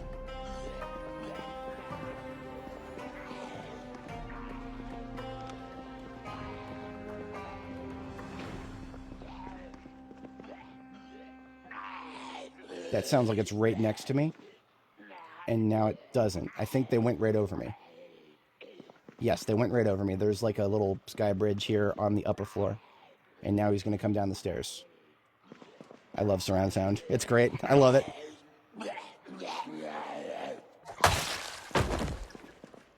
But that's it. That's the only one that I've heard so far after going to the second floor. So the third floor and the upper floors might... Oh, shit. This is why I always point the gun up the stairs. Because I saw a red crosshair. And then several of them. So just because we didn't hear that many, definitely doesn't mean there weren't that any. That one who fell down, I'm not sure if he's still active. We would be able to see him through these stairs, I do believe. Stairs like these, you can see through them. I think you can even shoot through them. Haven't tested them with these stairs yet, but... Oh, look at that. Okay, this is now a trap zombie. Now, if ragdolls were on, I don't know how... I don't think he would become a trap. So, there we go. We got him. That only happened to us because ragdolls are turned off. In Louisville, ragdolls can get a little unstable when they start jumping off multi-story buildings. And if you bump into one of those unstable ones, you crash the game. So I'm just leaving them off for Louisville. That sounds like another one on the sky bridge. Yeah, based on how close that is, that I'm hearing that. Going from center to right now. And now he's definitively on the right, and he's muffled. Now, one thing is, he might not know how to get to me. Sometimes they go to these edges and they just do this. They just constantly walk infinitely instead of flipping over the edge.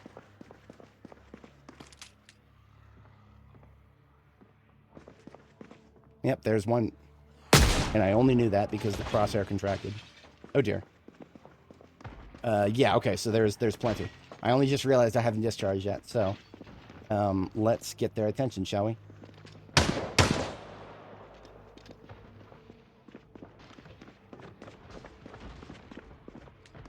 Yeah, I just heard a door break, so there's definitely a fair few on the third floor. I wasn't hearing any mouth breathing. When I crested those stairs, I was expecting to hear, if there was going to be a lot of them, I was expecting to hear a lot of spooky mouth breathing.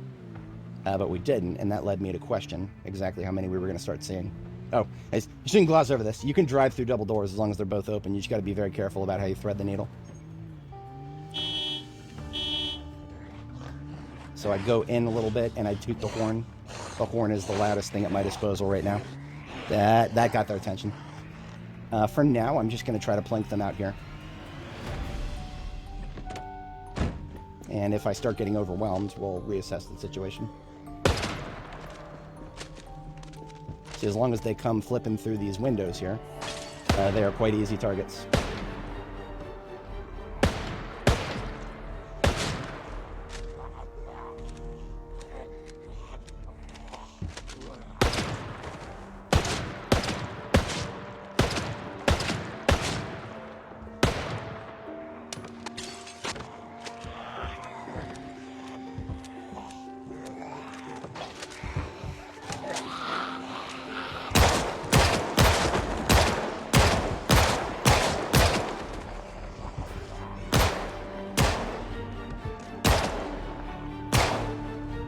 I'm in control here.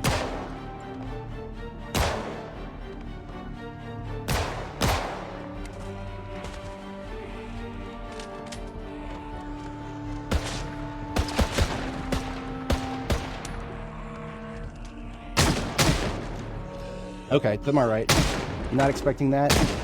Oh, wow, look at that on the sky bridge. Okay, fair enough. Fair enough. Alrighty then. That more than I expected to the right and to the second floor there. Now you see, remember what I was saying before about how some of them just don't know how to jump. That's one of the reasons that I thought, even if there was a fairly large amount up there, that maybe a fairly large amount of them wouldn't even know how to get down to me, but they'll figure it out. They will figure it out, especially if I line of sight them. And I think we've got a very easy opportunity to line of sight them here. What I just got to do is put on the siren and go around this corner. I don't think there are too many... yeah, there's like a straight wall here. And if they can't see me, but they can hear me, then they have a tendency to navigate a lot better. So this, just chilling here for a moment, we'll get a lot of those guys who are stuck up there to not get stuck up there, get unstuck from up there. To such an extent that I might just try to hold my ground here without getting out.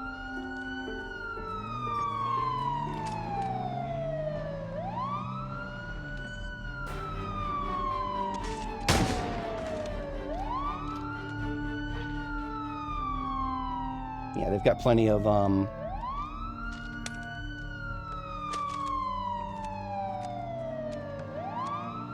plenty of line of sight blockages to not be able to see me down here.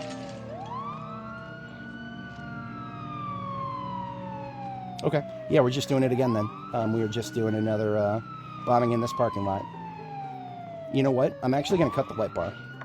I'm going to briefly cut the light bar, and I'm going to yank a couple of these vehicles out of the way. I only really need 2 of them, the station wagon and the dart here. If I get these 2 out of the way, then we've got another clean pole right here that we can set a bomb underneath and use that as a point of reference. So by turning off the siren, I'm not bringing this way anymore for a moment as I set this up.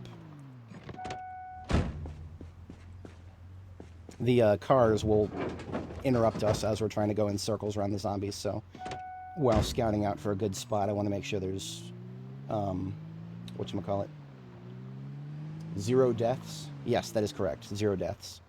Okay, 0 deaths in the past year. Our last character death, combat death, was 42.8.1 on, what was it? July,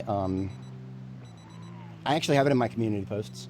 Yeah, in my community posts on my channel, I posted a 1-year commemoration to the last time I lost a character. It's not to say that I can't lose a character. I will never allow myself again to get into that mentality of just because my body knows what to do all the time when I'm confronted with dumb situations. Never rely on that too long. That's how... it's the same way reckless drivers get themselves into horrific accidents. They fall into the mindset of, oh, my body knows what to do, and it always will. No, you're going to make a mistake. Don't let it cost your character's life. Just assume that you're always going to make a mistake and come up with backup procedures, redundancies. Okay, so for getting this bomb planted, a couple of fast shamblers that are really making my life miserable right now. I'm going to take the bomb, I'm going to take the controller for the bomb, I'm going to kill these 2 assholes quietly. Okay, maybe more than 2. See, these are the only ones who still know we're here after we went dark there. So it's not that big of a fight. Just put them somewhere out of the way over here. We get the bomb placed, we can start making noise again.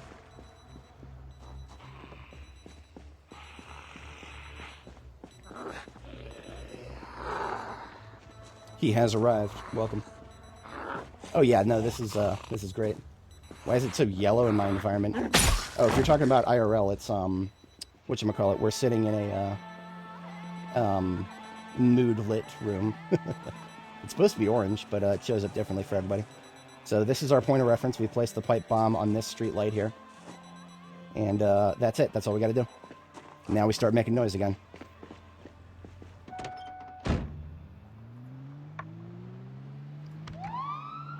Hit him with the phasers.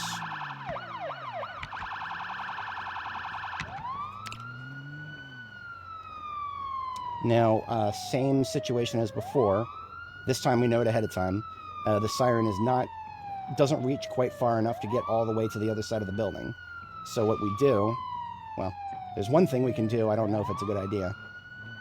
There is one thing we can do. I'm gonna do it. I'm gonna do it. I'm brave. Building can't stop you if you just go right into it. And but the horn is the real counter. The horn goes farther than the sirens. So that'll make sure we keep the attention of anybody who's on the other side of the building. And yes, this chair is extremely comfortable. It is, it's a Lazy Boy. I don't have the exact model, but just go to Lazy Boy's website and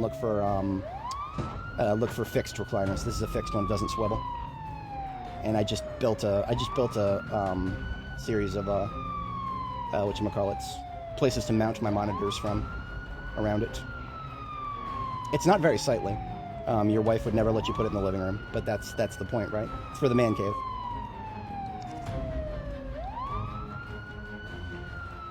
Alright, for anybody joining, if you're new, our strategy is to replicate the corpse pile to my left here. That corpse pile was created by the power of lights, sirens, and driving in circles around a bomb that has been planted. The bomb we just planted is on this street light right here, which the street light is an important aspect. It will keep, we'll still know where the bomb is once it's surrounded by zombies. The bomb's explosive radius is 7 tiles in each direction. 2, 3, 4, 5, 6, 7. So same as before, we are looking at the outer lines of the 2 parking spots to the left and right of the bomb. To the north of the bomb, we're looking at 1, 2, 3, 4, 5, 6, 7. So just slightly past the median for the north. And then the south, I don't have a good way to measure that while there's a billion zombies. I'm going to do the same maneuver without going indoors here. Just going up to the door and doot the horn a couple times.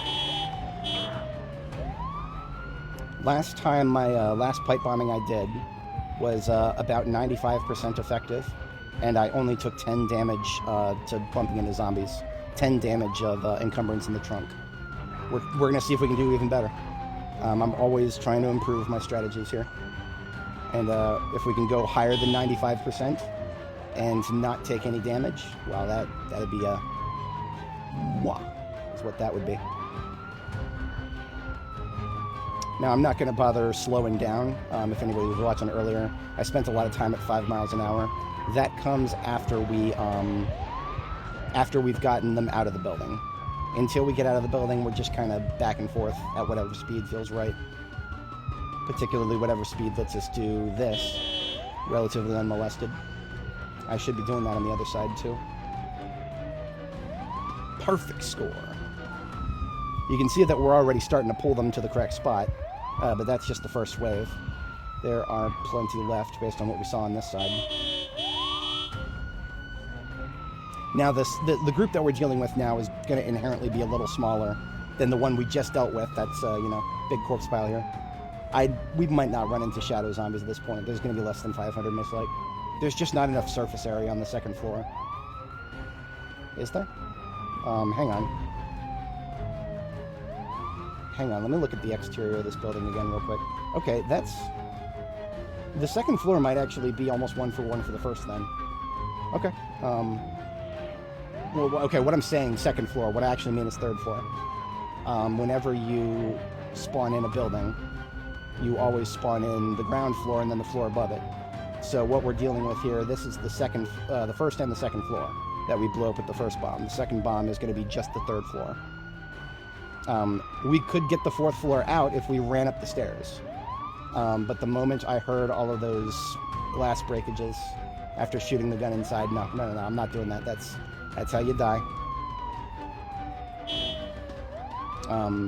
Even if this might be the end of the group here. This is perfectly sufficient for a pipe bombing.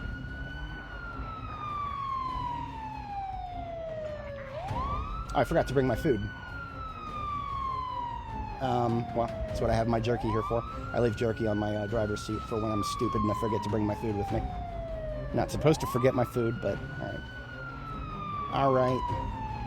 That never be said, I don't make simple mistakes. I make those all the time. What we're really just waiting for now is the rest of them to finish coming out of the building from this side here. I think this is the last 2. No, see, there's another one in there. I don't really care about slow shamblers left in the building. Slow shamblers take forever to move, so I'm not really worried about them. So now we move at 5 miles an hour, and we kind of just focus on going in a circle around where the bomb is. 5 is just slow enough to stay ahead of them while also keeping their attention. Most of them will not deviate from the group as long as you're only moving 5. Gaming Wonder, how's it going? Yeah, they're probably a little bit upset. I'd be mad if they woke me up. This is some real I Am Legend stuff right here. We're the last human on the planet. And the zombies are now the replacement dominant species. Yeah, this is definitely going to be a smaller group. So we've already got critical mass. If anybody is new, critical mass is what I call it when we've got the ability to circle the group we want to blow up. So once the group that we want to blow up is condensed enough that we can drive in circles around them, we have critical mass. And at that point, we should just be driving in smaller and smaller circles until we're ready to blow them all up.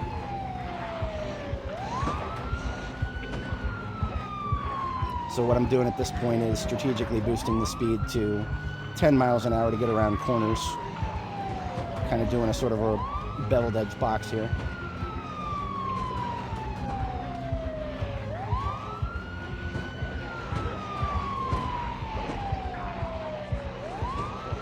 Okay, I think I've got this on the next pass.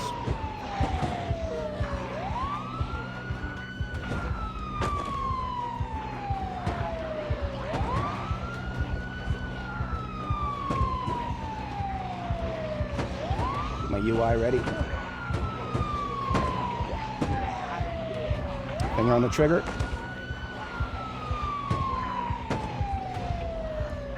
Oh, wait, what?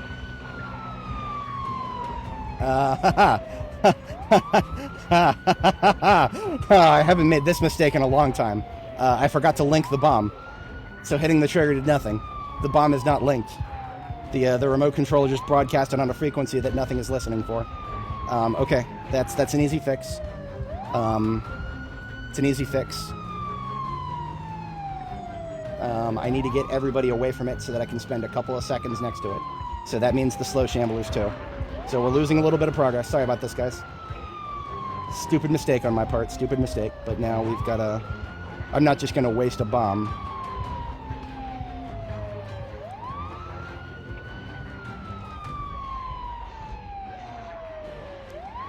Silly, silly, silly mistake.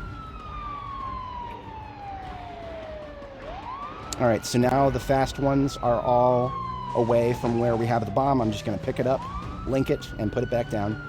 And I'll have the truck between us so that anybody who wants to get me has to go around. I might have to do this in stages. Yep. Yeah, gotta do it in stages. We got the bomb. We picked it up. Right-click on the bomb. Link to remote controller. Okay. That I was just in a hurry to get it placed. I was yapping, and I forgot to do that critical part. That's all right. It's linked now. It's like having a flat tire, but we're still driving. All right, same sort of deal as before. We're just going to kind of stick up here in this area. Go around these corpses. I don't feel like damaging my tires. And we should have enough time to set it again now. Okay, so we go down this way. Same deal. Park facing the vehicles between us. Right-click, arm and set, remote bomb. This time it's linked. Alright, we're good. Problem solved. Sorry for wasting 2 minutes of your time there. This shit happens. It happens sometimes. Now we just gotta chill and let them get back to the correct location. On the bright side, we don't have to worry about reassembling the group. They're already assembled. They've just gotta all move.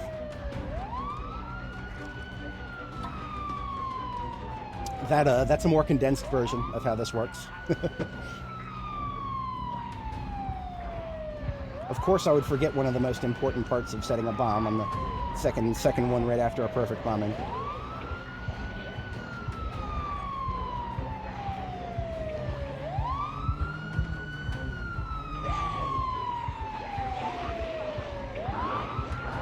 See, since the group is already formed, getting them to collapse in on themselves is much easier.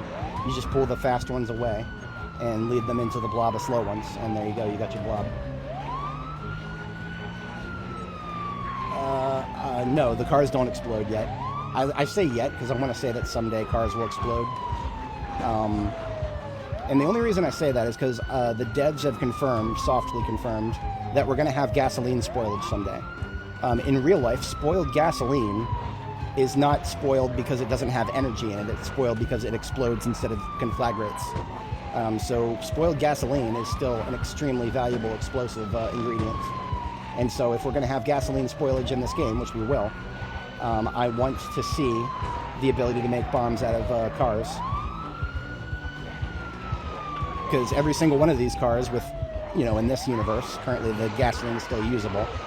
In the future, the gasoline will still be, you won't be able to drive with it, you'll be able to blow shit up there. Anyway, I'm going to do it when we get to the top of this, I think. Almost, hang on. I'm going to do a fast loop and then do it from the bottom up. Am I? Slow ones at the bottom that are bugging me here.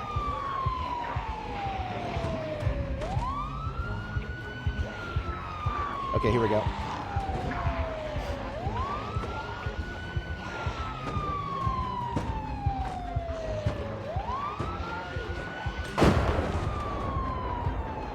Beautiful. Beautiful.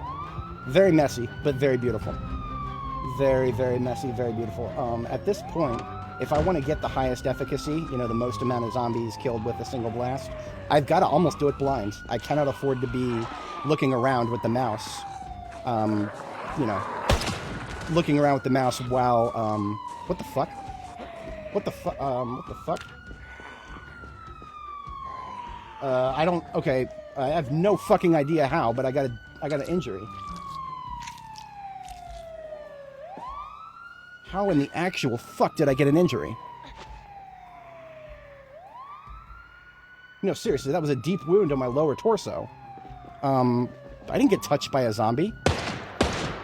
My vehicle never got damaged.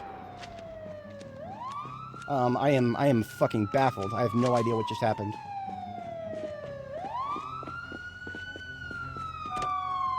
I wonder if some shrapnel from the bomb actually hit me. I was really close to that. If so, that will be the first time I've ever actually accidentally touched myself with a bomb. But the fact that there's... I mean, let me see the vehicle here. The windows are perfectly intact. I don't understand how I could have tapped myself with the bomb a little... I mean, I was right... Where was I? I would have to look at my own footage. I was pretty sure I was, like, right around here. Which is... Yeah, this is danger close. This is absolutely danger close. But I was assuming that if, you know, any reasonable person would assume that if a pipe bomb is, or, you know, any sort of damage goes off, that it would have to go through the vehicle before it gets to you. And yet, okay, whatever. Unstable stuff, right? Unstable stuff. We're alive. Now I just need to go back to base and check to see, make sure that my, I'm going to check, evaluate my armor, make sure that my armor didn't get... Sometimes you can get injuries in this game without your armor ever getting damaged. Our lower torso, which is where we got the deep wound, is still 20% protected from bite. So whatever it is that hit us didn't go through all of our layers of armor. I have no idea whatsoever what happened there. Can it be the gun? No. I mean, I've never seen that happen. I would be baffled if it was the gun. I'm going to go back through my footage in a moment here, when we get back to base here. I'll take a look back through my footage real quick, and I will see exactly when what we're looking for is just when the Moodle popped up. The Moodle popped up. It had to have been the bomb. It had to. That's the only thing that makes sense. Because I noticed it really quickly after I got out of the truck there. So, yeah, yeah, it was the bomb. Okay, fun fact. Don't get that close. We learn new things here all the time. And, I mean, I've been pretty diligent about not getting too close. That's the first time that's ever happened to me. I've never been close enough to be hit by my own bombs before. I didn't even know if it was possible. But, well. Yeah. We're taking this to the car wash. And the fixer-upper. How about trunk efficacy? We didn't lose much. Maybe 3 or 4. Because we were above 130, now we're at 127. That's alright. We'll just make sure not to chance it by getting that close. We don't need to get that close. It was kind of a lazy thing of me to get that close. You do not need to be that close to get them to all, you know, be in the right blob, in the right spot. I was just, I was being a little, definitely a lazy thing there.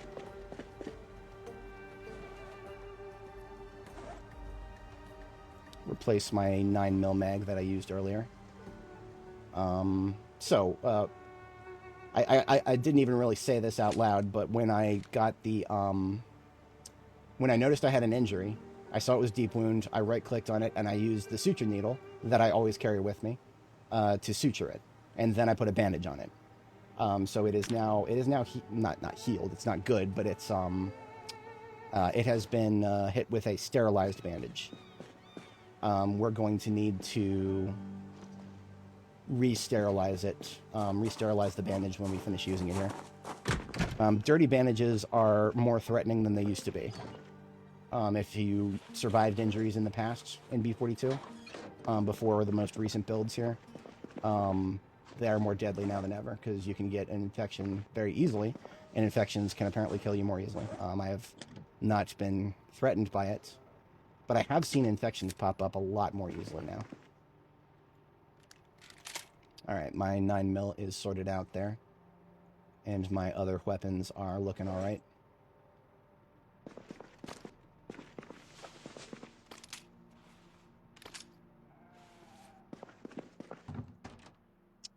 Melee is looking fine. Just get rid of that 9mm. So I'm going to have to keep my character's health tab open for a while here. Let me teach you guys a couple of useful things about bandages. Sterilized bandages sharply reduce your risk of infection, and it's actually very easy to sterilize bandages. You just need boiling water. And how do you boil lots of water at once? Have a bucket. Get a bucket, put that bucket in the oven, or if you're a man in the woods, put that bucket on the campfire. So here we go. We got these buckets of tainted water up here, already filled up with rainwater. We're just going to stick one of those in the stove and get it boiling. And I'm going to go get some of my other bandages. We'll sterilize them all.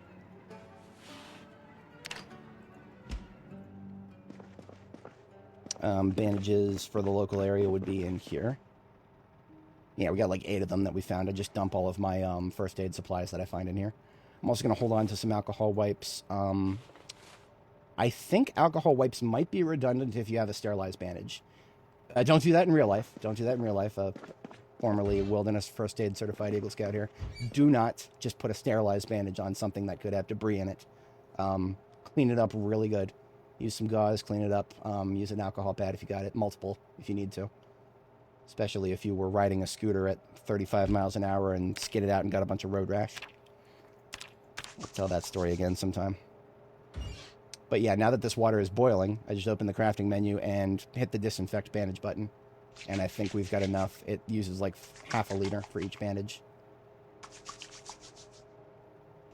Oh, thank you. Thank you, Cryptgolish. That was what I was going to look for. And so that was definitely the bomb then. So being at the outer edge of my own pipe bomb, seems to have gotten me a deep wound to my lower torso. And it went straight through the vehicle. Now, personally, I hope that the fact that it went straight through the vehicle is not functioning as intended. Because that's not how any of this works. Vehicles are hard cover from shrapnel. As long as it's, not going straight through the window. Shrapnel going straight through a window, actually, I would expect upper body damage and my window being gone from a, I can't sit here and talk about the specifics of how pipe bombs would work in real life, but it's shrapnel is what you're looking for, is shrapnel. That's really what it is. The chassis of the bomb is going outwards, little shards of metal going everywhere. Those shards of metal would probably embed in the fiberglass door, probably be enough to catch most of it. But the window would not be. Windows fold like fucking paper when something that quickly is coming at them. No, it was not. I am definitely not the case that time. I want to say that I'm usually pretty diligent about keeping the window closed because I still have a little bit of post-traumatic stress of the time that I was in multiplayer.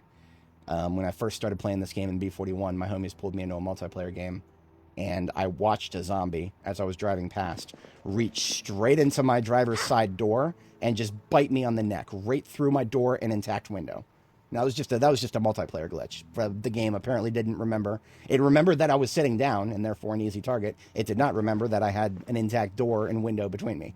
So a zombie reached right into my apparently open door that didn't show up as open for me, and nailed me on the neck. My character died in 12 seconds. Yeah, that still sticks with me to this day. I am very diligent about rolling up my windows, but in this case, it wouldn't have helped me. It doesn't seem. So I'm just going to hold on to these extra sterilized bandages and alcohol wipes, and we'll just keep an eye on. I'll change the bandage before we go to bed. Food, of course, food.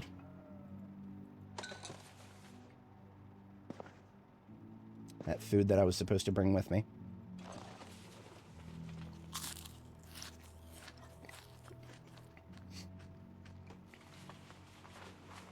Now, I'm not saying that, that caused me any serious IRL stress from that happening, but as I started playing this game more and more, and I learned all the silly little things that you got to keep in mind to keep your character safe, the image of a zombie just no-clipping through a door and a window and nailing me straight on the neck, that has never left me. That's I still see that when I close my eyes every once in a while, because, It's now I'm always on edge, keeping my character safe, and seeing just every measure that I could possibly take. You know, door and window perfectly intact. I always swap them out the moment there's a single crack in the window.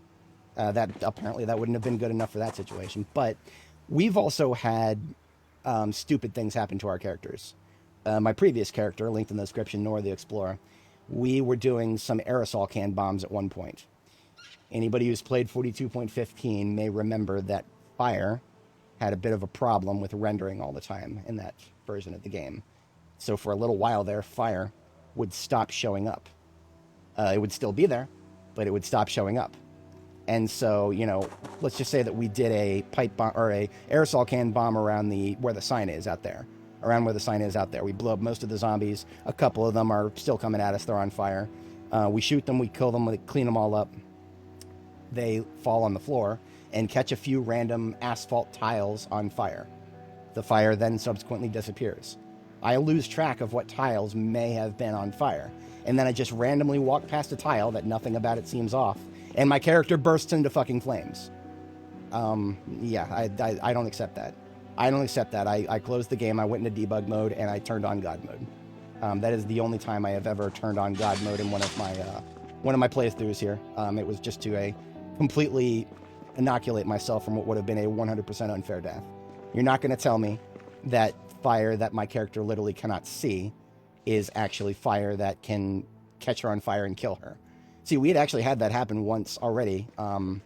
We actually had our character catch on fire, but it went out immediately, and she only got a burn on her hand.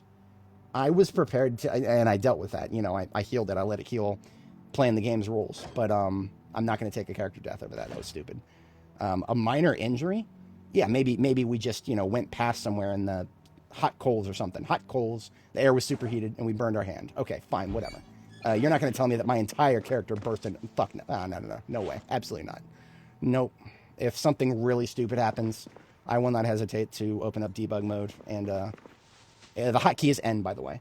You go, you add debug to the game's launch flags, like the instructions say, and the hotkey is N. You press N, and your character is invulnerable. So if your character is about to die to something completely stupid that never would have happened if the game wasn't unstable, just close the game and add -debug to the launch args. And as soon as you load the save again, before you hit, when you hit click, you know, you click to start, just tap N when you do it. That's all you got to do. Do not take that L if it isn't yours to take. That's my philosophy on it.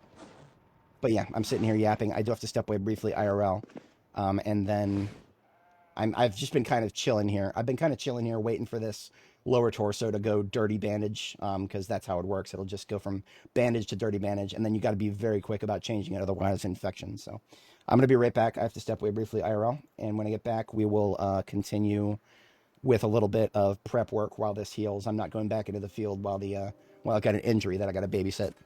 I'll be right back, folks. Just a moment.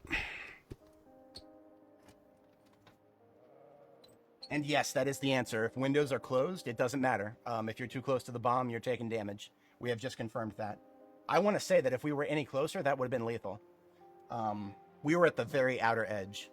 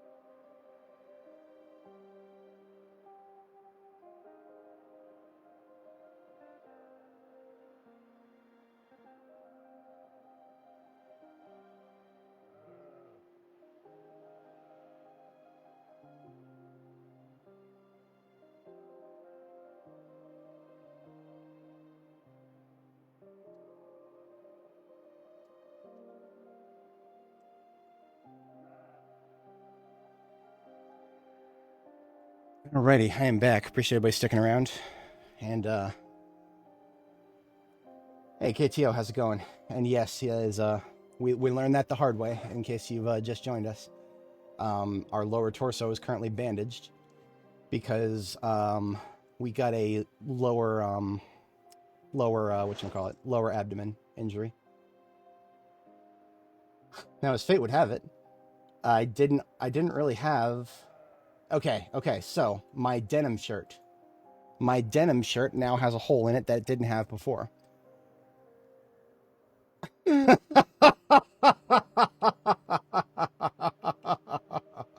Okay, so this... I sit here for the next 30 seconds and explain why that's so funny to me. Currently, most of my clothing already has holes in the upper and lower torso, intentionally, because I want to have protection across the body, levels of protection on the arms and the the arms, the neck, whatever. In order to do that, what I've been doing is wearing layers of clothing, specifically clothing that I found with holes in the chest, because the chest is what retains all of your body heat. So in this game models body heat very well. You'll see that my chest, my neck, and my head are relatively uninsulated. The helmet that I'm wearing doesn't have any insulation at all, despite its high protection levels. The neck, as soon as I take this scarf off, the protection levels will disappear, but I will have no insulation at all. And now you can see the difference in my lower body has less insulation than my upper body. That's because there's now a hole in my the lower part of my shirt that wasn't there before. This is a crafted cotton shirt. I made this myself, or a crafted denim shirt. Because I made it myself, there was almost no chance of me ever having one of these without a hole in it. And yet, it now has a hole in it in the correct place. So by bombing ourselves, accidentally bombing ourselves, we've actually done something that I wish I could have done without bombing myself. I unironically wish that I could have a crafted denim shirt with holes in the upper and lower torso. Same with these crafted cotton long johns right here. If I could have... these didn't get a hole in them. That's how I still have protection to the lower torso right now in the protection window on the left-hand side here. The protection is coming from these long johns. I will not be able to wear these long johns as soon as summer starts to kick in. It's April 3rd right now. Once summer comes around, I will have to take these off. Otherwise, I will sweat buckets and just get tired really quickly. We are on a bit of a jihad against insulation on this character and my former character near the end of her run. We discovered that being overly insulated, it doesn't just mean that getting hot means, okay, you sweat a lot, you got to drink more often. It makes you tired faster. Another one of those stupid things that is not explained anywhere in this game. Literally nowhere is it explained that your fatigue increases faster the longer you spend in the state of unpleasantly hot when that little sun moodle shows up. I have come to hate that sun moodle more than almost any other moodle at this point of the game. Because the sun moodle basically just means, fuck you, you have less daylight to work with the longer this moodle shows up. That's what that moodle means to me now. So, yeah, we are doing our absolute best to balance our insulation. And the silver lining to that bomb that just nailed us at the very outer tile of it is that now we have a hole in one of the layers of clothing that because this crafted denim shirt, because I made it myself, there is no chance we would ever find one of these on a zombie. This is a shirt that goes on a specific layer, a layer that mostly would only ever have, what is the denim shirt's layer? This is an outer body, I think. Yeah, this is outer body. You know what? I'll have to revisit that because I actually don't remember exactly which layer. There was a reason. There was a reason that I could only use a crafted denim shirt. Yeah, we'll have to come back to that because I don't remember. I don't remember the exact reason. Our torso is still just bandaged. The bandage is not yet dirty. I'm just going to replace it now. I'm going to replace it now. And, huh.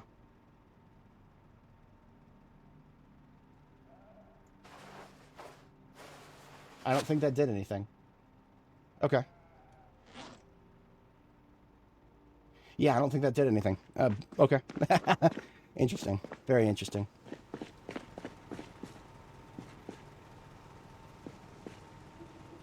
You can find those oh, you know what? I've never been there. That might be something that I ever finish up Louisville completely and run out of targets, I might actually go visit that. That's, what's it called? Coal Town?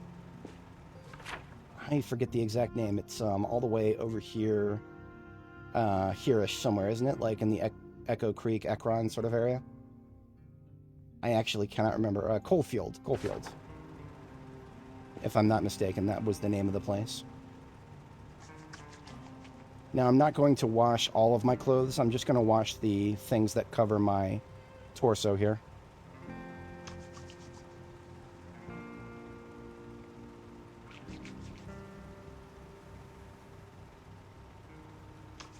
It doesn't matter that none of these should technically cover my torso because none of these don't have holes in the torso. That doesn't matter. We're washing them anyway. I do know that your infection rate is directly correlated to how dirty you and your clothing are.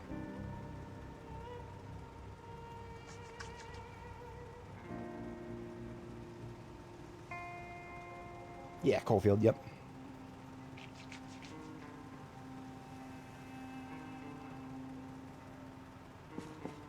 I just did a load of laundry, so not the best timing for all this, but it is what it is. I'm not mad about it anymore. Not even in the slightest. I have found a sufficient silver lining.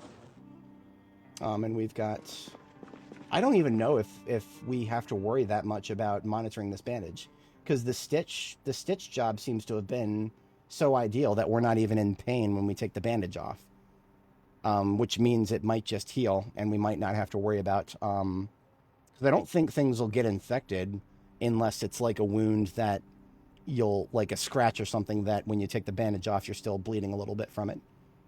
Don't quote me on that yet, because I don't get injured often enough to really understand this very well. My character's first aid is still only level 3 plus. We got about 150 experience from what we just did. Wait a minute, this might be baked into our last injury. So they added tapes, if anybody's not familiar, for other skills in addition to the ones that you can already get from TV watching. We got to level 3 of first aid by reading the books and then watching some tapes. So anything that we've gotten into level 4 is just what we got for treating ourselves. So this 141 experience might be from both today's injury and yesterday's. Or a long time ago. That was like several months ago for this character. We're close enough to my bedtime. I'm going to go ahead and sleep now. We got a little cold for a moment there. Interesting. Oh, that was probably because we were wet. Yeah, some of our clothes are still wet.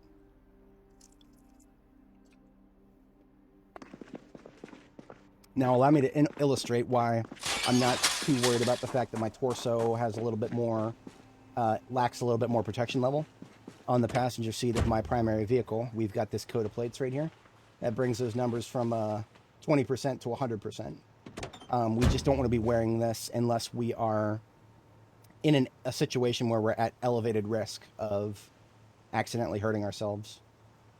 So I usually, if I'm going to go fight indoors, for example, and I have no choice, I have to fight indoors. I've got several pieces of armor here that I'll be wearing that I would switch into. Most notably the coat of plates that I just put on, a bone choker to give my neck perfect protection, and then these metal gloves. These would be way too uncomfortable to wear all the time. My character would get pretty stressed pretty fast. She wouldn't sleep very well. So we only put those on. It's also really heavy. It's really heavy. I could never get away with having all my weapons equipped and not be over encumbered at the same time. So we have these for when we actually need to protect ourselves. Oops. And I keep them on my passenger seat, not my driver's seat. Not enough room on the driver's seat for all that.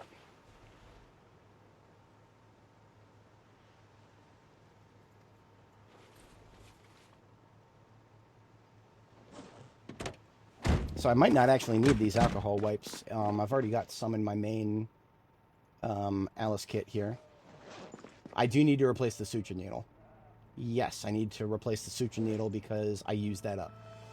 They are one-time use items.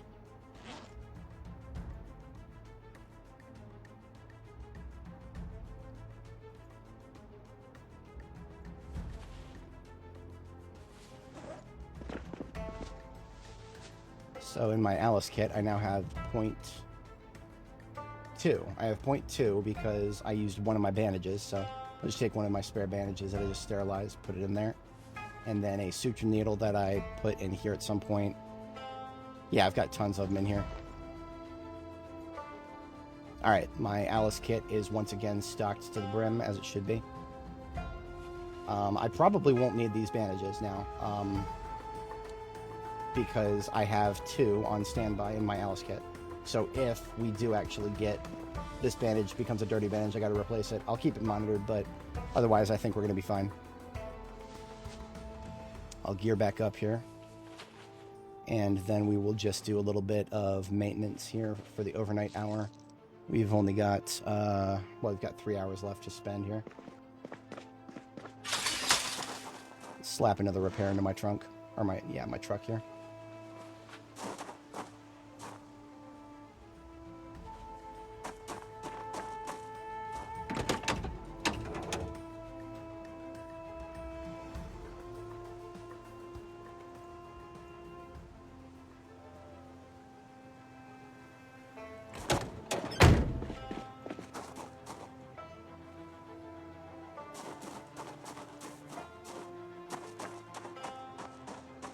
We had a moment where there were several jams to my favorite weapon here, the Trapper Carbine. I don't know how I want to proceed with how often I want to repair or replace these. We're still above 50%. I think when I get below 50%, I'll switch to the next one. I only have 3 in the area at the moment. One of the places that we'll be looking at in the not-too-distant future in the southeast of Louisville, if we go far enough down Germantown here, and then over here to Southside, there is right somewhere in this area, there's another gun store. It's like a hunting store. So I predict we would find a number of Trapper Carbines there. I would like to do that sooner rather than later at this point. I don't think I'm going to do it immediately, but we might start working in that direction. Just kind of progressing, scouting out, see what's in that direction. Kind of obstacles are in our way, stuff like that.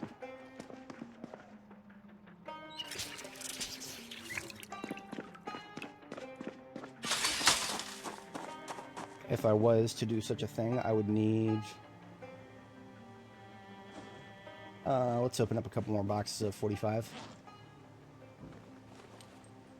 You know, for a usage rate for a medium shot, that's pretty... I'm really liking this 45 ACP. I'm really liking it. I don't know if I would recommend it at lower levels. On my next character that I level up, I will definitely be trying this much earlier on. And just messing with it, seeing what kind of the return is. Yeah, definitely worth screwing around with a little bit. Big Willie's gonna go. The best part is I have no idea if you're being serious or not, because some of the places in this game are they have such absurd names. We have about 2 hours left, but I don't have anything immediately relevant to prep for. I suppose I could start classifying the stuff that's in this base as stuff that can stay versus stuff that should go with us to our next field base. Yeah, we could start classifying stuff. That's a rather easy win. And I mean, honestly, the 2 vehicles that will empty the immediately relevant stuff from this base, one of them is already in here. The police car and the Southeastern Painting Services. Those 2 vehicles will unload this base. And then our fleet that is to the south here, that's just my ammo fleet. Everything in that lineup is loaded with either base supplies or ammunition. Trapper is great. I believe you. I believe you. I definitely believe you.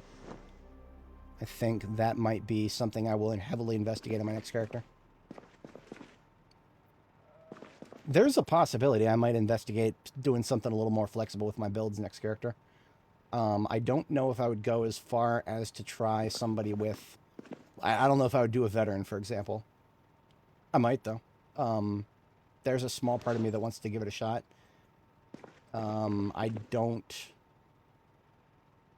don't know. Yeah, that's going to be something I think a lot about as we get closer and closer to the next update to the game. That's why I'm talking about my next character, right? The next update to the game. If anybody had not heard the news, 42.20, which is the next one that is going to be a stable candidate. So it has also been confirmed to be a save-breaking update. So this character's journey, regardless of where it is, it's going to end when 42.20 drops. This character here will sail off into the sunset. That is the best ending for your Project Zomboid characters, is to have the save broken by an update. And we will, I don't know, it will depend also on exactly how substantial the changes are. If there's not that many changes, if I am thoroughly underwhelmed by the 42.20 update, I might focus on a different game for a little while. Zomboid is evergreen for me. I will always come back to it, but I might be a little done with it if it's not a very substantial update after all. That's usually the approach I take whenever it comes to a save-breaking update. If it's substantial, I'm usually pretty excited to start over. If it's not substantial, then no, not so much. I keep coming back to the fridge because I keep thinking, is there something I need to... No, not really. I'm just going to have her chill. I've run out of yap, and I need to pass a little bit of time, and I don't have anything that I can get started on that will not start dragging on. So I'll just give her a couple of things to read, and we'll pass the next hour and a half here. Oops, can't sit there.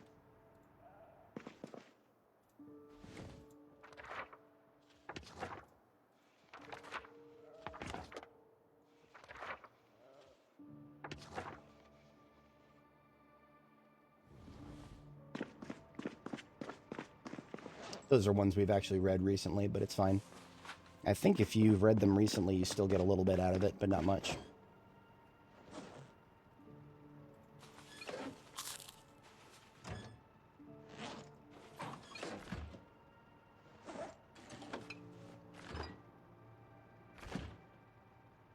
I'm going to take 2 kale and 1 salad. That should keep me fed for the day. Beautiful. Otherwise, my fridge is completely full. Yeah, fair enough. If I was going to switch to a different game, it would probably at this point be 7 Days to Die.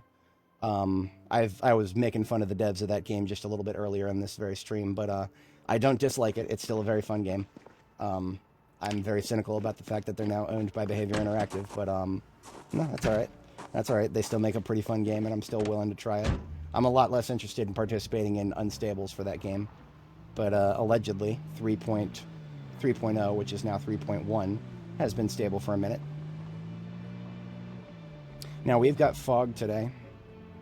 That's not going to stop me, but absolutely going to slow me down just a little bit. Why do we have anybody at the mall?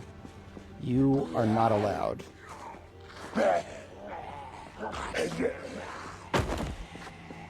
Give me some experience for my knives. This is the mall to the parking lot. I was just kind of veering over here to do a little look-see. The direction to the gun store that I was yapping about earlier is in the kind of this way direction, kind of. We're going in a bit of a roundabout way. Some of the territory we have to pass through will be stuff we've seen for the first time on this character.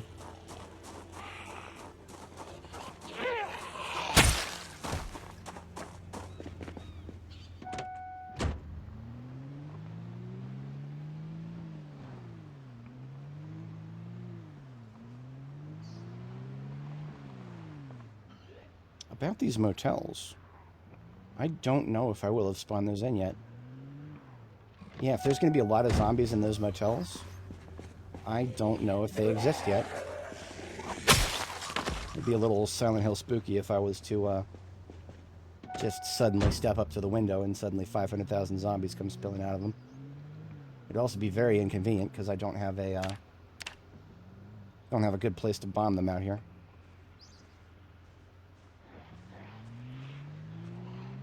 These guys on the right are not unexpected. I do recall doing a... Oh, this was on Annie. Yes, I did a bombing in this parking lot on Annie. I remember this parking lot very well because of how tight it was.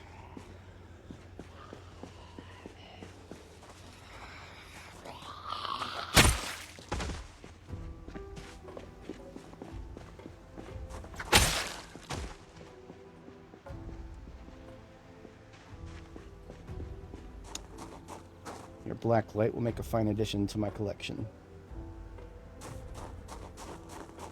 Now, here's a fun thing. Why is it that Zippy Market windows are just, no matter what I do, I will never be able to see into them? It's only Zippy Market windows. Every other type of window in this game, I don't seem to have a problem seeing. I think I can even, yeah, even the doors in the Zippy Mart, it's fine. But Zippy Mart windows, nah. You don't get to see what's inside the Zippy Mart. That's some high-quality frosted glass is what that is. That's the kind you could take a shower behind, and nobody would even see anything.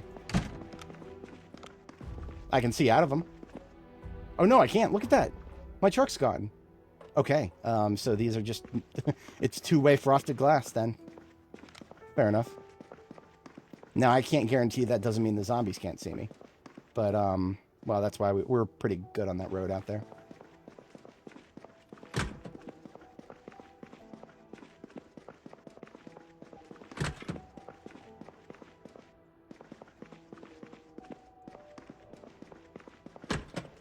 I don't like this. Hate it when I have to go through a doorway and there could be numbers of them to my left or my right. Makes it feel like a coin toss as to which direction I should look in first. One of the things I want to get out of here is a couple pieces of jerky if I can find it. My truck is supposed to have emergency jerky on the driver's seat for when I fail to meal prep, which I did the other day. So we're just going to check through these shelves for something non-perishable and very lightweight so it can fit on a driver's seat.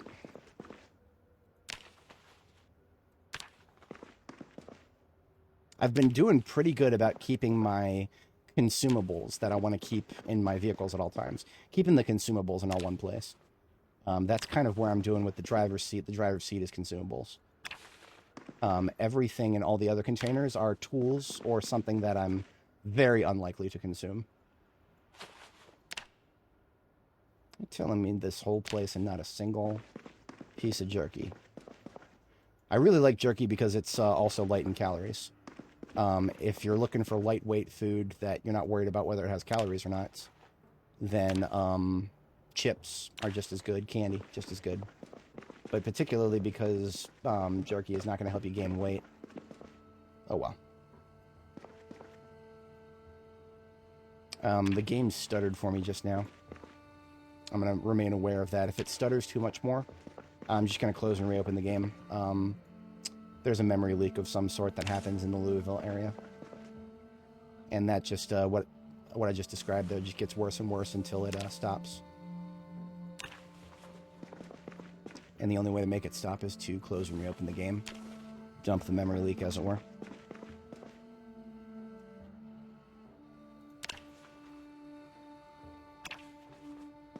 And that is the entire gas station out here. Check the back shelves, why not?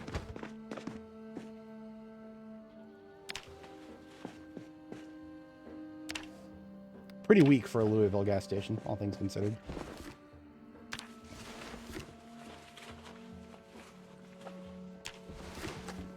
Respirator filters, probably the most useful thing I found. Those are consumables by my standards. I put consumables of, whatchamacallit, in the driver's seat.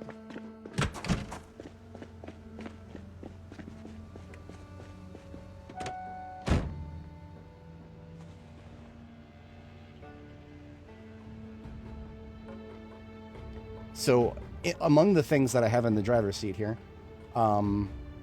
tweezers, spare suture needles, comfrey poultice, more sterilized bandages. So let's just say that I had an injury that was 10 times stupider than the one that I just got.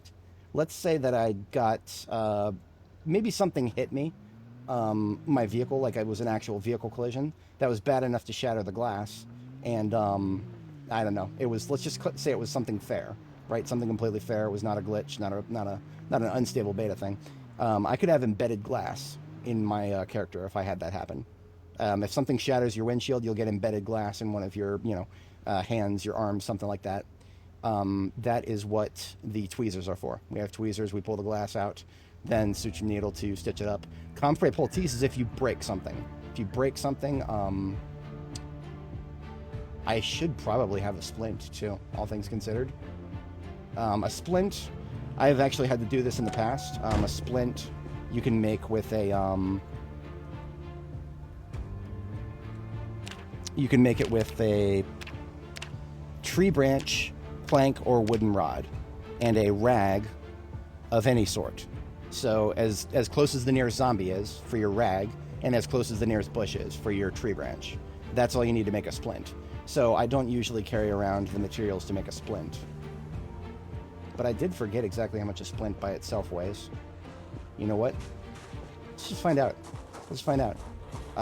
Splint is something that I never think about because it usually takes a rather severe series of circumstances to get a break in this game. The most likely place for me to ever have a broken bone is in my own base while I'm on multiple story bases.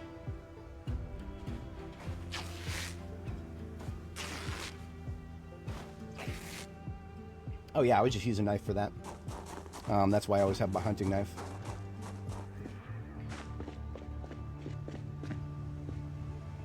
So we got some rag from that. We got a rag. And now I'll just grab a...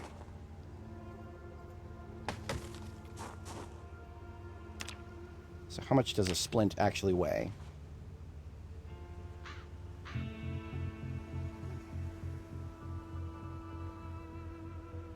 .1.0. That's not that bad.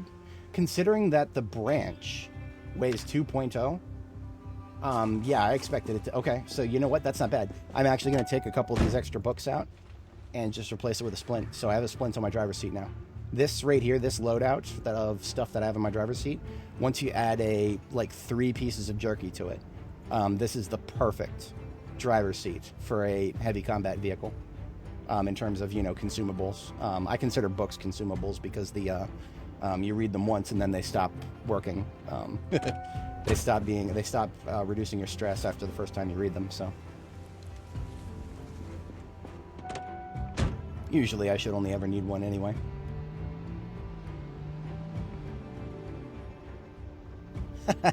Hey, you know what? I'll take it. I'll take it.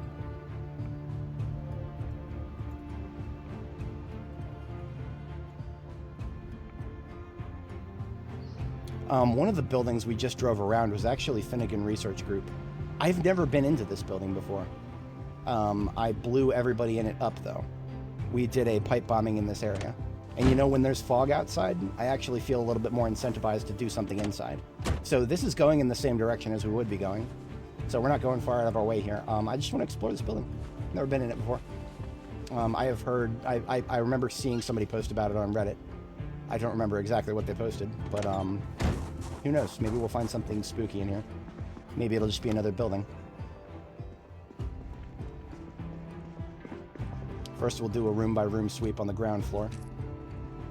When we go up to the second floor, though, of course, that will spawn in a bunch of zombies.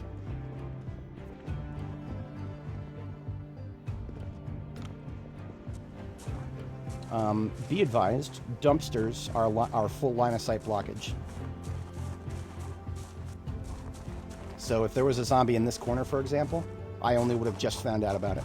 This corner, dumpsters don't look like they would block you the same way that walls do, but they just... When you see a dumpster, try to train yourself to be seeing a wall.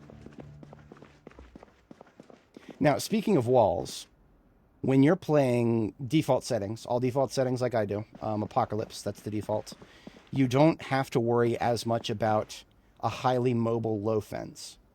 But that's what these dividers are. These dividers right here, these are cubicle dividers. These are highly mobile low fences. The character can pick them up and they only weigh 3 encumbrance each.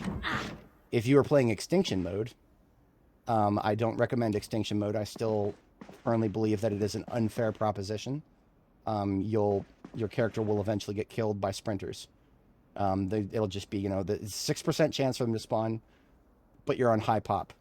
Eventually you'll get cornered by multiple sprinters. It's a question of when, not if. And you don't have movement superiority over sprinters. The only thing that you can do to give yourself movement superiority over sprinters is to lead them over a low fence. Because once they flip over a low fence, that's instant CC. It takes them 2 seconds, I think. It's more than a second. I don't know if it's a full 2 seconds. But any zombie, including a sprinter, that flips over a low fence is CC'd for more than a second. That is enough to buy you very critical time if you're interested in torturing yourself with extinction mode. I'm not, but looking at this room will be a fucking gold mine for an extinction mode player. That being said, this room is in the dead, festering heart of Louisville, right here. Yeah, good luck getting to this room quietly if you are a extinction mode sweaty tryhard. I say that it's mostly joking because I might be one of them someday. Someday I might actually give it a shot. Maybe I'm slightly wrong about sprinters being a 200% checkmate. I don't want to cede that ground because I do firmly believe that we should have movement superiority over all zombies in some form. Because that's the proposition that the game's had for the past 13 years. And violating that just feels wrong. The past 13 years, we have always been able to just turn around and walk away. And as long as we're not injured or over-encumbered or something, we will always go faster than the zombies. If you think about it in those terms, sprinters are a fundamental violation of that situation. But, you know, it's what it is. It is what it is. I am 100% convinced that extinction mode was added for the people who need to be able to die in order to feel something. That's not me. I can enjoy this game a lot if I'm not able to die instantly. This game is already Mistake Punishing Simulator 9000. I don't know if y'all heard that. That is the sound of 1,000 terrible things coming this way.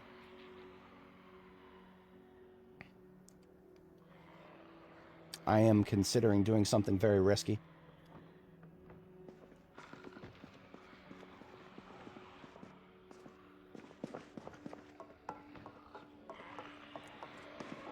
That was very risky, but it worked.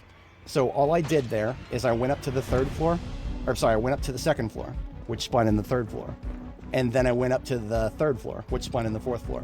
So we just spawned in 2 floors. All we got to do now is bring them somewhere where we'll have a marginally better chance against them. It's not going to be that much better because of the fog.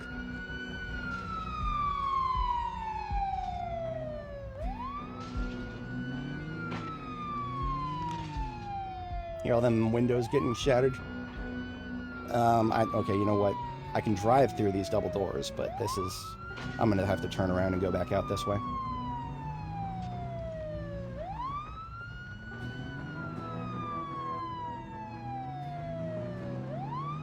Most of them should be coming down these stairs here. You notice my character is now stressed. That is the sound of zombies flapping doors, is what caused that.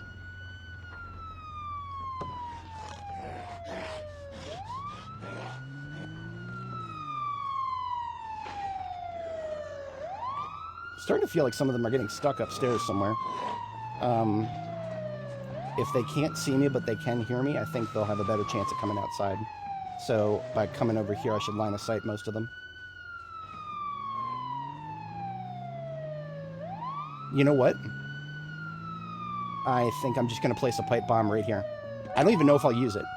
I'm going to place it.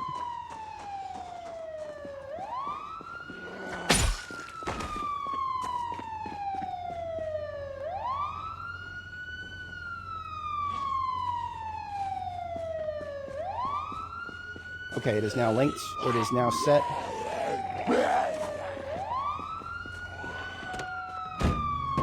That was risky. That was really risky. Especially because of the stutter. I don't know if y'all saw that, but we stuttered right as we got in the vehicle. That was not very good. But because we don't have to take them very far... Ah, look at that. Oh yeah, my theory was correct. They have no problem coming downstairs when they can't see me. Because remember, when they see me, they start trying to do stupid things like walking towards a railing that they don't know how to jump over. But when they can't see me, they start padding to go down the stairs like a normal undead being. We already got our pipe bomb group, boys. We don't have to take them anywhere at all. Everywhere in this area we actually already cleared for the most part because it is we did an up and down on the road to the bottom right hand corner of the screen there.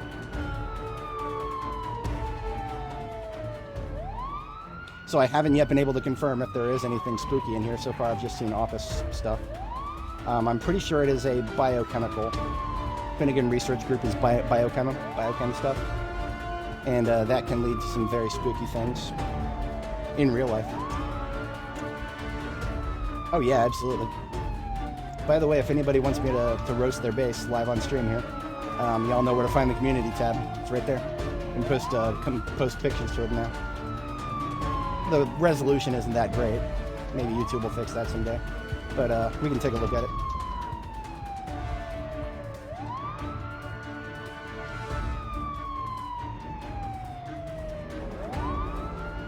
They're taking their sweet time coming outside because the slow ones are kind of jamming up the fast ones here.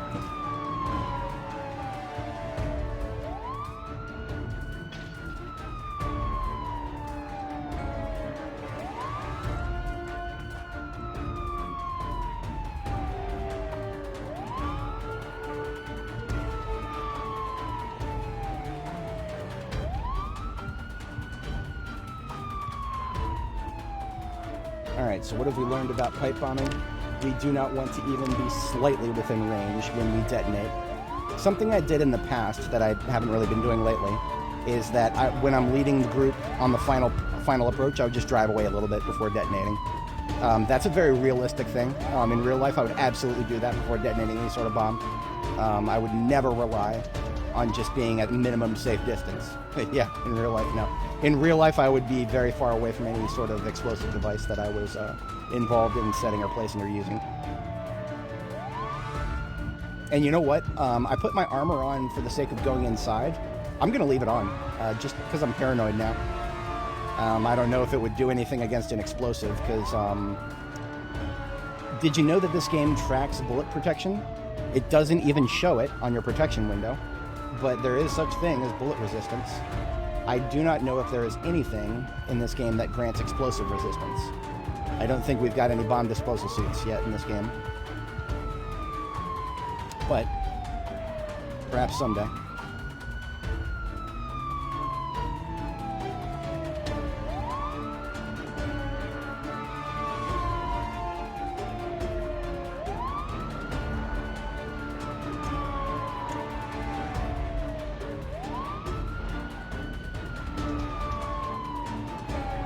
That is a lot of people. Considering how small this building is, relatively speaking.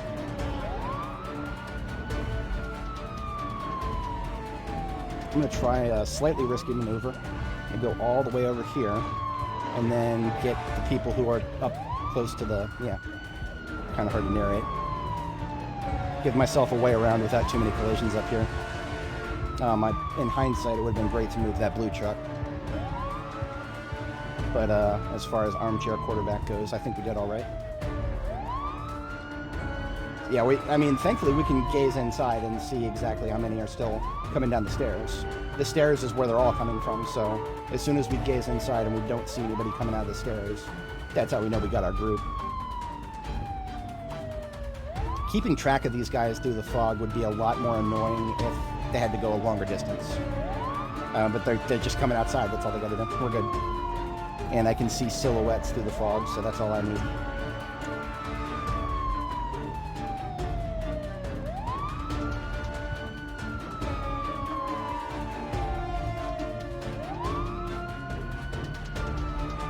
How many stories is this building? It's 2, 4, 6 stories up.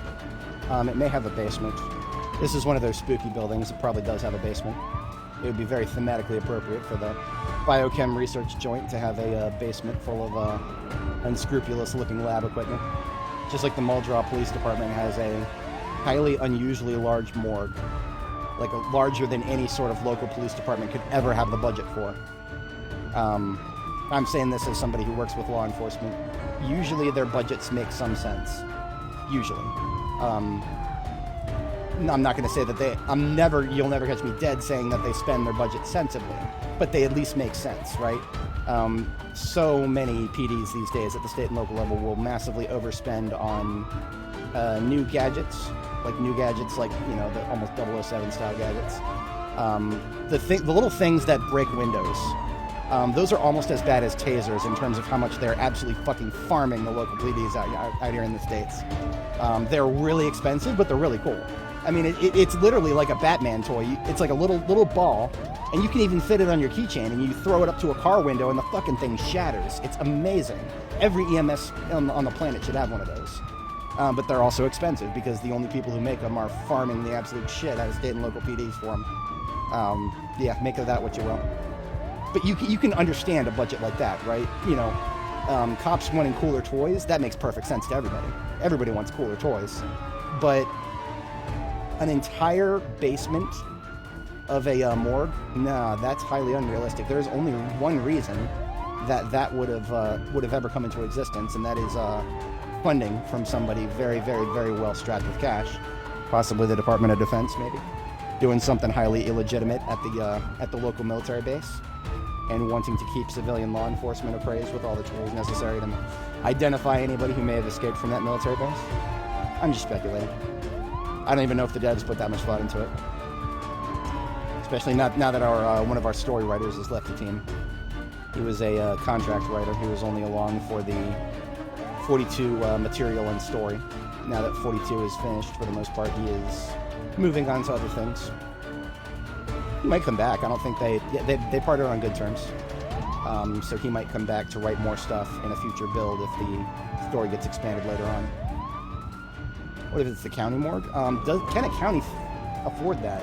That's just the question I have, is if a county can afford that, we're talking like Meade County? Meade and Knoxville. In this universe, Meade is still a real thing. Meade is the name of the county. It's in real life, Louisville and Meade are the two counties that this game comprises. In this universe, I think Meade is still a thing. I don't think Jefferson exists in this game. I think they split Jefferson into a couple of other things. And I think that Knox County is sort of like what they've combined a couple of other things into. I don't know though. It's been a little up in the air. I thought they just considered the whole map to be in Knox County. But you can see Meade County sheriffs all over the police department cars in this game. On the flip side, you don't see anything specific for any of the fire department vehicles. Everything is just the Kentucky Fire Department. I guess the state boys have enough to afford outposts all over the state. That's all very relevant to my interests as day job. If anybody's not familiar, I just do tech support, but I work for a federal client, and some of the tools that we provide, that my client provides to state and local partners, ends up in me actually working with state and local every once in a while. Not in any sort of investigative capacity, just, more than anything, helping Grandpa figure out his iPhone. It's fun though. And there's no better way. You know how that you can understand people better just by working retail? You can understand the way governments work just by working for a federal job for a little while. You learn so much just by hanging out in the environment. You understand the mindset of the people behind it. And I hate to say it, but if you're into conspiracy theories, there is no better way to disband somebody's conspiracy theory than to just have them work for the federal government for a little while. You'll start to understand very quickly that a lot of things that seem very spooky are really just something to do with contracts. That's almost always, everybody's hyped about UFOs right now. Oh man, aliens are real now. Aliens are real. I'm not saying this based on anything I actually know, just a very educated guess. It's aerospace contractors doing flybys of military bases with stuff that they haven't sold the government yet. They're angling for a contract. That's all it is. Your Boeing, your Raytheon, your Lockheed Martins. They've got new toys that they really want to sell to the DoD, but the DoD hasn't shelled them out a contract yet. So they're doing these little flybys of these really spooky looking, tic-tac looking drones that everybody thinks are just fucking aliens. Oh, look at them. They're not obeying the laws of physics. Look at them. No, they're just, it's a bunch of private sector contractors angling for money is all it is. That's all it is. It's very disappointing when you start to understand things in that way. A lot of people want to believe the crazy things. And I'm not going to even sit here and act like there aren't some crazy things going on. There absolutely are. But a lot of things can be a much simpler explanation. And that is an adage that one of my buddies who's actually from the military told me. Great generals, oh no, sorry, good generals study battles. Great generals study logistics. Legendary generals study military contracts. It's, in that paradigm, I would never be the one of the legends because my brain checks out at logistics. I can do some logistics, but I can barely keep food on the table in real life sometimes. I think we've got critical mass. Yeah, we've had critical mass for a minute, actually. I really don't care about these last 1 or 2 slow shamblers coming down the stairs. Let's go down to 5 and see if we can get our final group here. So this time, before I hit the trigger, we're going to be accelerating to gain some distance. If anybody was not here when we did our last detonation, we clipped ourselves with the outer edge of the bomb and took a slight injury. It might have already healed, actually. I'll check it after this.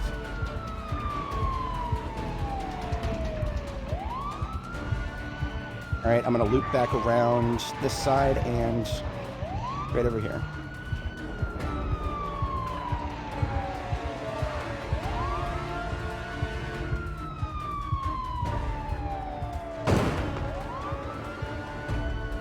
Beautiful, beautiful, beautiful. That was like 98% efficacy right there. Now, that was not the biggest group.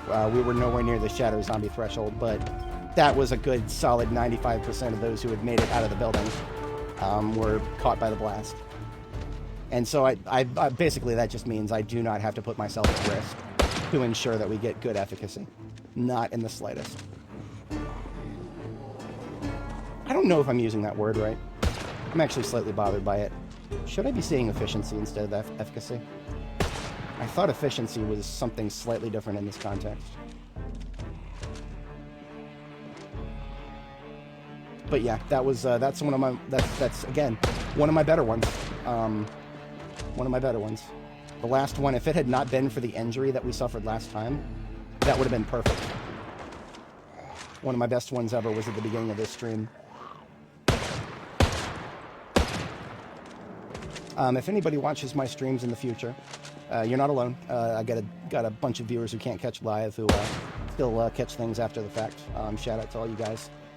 If you're watching this in the future, or if you want to finish watching in the future, I generally try to put timestamps in the description of when I do major bombing activities, so that you can follow along the most interesting parts without watching all the boring shit. Although that usually is something that I'll try to do for the more interesting streams. Like, for example, last stream, I didn't have that many super interesting moments, so I didn't have much to go back and timestamp, but something like today, for sure. I'm just going to give them a moment to come over here. Get them in the pile, too.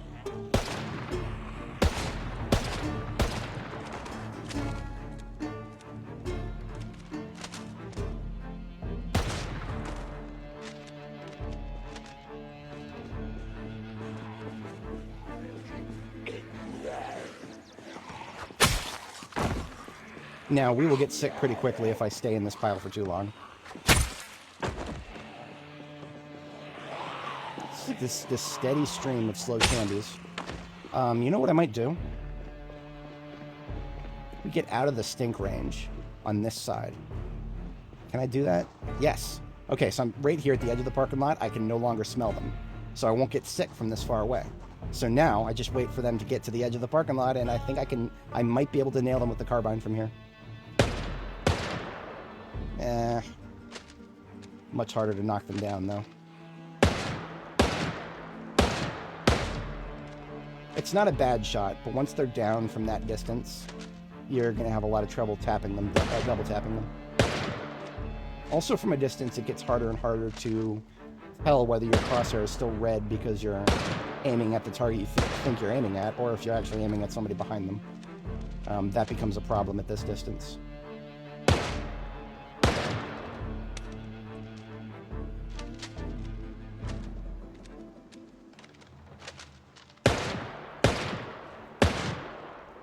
I actually like this a lot. Probably would not be able to pull this off for all of my bombing activities. Usually it's pretty easy to get everybody to come out of a building. In this case, Yeah, these guys took their sweet time. When you consider how long we spent in that parking lot, that these guys are only just now showing up, they were clearly stuck on something at first.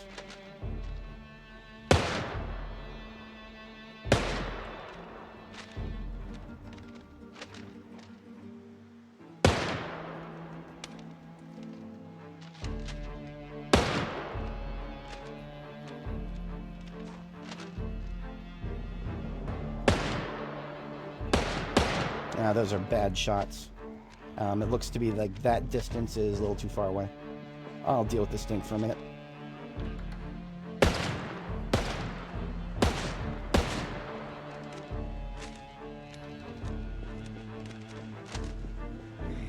Well, there's only... So this, you're only looking at the contents of the 3rd and 4th floor here, out of the 6-story building.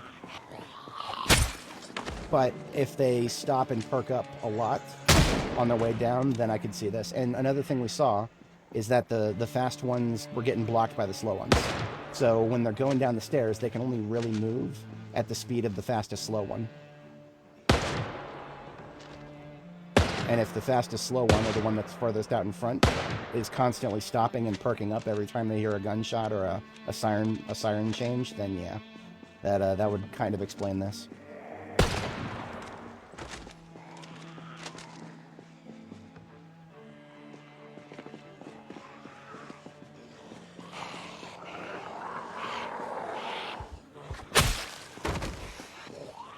I'm going to show you guys something very interesting.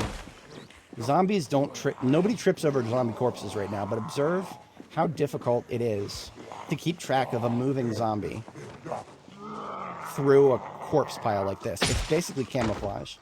When zombies are walking through a pile of other zombie corpses, it's almost zombie camouflage. I have a tendency to start misjudging my distances if there's too many of them.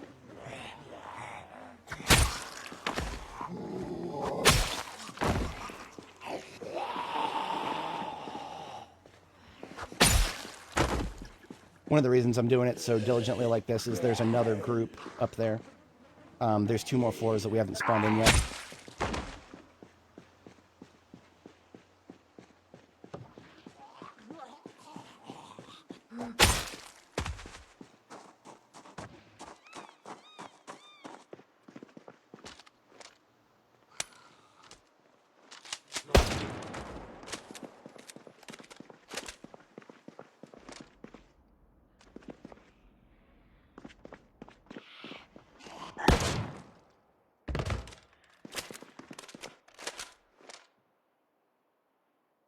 I definitely still hear a little bit of breathing.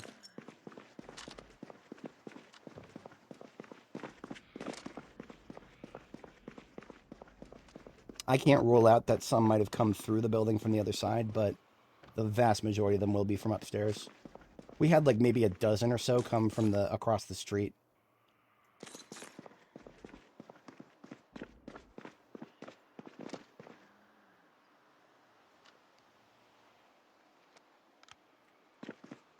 Now, I have a very cheesy idea.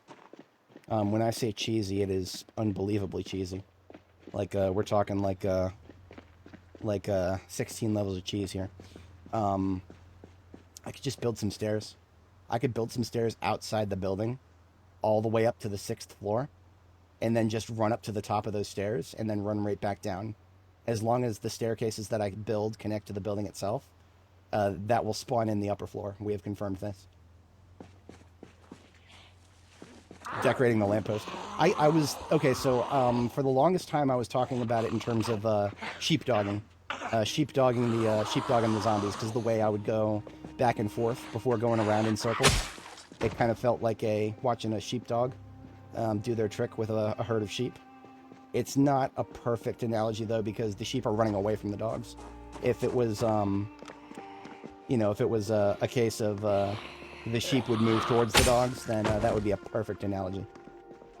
Because the dogs are quite literally trained to work with the sheep and make certain movements to get all the ones that break off from the group back into the group. We do the same kind of thing. It's just the group is running away from the dogs, like a reverse border collie maneuver. Brad FX, how's it going? You're witnessing our 3rd pipe bomb of the day here. Now, the second one actually injured us earlier. We have discovered that we can, in fact, be injured by our own bombs. I'm going to take off this bandage and check to see if anything has... It's been stitched for a while and it's still not... You know what? I'm going to go ahead and take these stitches out and check. Yeah, I'm going to disinfect it first, then I'll take out the stitches.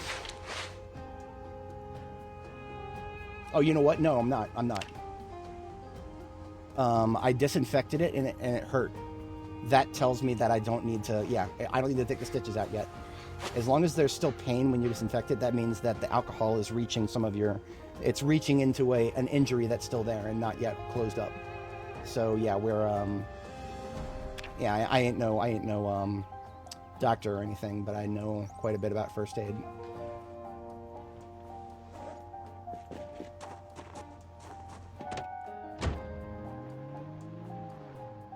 I'm going to do something that might make my life easy. Oh, hang on. Oh, we're not done with the cleanup yet, boys. Where did these guys come from here? Where did these guys come from? These guys... I didn't kill these guys. There ain't no blood over here. These guys are people who jumped. When you turn ragdolls off, which is what I've done, for the sake of stability, when they jump with ragdolls off, they turn into traps. You walk over them, and they spring, and they reach up and grab your feet. Don't let them do that. Make sure Admiral Akbar is by your side at all times. That will happen. Thankfully, you get to choose when to spring the trap. Just don't get too close to them if you don't know how they got there. Just assume that they might have gotten there themselves, and now they're just waiting for you. Just two? Okay. There's an unknown... It looks to be at least 3 over here. I'm not going to risk trying what I just tried for this next group. I'm just going to shoot them all. Yeah, much safer. Because if I couldn't swing fast enough, then they would get a free leg hit on me, and that would stumble me. That is extremely dangerous. Do not fuck with these guys if you're not 100% confident you can nail them. Alright, we're good on this particular side. But let's go around the corner and see what else.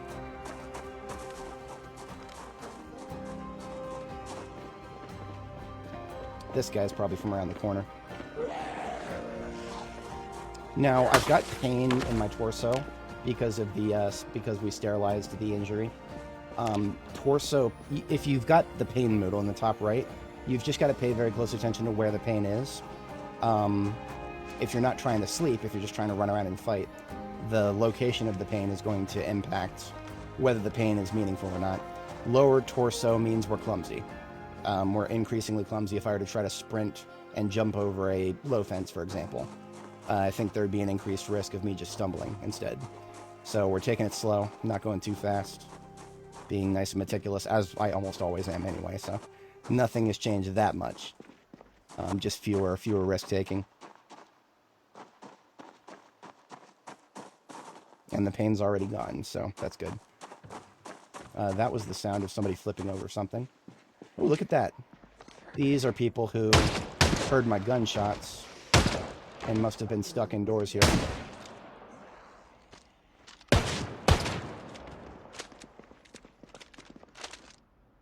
Saw another one. It looked like she was going outside. Did she just go outside and ignore everything I just did?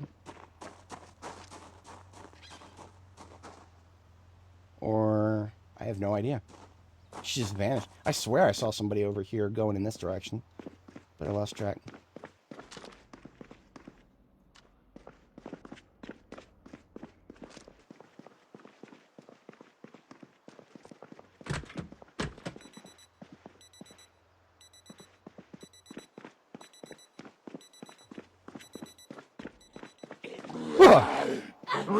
That was, okay.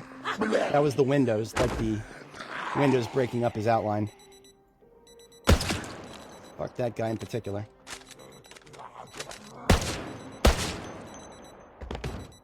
He had an axe in his back, so at least I got something for my trouble.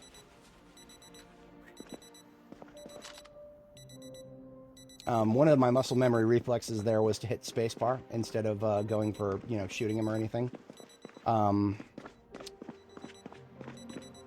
I don't know if that's necessarily a required thing.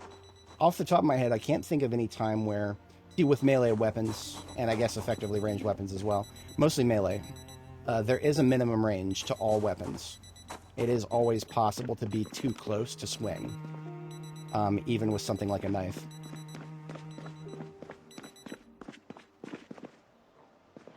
See, look at this. She made almost no noise, and there's two of them. Look at them.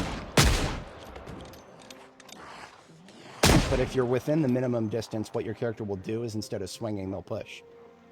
Personally, and I have no idea if this is just being overly paranoid, I prefer to never rely on that system of, you know, pushing instead of swinging automatically based on your distance. I don't want to ever rely on that. So if I feel like a zombie is too close, based on my understanding of my own ranges, I'm far more likely to just push.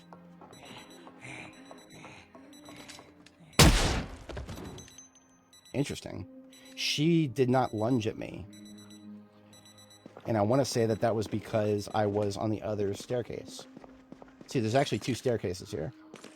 I have no idea if that is a reliable thing that could happen regularly. Usually I just assume that they'll go right across the staircase easily. Oh, by the way. How do I know I'm shooting at a zombie? My crosshair turned red. This is why I always aim up a staircase before going up it.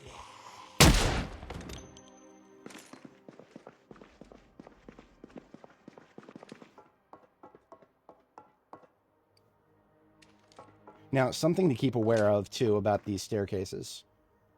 This is not always the case, I think, but most of the time, staircases are... Zombies can see through them, like down a stairwell.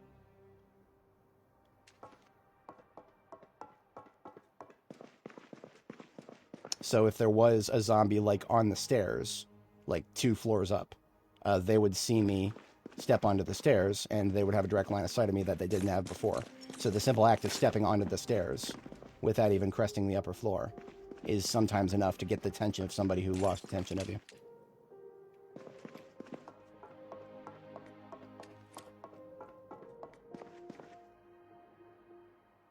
We are now on the 3rd floor. So, this floor is going to have basically everybody except for any deaf stragglers that don't respond to noise. But as soon as I crest the staircase, the floor above the next floor is the 4th floor. That one will technically be clear, but the moment I crest the staircase, the 5th floor spawns in. And then we also confirm there is a 6th floor to this place. So I could do again what I just did before, and just go up the stairs twice in a row. I'm not going to say that wasn't dangerous. It was. That's where stealth is actually not a meme. I'm going to give it a shot. I'm going to give it a shot, if only because the staircase is very isolated. I can be reasonably sure that I can run back down this staircase. And, I mean, the only places they can approach the staircase from are either the staircase itself or come through from this hallway. So that limits the amount of places I can be ambushed from to a degree. It's better than nothing. It's better than a wide open staircase. So nobody's directly at the top of the stairs. That's expected. It's the next flight of stairs that will be the problem, and anybody who may be on the floor above it. Oh, okay then. There is another floor above this one. Just taking a screenshot to compare later. There is another floor above this one, but I don't know where the staircase is for it. So I'm gonna take out my loudest gun and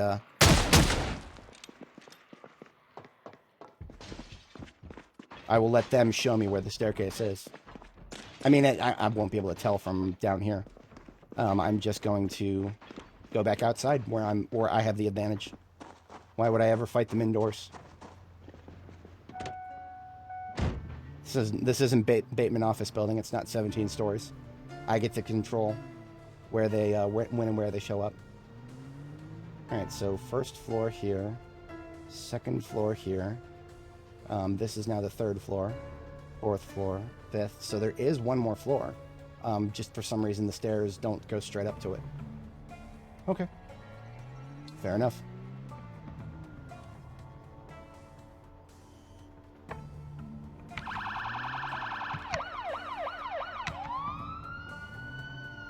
I wonder...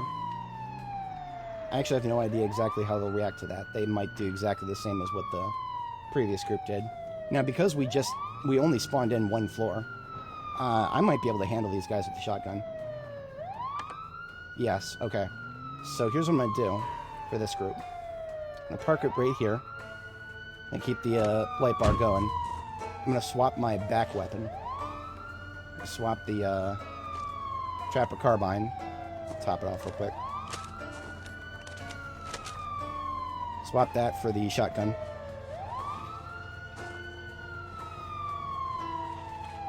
And we're going to open a few boxes of shotgun here.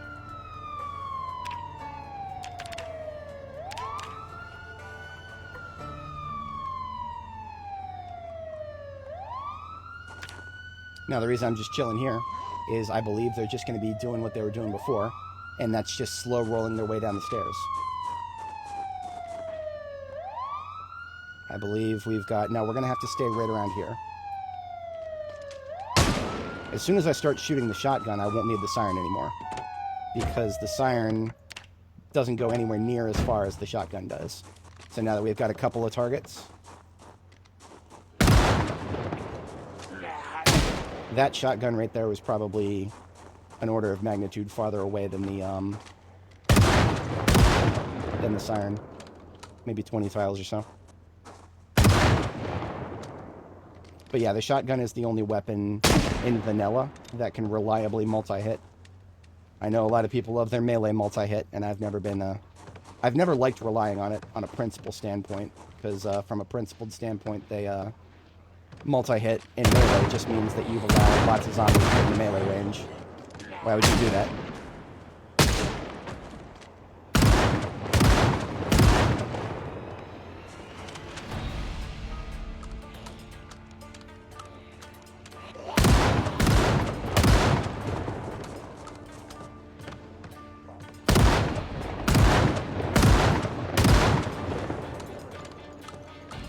I don't like this little corner here. Okay, this is unsustainable. I have to get farther away.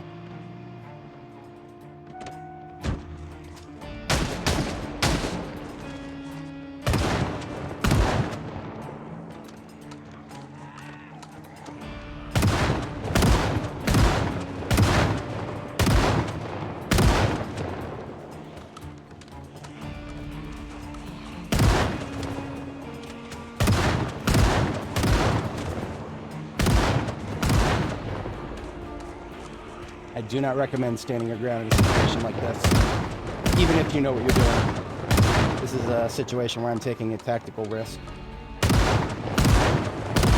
That is more risky than I normally would.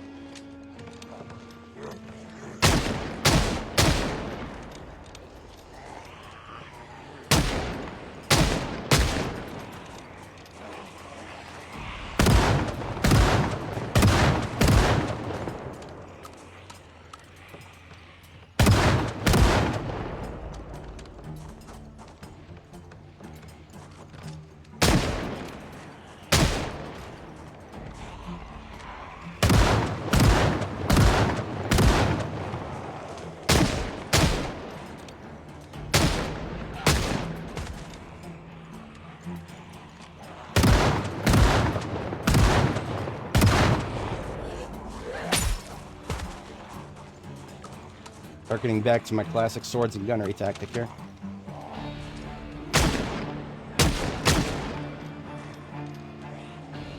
But you see, this is what happens when we start to...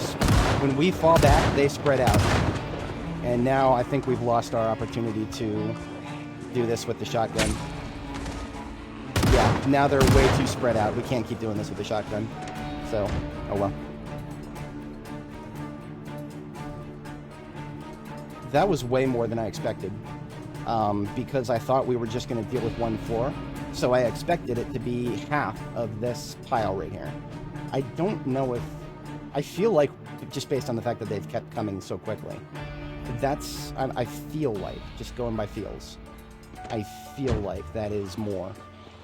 I think I'm going to have to give up on keeping a neat area in this parking lot.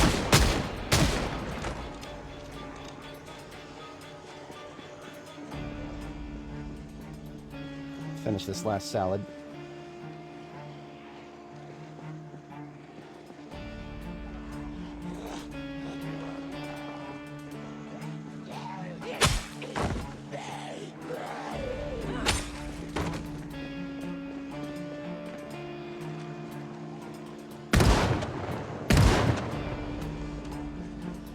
And this is where the zombie camouflage thing I mentioned earlier is going to work against me heartily.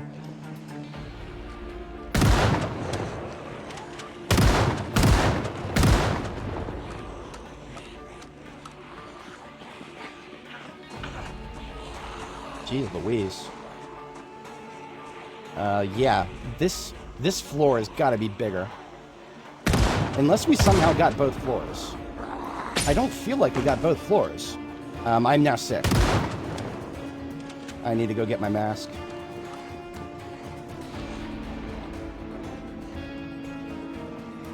Alright, I'm gonna get my mask and I'm gonna get a cup of coffee in me. I'm not feeling comfortable with leaving this where it is. It's always an option for me to just simply bail out. I'm not interested in doing that right now.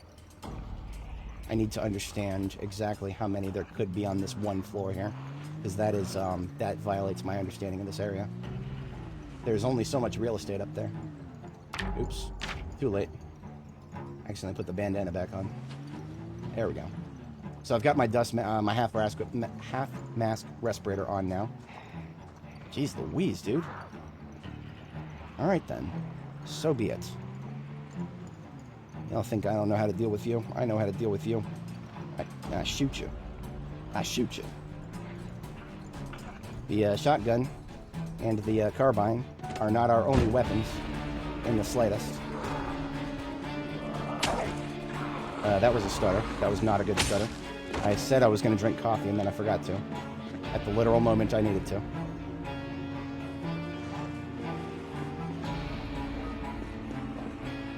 Casual sipping of the coffee. I'm going to start a kill line here before we discharge. I'm going to do the heavy weapon swap here. Yeah, we're going to do heavy weapon swap here. So, heavy weapon swap is going back and forth between the M16 and the shotgun. So the shotgun stays on my back. The M16 goes in my hands. And a few M16 magazines go into my backpack.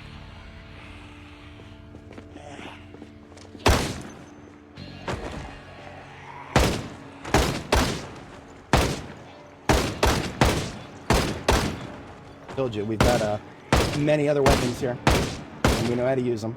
We're not afraid to use them, but sparingly. M16s are nowhere near as common as PS3Ts or Trapper Carbines. Did we just get... That was a double hit, and I have no idea how we got it. Rifle bullets can penetrate, but that was... That one and that one at the same time. That odd, very odd. I didn't even know that would... be something that could happen. I'm going to move the truck up a little bit. Our flashlight does not reach far enough to get maximum optimal range for the M16.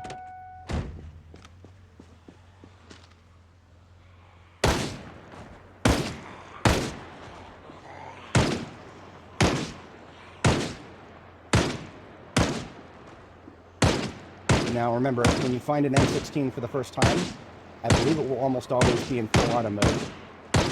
Don't let the game do that to you. Zombies only have one head. I'm switching to the shotgun now because they've decided to cluster. They've triggered my trap card.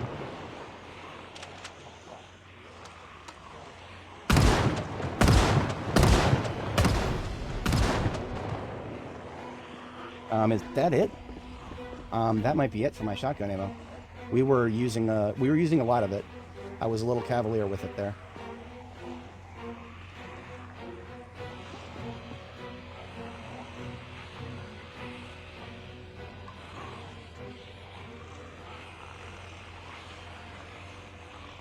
Okay, we're good.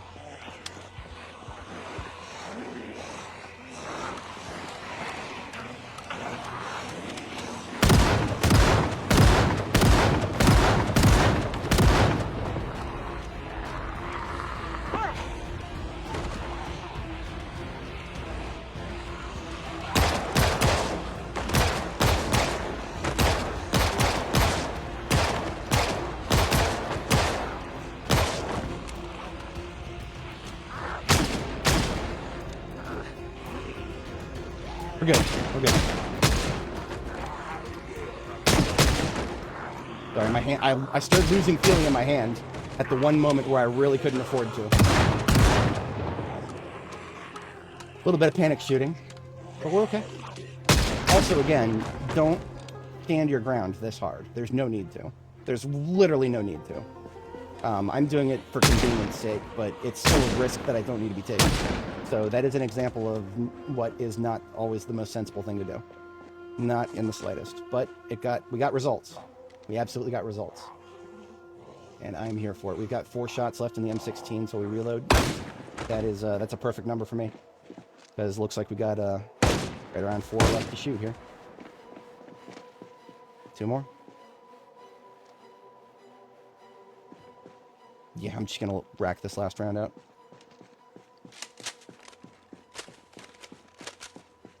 I like to leave my M16 with a full magazine in it and one in the chamber.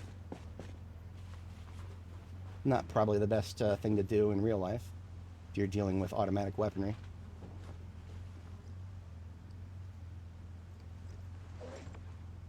That is the sound of somebody else who just flipped out. So we're not 100% done with this building yet, but that's okay. We are like, we're good. We are very good.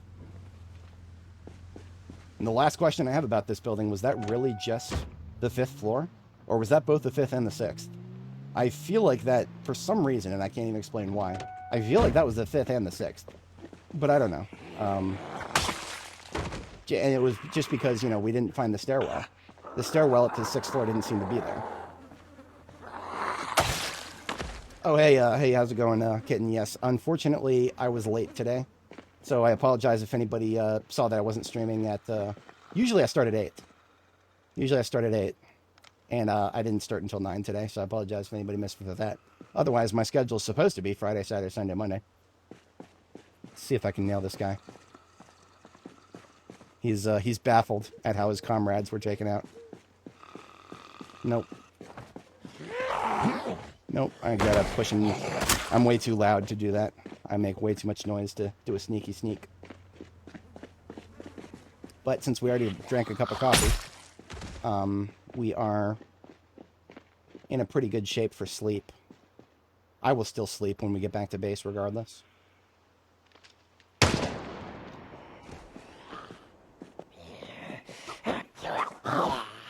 Nope, okay. I don't mess with these with melee weapons anymore. Crawlers, I will always shoot them almost all the time now. There's just something about the attack radius when you're dealing with a target that, you know, you have to get close enough to allow its arms to be almost within arm's reach if you want to hit it with any melee weapon. But I would say that was very successful. I am going to take off my heavy armor here because our character is very uncomfortable after all that. Respirator as well, since we're getting out of the stink zone now. But yeah, for anybody joining us, a quick recap, we have been fighting the Finnegan Research Group building here for a minute. There were a little bit more in there than I expected, but we dealt with them with extreme prejudice. We dealt with them harshly and thoroughly.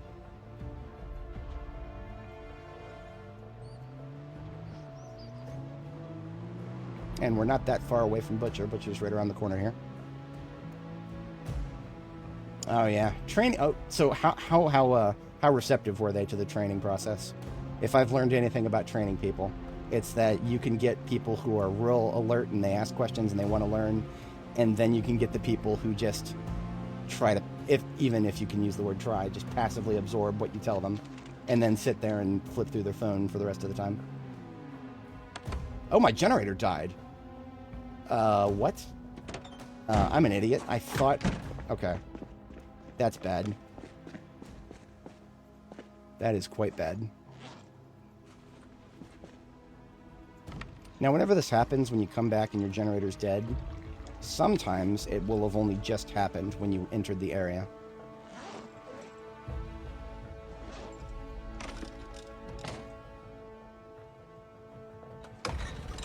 The best way to know is we're going to go check the freezer. Now, even if it has been like, you know, let's just say it was dead for like a couple of hours there.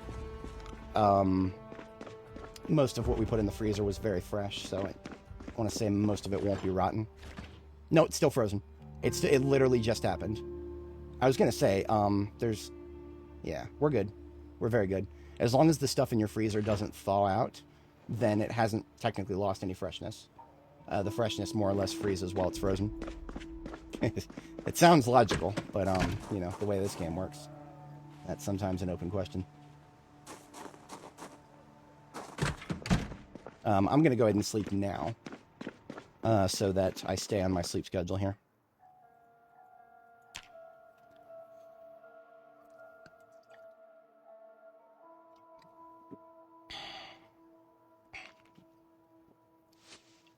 Our first major pipe bombing of the day, if anybody joining would like to see it, that was about 3 hours and 20 minutes in, and we're currently at 6 hours. So if you were to go back in time approximately 2.5 hours or so, maybe a little bit more than that, you would be able to see the highlight so far. But if anybody else wants to catch it later, I am definitely going to be putting a set of timestamps in the description. So feel free to drop by sometime in the future, and there will be a pinned comment with some timestamps, timestamp-roonies. Came home with lots of foodstuffs from the local junk food store.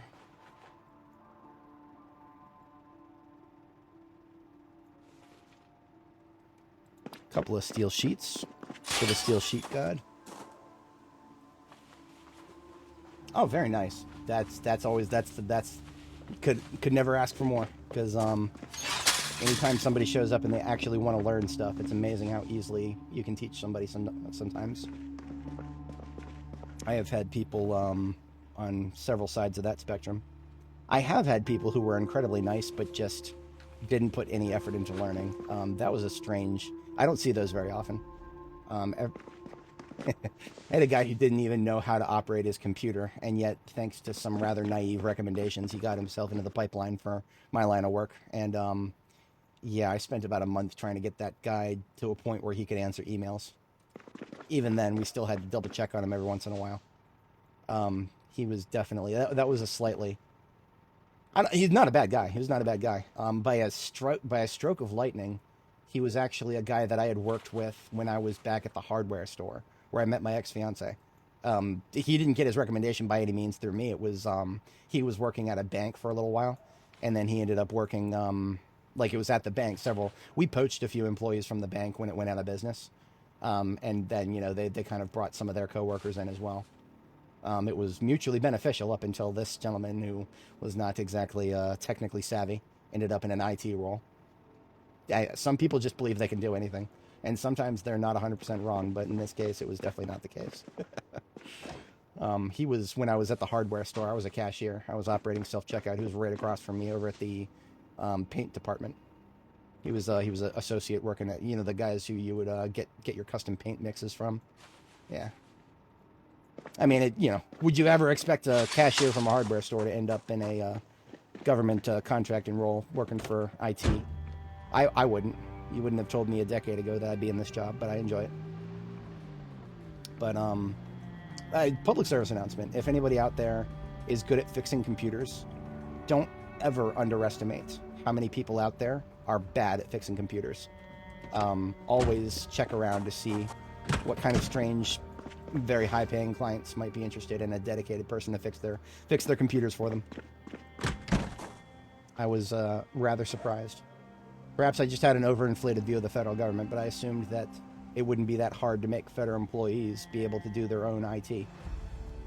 Boy, howdy, I've never been so wrong about anything in my entire life. Oh my God, if you know, you know, and if you don't, it becomes obvious fast. boy, howdy does it. Ah, here it is. I needed to get this out of my... Okay.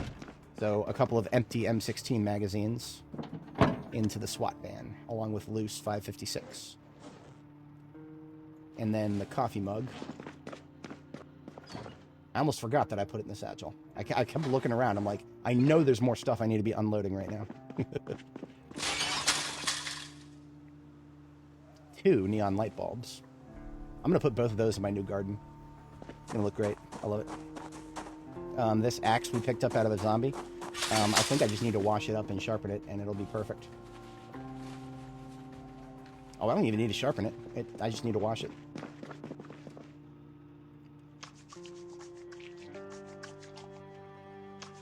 I'm always down for another firefighter axe. I can make the regular ones, but I can't make the red ones.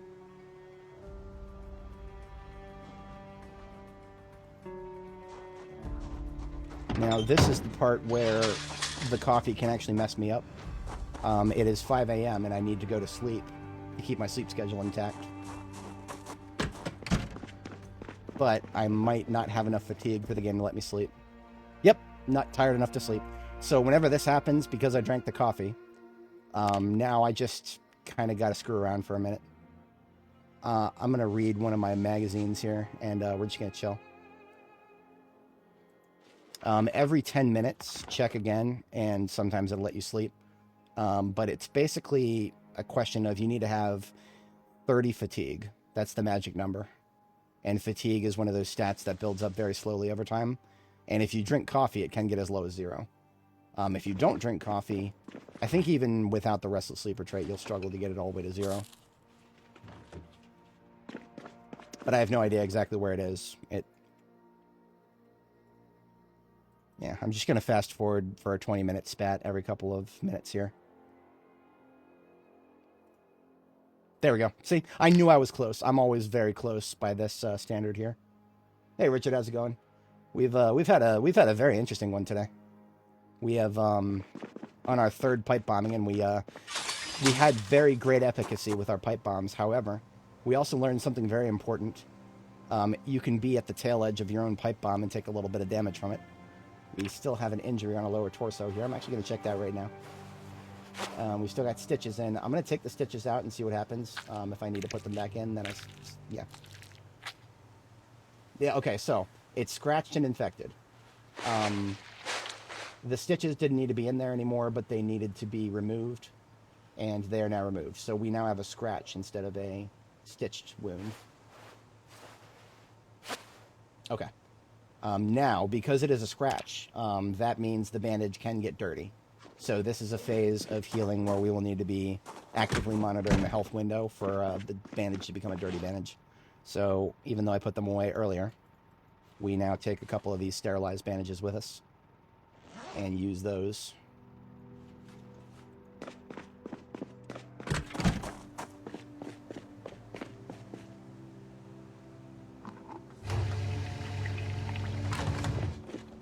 That back up on the roof since I had to eat up one of my gas cans completely. Yeah, well, I mean, okay, so there is an argument that one can be made that maybe you're just really, really, really good in your field, and that field has nothing to do with technology whatsoever. That feels wrong to me because I'm sort of a jack-of-all-trades kind of guy. You know, I've got a lot of hobbies, but the one thing that I'm actually good at is computers. That is the one thing that I'm actually, like, you know, I'll unironically glaze myself a little bit when it comes to my knowledge base. But that is not the case for everybody. Some people are just really good at a few things, and none of those things are anywhere in the periphery of technology. And that, you know, that's, you'll never catch me talking down to anybody on that, but that does mean that you got to kind of brace yourself for how stupid some of the questions might be. I would usually assume, like, you know, this is a naive assumption of me. It was a very naive assumption of me to assume that like a brain surgeon is, you know, somebody who's got the capacity to understand how to operate on somebody's brain. That means that they won't fail to operate Microsoft PowerPoint, right? No, that doesn't mean that at all. They'll still fuck up their own. They'll fuck up installing Outlook. It happens. It is what it is. Just because a common person can do it does not mean that anybody can do it. there will be some rather silly gaps in people's understanding, regardless of how good they are in their field. Oh, yeah, you know what? It's funny that I should say that. I forgot my lunch again. At least I caught myself this time. Oh, yeah. Oh, I think I still have one without it. It's important. It keeps the dust out. It is not to be taken lightly if you live in an environment where the HVAC can spin up dust like crazy, like the one I live in. It is a godsend that my my PC case, linked in the description if anybody's curious, it's the Tower 900.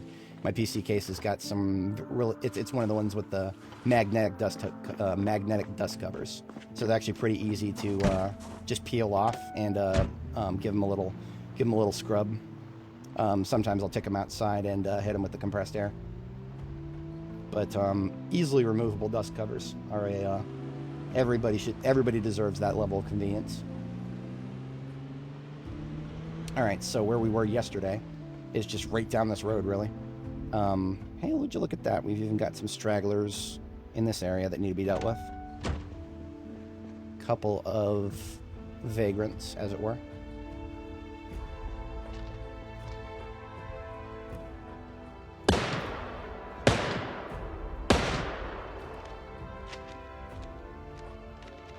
I love the Trapper Carbine now. I don't know what it is. It's just, it feels so convenient because I know I'm not wasting rifle rounds if I want to kill something at medium distance. That medium distance shot right there, if I was using the M16 or any of the MSRs, it would feel like a waste because it's only 20 bullets to a box. But this is the perfect compromise.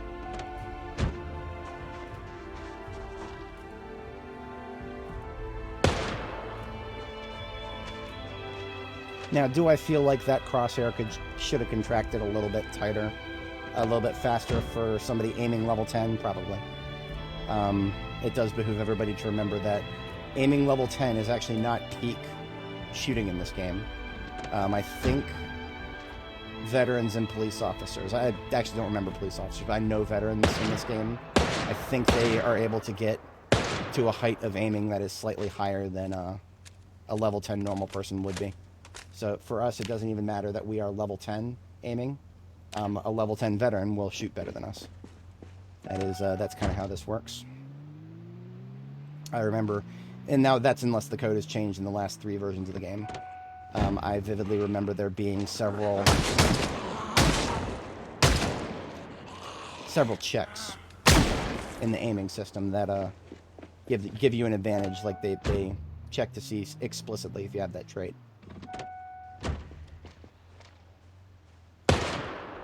Not very good game design, in my humble opinion, to explicitly check for a trait or something like that. In my humble opinion, it really should all just be skill-based, but you should have a higher skill ceiling if you have the... I mean, it would be the same outcome, but from a programming standpoint, it would be more efficient, because you're not looking for an explicit... Traits don't get defined in the code. Traits get defined in Lua. So they're not in Java, in Lua. And because of that, you don't want Java looking for something explicit in Lua. You just don't want that. But that's how it is right now.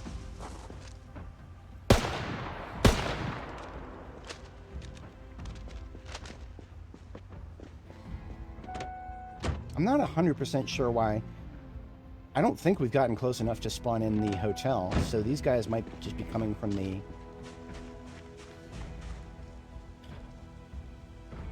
Two trees placed in the perfect spot. I can't see the guy trying to break into that back door.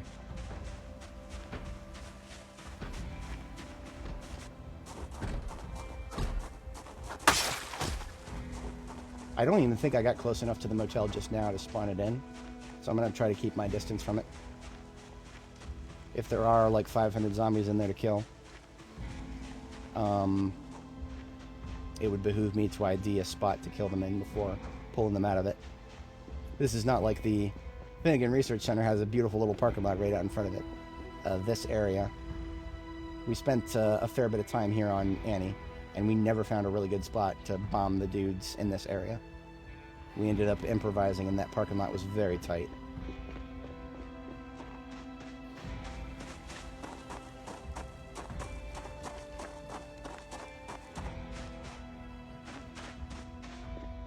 We're also starting to get a few stutters. You know what? I'm just going to deal with that right now. I'm going to get ahead of it right now. If your game starts to stutter a little bit when it doesn't normally do it, you've probably just been playing a little too long. There's memory leak somewhere. So just close and reopen the game. It's fine. Wait a minute. Hold on.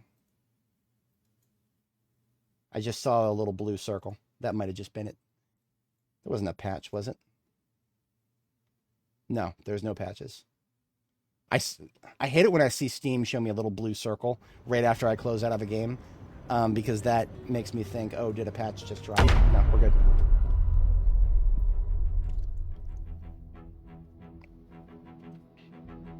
It shows a little blue circle every time it tries to synchronize remote saves, even if you have remote saves turned off, which I do. Steam things.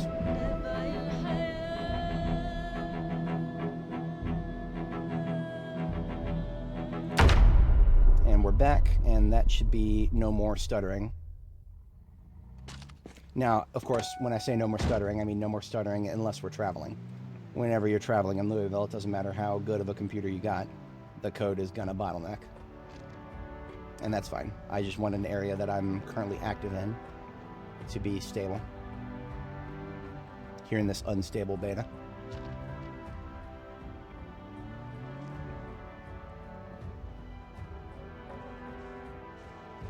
For a first exploration of territory, that neighborhood over there is suspiciously quiet.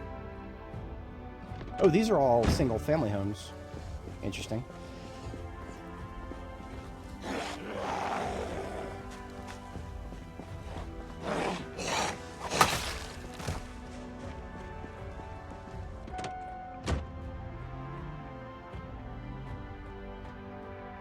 Now, something I've wondered about this game's injury system. I have not been injured very much, so I have not been able to experience it very much.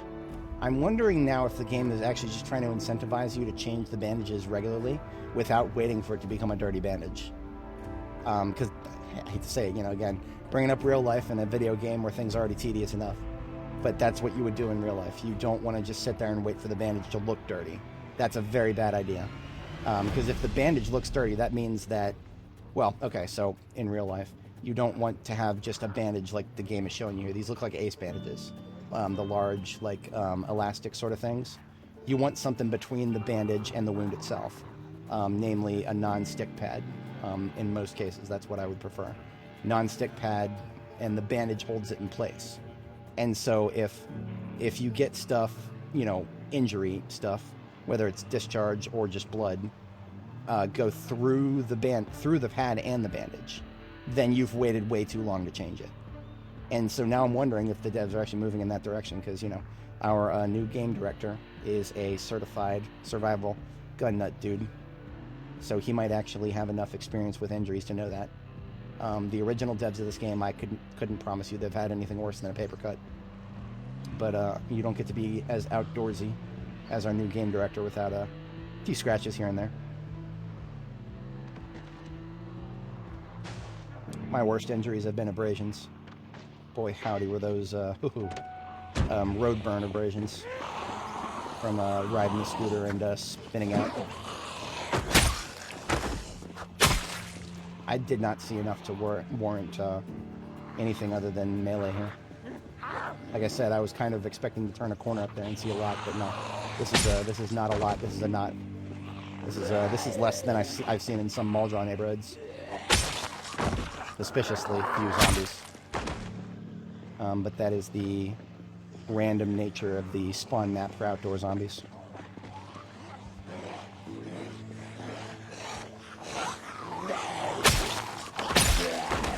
Fast to the left. Slow to the right. Oh, fast, but a slow didn't even notice me.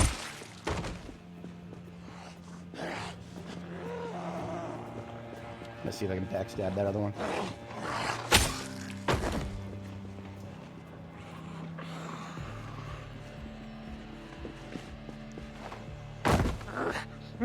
Maybe pulling out the knife would help. I actually thought I had it in my hand, but I was facing away, so I couldn't see my hand.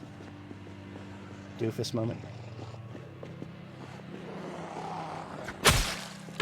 Ooh, no. I was on level terrain, bro. Oh, man. Oh, God. Going downhill and just continuing to slide even after you should have stopped. Oh, God, no. That is, there's something fundamentally wrong with road burn. I felt like an incomplete human being while that was healing. And I couldn't even explain why. It's not like I was not injured to the point where my mobility was functioned. And so it probably sounds absurd to anybody who's I've never had a broken bone personally, so that's probably why.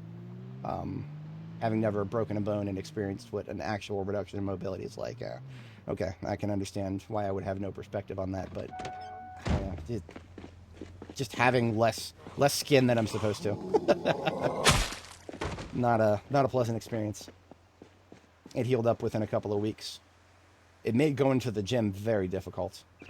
That was back in the days before I had that argument with gym staff that I just stopped going. But the one of the guys I talked to at the gym, he was like, "Oh, yeah, we're in here for a couple days," and then I had to change my bandage while I was there, and he was like, "Oh, I see why." I am not going into these backyards. These backyards are, I mean, look at it. It's a little box of death. A zombie that could be standing behind any number of trees, and there's only one way in or out with the fence. Nah, I ain't going back there. Nope. No, sorry, Bob. Oof. That's an oofers. That's an oofers to the... Now, if you didn't break anything, though, honestly, that... I would always choose a skin injury over a, over a break if I can... I guess if I, that's probably a bit presumptuous, but, yeah, better out than in, right?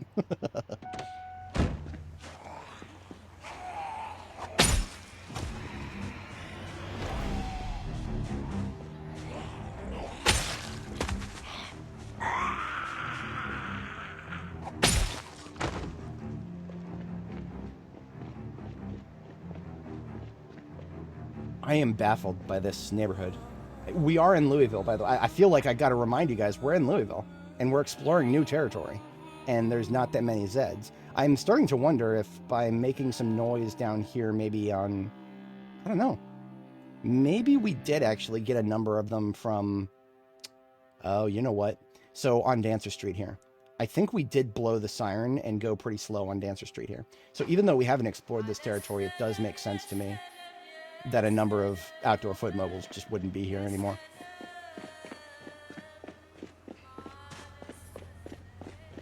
Yeah, oh yeah, absolutely.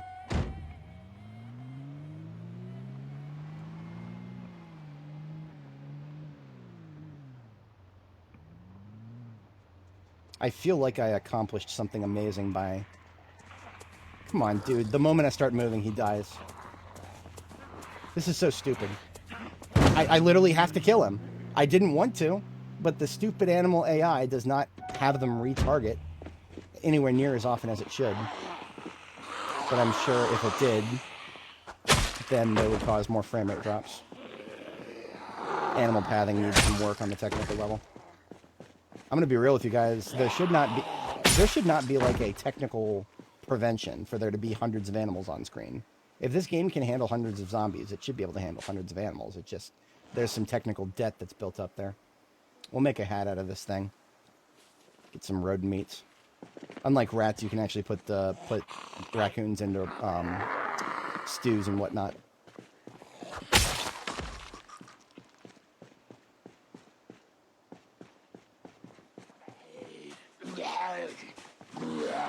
I'm just gonna stay on foot while we explore do the initial exploration here. Oh, I didn't even mention it, but there was a survivor house we walked past. It's a really small one, and there's another really small one right there. I need to get those marked on the map. I have no high expectations for them.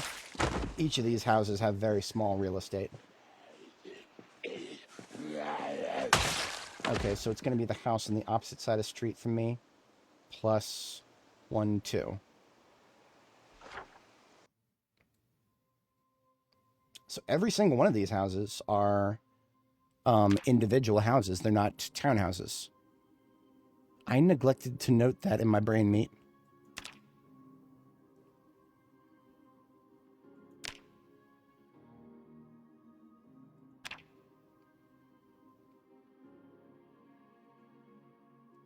And there was another one that I need to mark. Now, I don't actually need anything from these. If I still needed something from a survivor house that I couldn't have gotten elsewhere, I would have probably been jumping up and down in my seat when I saw one. Although I probably would not have spent this much time in urban Louisville if I still needed something from a house. From a survivor house, rather. I would have probably started seeking out this area specifically. Where was the other one that I saw? I know I saw another one.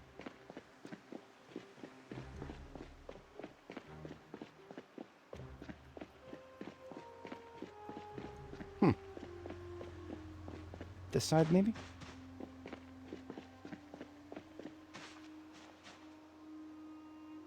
No. Maybe I only did see the one, and I'm misremembering.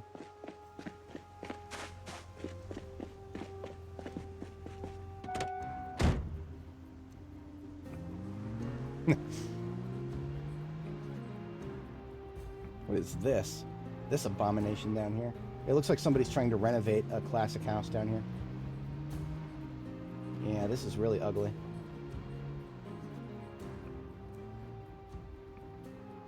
God, what are they doing to this thing? Oh, it was abandoned. Oh, okay. Yeah. Sadly, we had one like that in my area. Okay, I'm curious now. Hang on. I'm gonna kill this guy, and then I'm gonna check something really quick.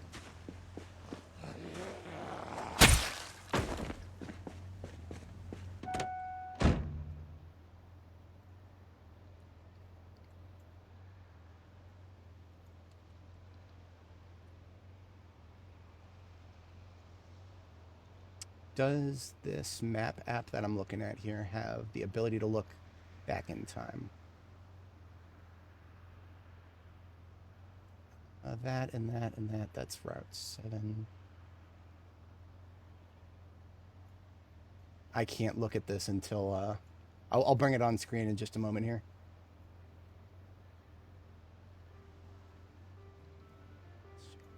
Terrace. Is that it?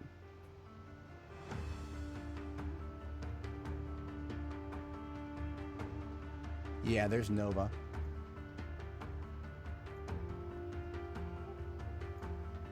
The fuck is that?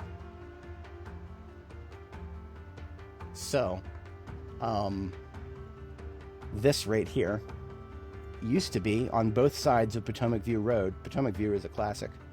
That used to be all the territory of a classic, like, built in the 1800s plantation. I have no idea what the fuck that is. Manna from heaven. Oh, it's probably a church. Yeah, it's a church of some sort. But this shit over here, all this shit used to be the territory of somebody who had a plantation. It was destroyed with extreme prejudice to make room for whatever this fucking nonsense is. And it used to look just like this. This building right here on screen. Those curved-topped windows look just like it. This building is clearly modeled after one of those old-style plantations. It was abandoned, though. It was abandoned. It was so abandoned that me and my friends could wander up and explore it, and there'd be literally nobody who would ever say anything about it. And we, being bored teenagers that we were, we spent a lot of time doing such dumb shit. It was a lot of fun.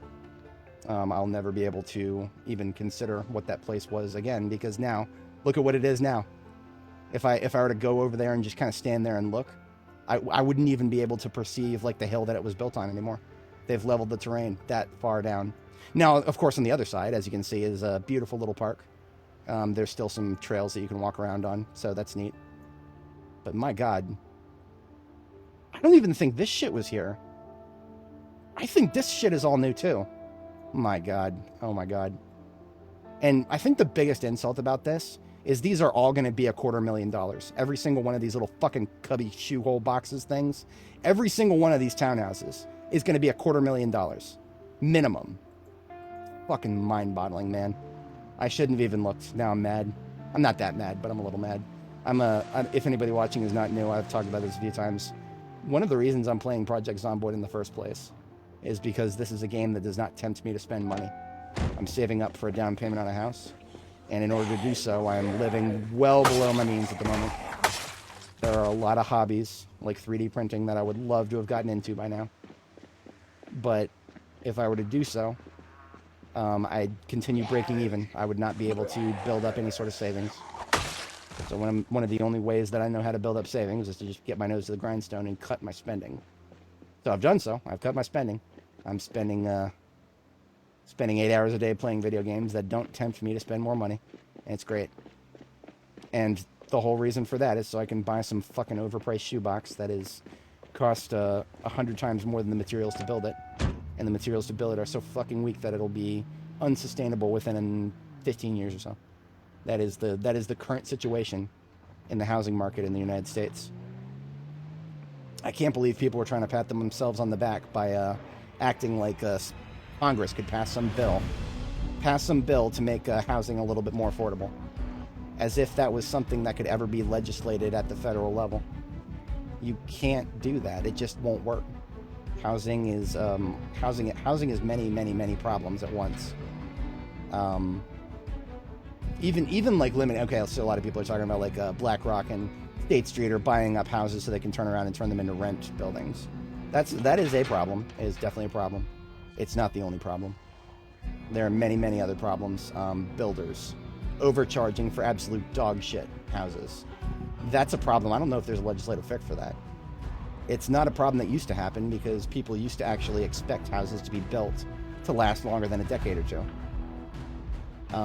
People are no longer capable about thinking more than a year ahead at most.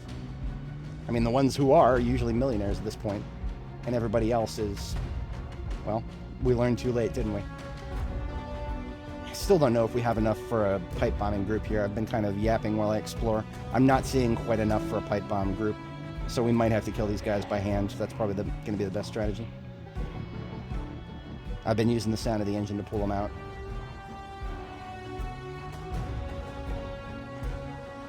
And I only just really registered that my bandage needs to be replaced, so all that yap I was just talking about. And you need to come to a complete stop when you're doing that. It's kind of like reading a book. If your vehicle is moving slightly, it just won't work. Oh. Okay then. The bandage was dirty. We took it off, and the wound is gone. Alright then. Everything went better than expected. Let me... Yeah, I don't need to top anything up. We'll just clean that bandage when we get home. We're good. So we're now in territory that should be mostly clear. I'm just going to start turtling my way up. Because I did not see enough that would have warranted any sort of bombing activities. But we are going to focus on melee because guns might bring just a little bit too much attention too quickly.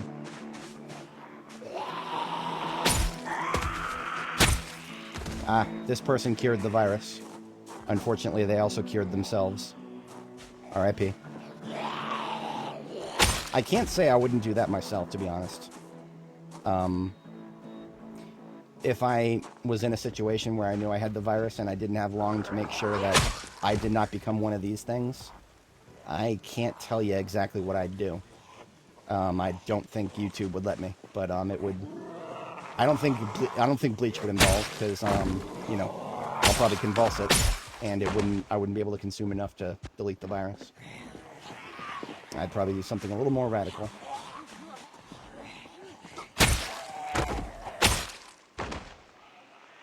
Now, one of the reasons I'm actually comfortable proceeding on foot here is that we have more or less guaranteed that we won't get large groups behind us in this direction, and there's a lot of tall fences. So any large groups trying to get to us have to kind of go around these fences or get stuck on them. Now, the presence of these tall fences also means that if we start shooting, people on the other side of the fences will come up and start slapping. And the slapping it'll just make things difficult. It's not, the stress is no longer the biggest problem. It's actually just the fact that the zombies have made their way into somebody's backyard and are now slapping.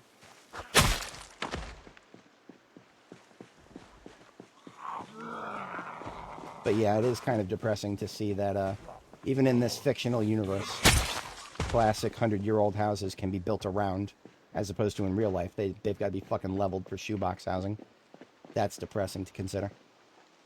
Truly depressing. I usually try not to let that kind of stuff bother me because, you know, if you let that kind of stuff bother you, it'll stack up and it'll be very, very sad. Kind of bothers me, kind of like seeing a dead animal on the side of the road, you know? It's not something you're ever happy about. But if you let it bother you, there's a lot of dead animals on a lot of dead sides of the road out there. The world continues to be unfair. More news at 11. I think what really sucks is that my generation got to see the high water mark. That is probably what sucks the most. If you grew up in the 90s, like I did, which I would say about 34% of my audience is right within that age range, same as me. If you guys, yeah, you know what I'm talking about. And it probably doesn't make it any better for the younger folks out there, those of you in your 20s who got to hear tales about how things used to be just a little bit better than they are today, and how they have only been ever getting worse for your entire life so far. Yeah, that's got to suck in its own way, too. Seeing the high watermark and getting talked to by people who saw it. Even worse, getting lectured to by people who had to spend most of their lives on the high point of the high watermark. That's the boomers right there. Some of them still haven't realized exactly how bad things have gotten. If I tried to explain the digital ownership to my parents, they would just kind of smile and shake their heads and nod in a little bit, you know. As far as boomers go, they're not bad in terms of understanding the world as it's gotten to this point. But yeah, they still have that "I got mine" mentality, and that's why they're probably not going to have as many grandkids as they could have. I've made that decision. I'm not going to let that stop me. But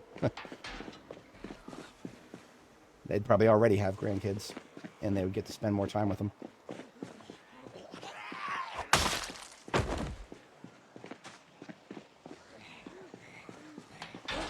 This is hardly a sin, but the greatest sin committed by the boomers is assuming that the world was always going to be as it was for them when they grew up.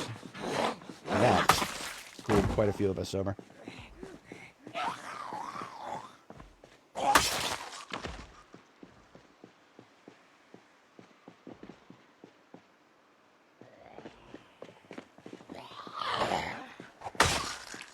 No corpses in my roads. Got a low enough population that I can pull it off. Yes, and that's 100% true. Everything about that is, it's wrong that prices have gone up to such an extent without houses getting any better. That the McMansions that are being built today are no better from a structural standpoint. In fact, in some ways, they're worse than the McMansions being built 20 years ago that already would struggle to last 20 years. I mean, homes that were built 20 years ago. All it takes is one or two tenants who get a couple of bad modifications to them, and they're having foundation problems. The second floor is seeping, bowing under the weight.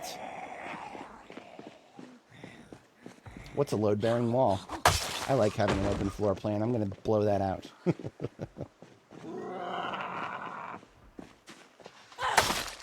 So my brother, he was...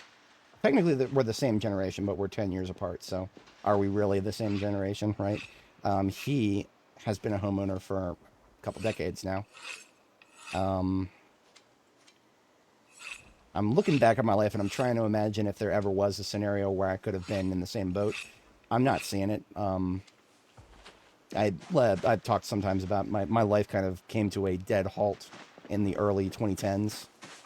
And I didn't really get back on my feet until the past 10 years or so. It was like 2017 was when I really got back on my feet.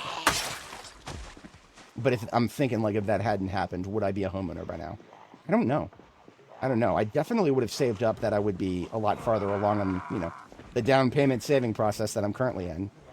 Maybe I would have gotten past that, but I don't know. I mean, my brother got really, really lucky in terms of when he bought. He bought when interest rates were, like, ridiculously low. Lower than they'll ever be again. I don't think they'll ever be as low as when he bought in, so he's got himself a really nice house out in rural Virginia. Not far enough to be outside of the radius of fiber optic internet, but just far enough to be away from the racket of Northern Virginia. For now. There is a data center under construction right across the street from him, so just like the rest of us, he will eventually have to deal with all that shit. There's only one in that house. I hear somebody else slapping a door farther to the right. Rented a new build. Oh, wow. Oh, my gosh. 2023, and you can noticeably tell that it's shoddy. That's a Noofers right there. I didn't think it was that bad, but I mean, usually I feel, okay, so I guess I'm wrong about this. I had the assumption that new builds would have like that, you know, the new car smell, the luster to them. That I thought it was just ephemeral, right? That they would, right after being built, they'd be really good and then quickly start falling apart. That was what I was hearing. But that's making it sound like it's even worse. And that's no good. That sucks. That really sucks. I've been trying to keep you know, positive mental attitude is everything. It's one of the reasons I'm still alive in Zomboid, and it's probably one of the reasons that if I'm ever successful in real life, it's going to be part of that, partly due to PMA, good old-fashioned positive mental attitude. Because if you let the state of the world get to you, man, yeah, like I was just saying, it will drag you down like a lead weight. Because there's a lot of things genuinely worth commiserating over. But you could fall into a black hole if you let yourself. Gotta just keep going at some points.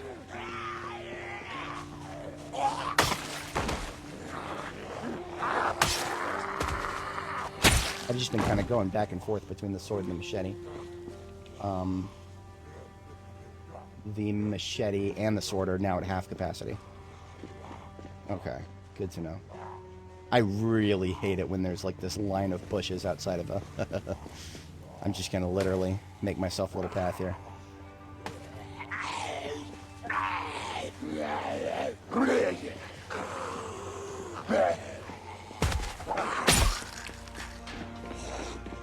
And then promptly go around it.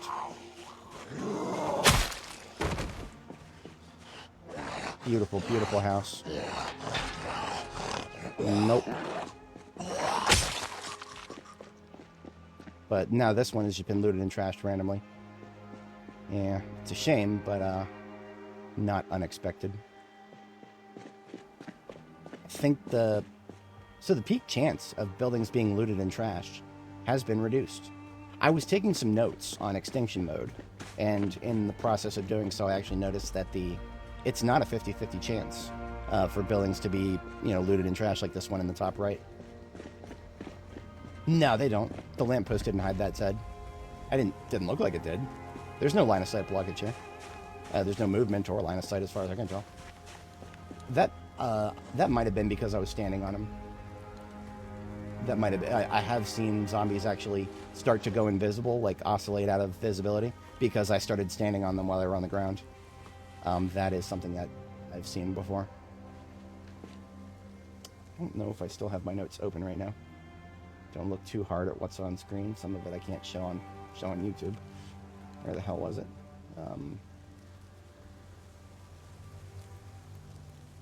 Did I save it? I might have. Okay, I might have saved it somewhere. Should have been on my desktop. I'm usually pretty good about saving stuff somewhere readily rememberable. But yeah, I took some notes on all the differences, the subtle differences between extinction mode and regular mode.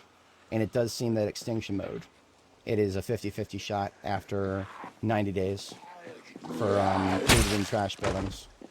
But I think I forgot exactly what it was for regular apocalypse. I want to say 30. Some houses are bad from the start. Yeah. And again, that's like, when it comes to regulations, like a legislative approach to make houses cheaper, that's one of the few things you can do, and then just turn around and be like, oh yeah, we made it cheaper. Cutting corners in terms of, you know, requirements, code requirements and things like that. I personally, I don't care if that makes things cheaper. If that gives builders reason to make things even less stable, then I don't want it, personally. That's just me. I know a lot of people who would care only about the price. You know, the kind of people who go on Amazon and sort by lowest price and give no further thought to what they're buying.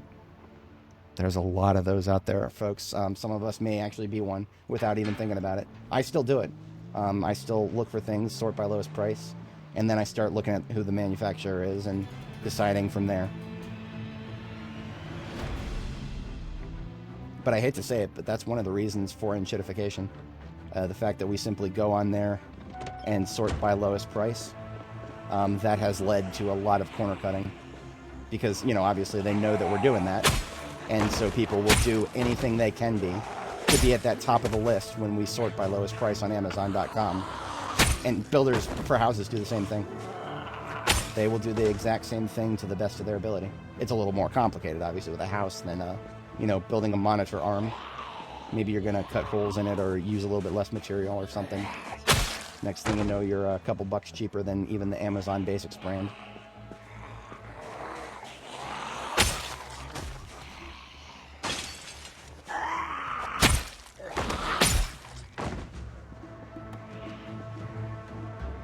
As predicted, we've got a few people indoors on the second floor up there.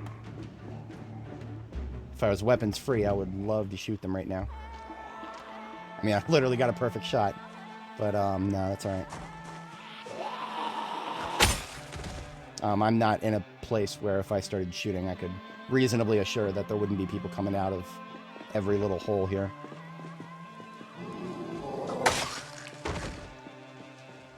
Yes, absolutely.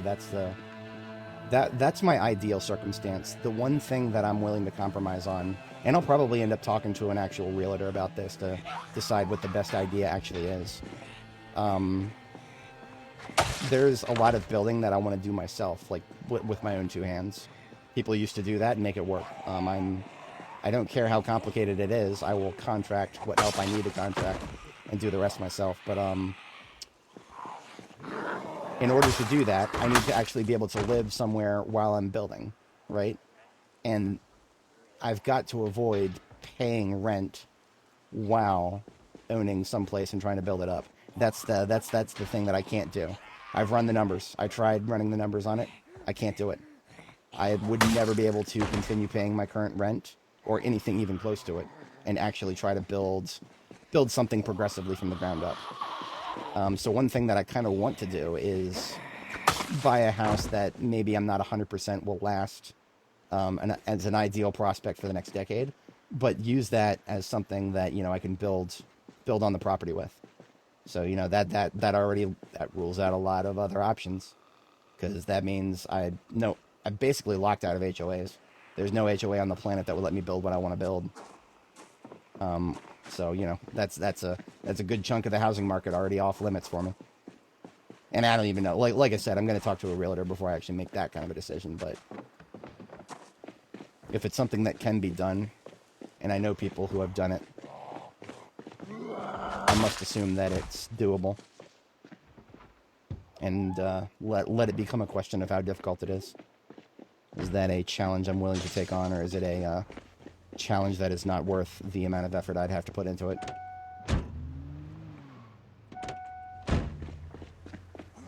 I promised I don't always get existential here, but it's true.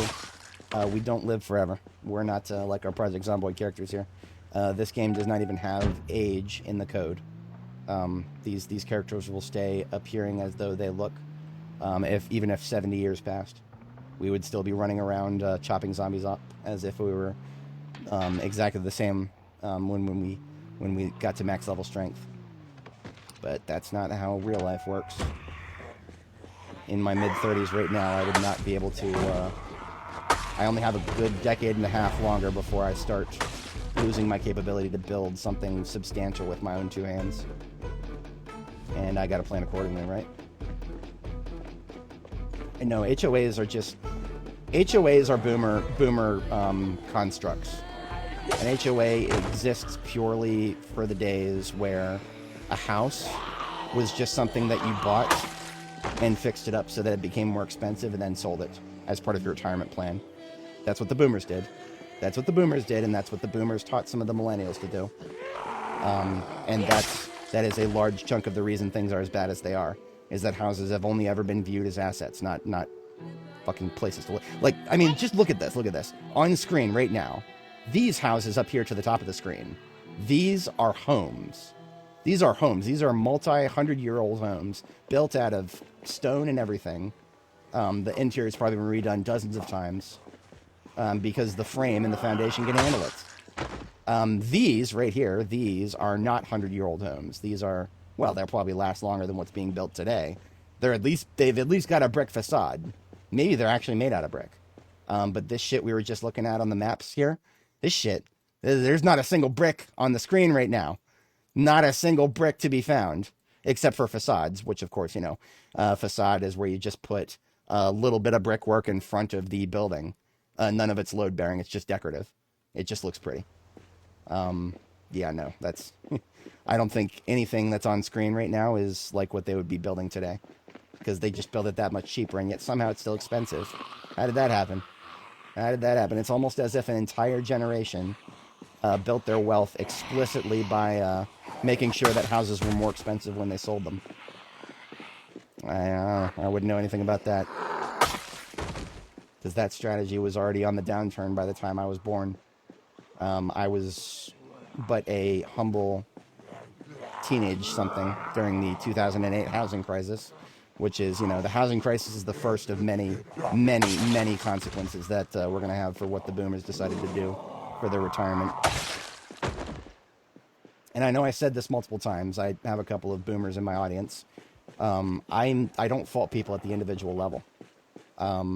Just like, you know, it's a very popular thing politically to fault immigrants right now for, you know, coming in and reducing the job prices of an area for, you know, working for under the labor market. That's it. You know, you can make that criticism, but you can't necessarily fault somebody for doing the most economically viable thing for themselves and their family. That's exactly what, you know, that's something the boomers and the immigrants to this country right now have in common. They're just making sensible economic decisions. What you really need to do is take a look at the incentive structures. And the incentive structures are that's the core of it right there. That's the core of it. People were taught from the ground up to make their houses into a asset as opposed to a place to live and grow multiple generations of your family.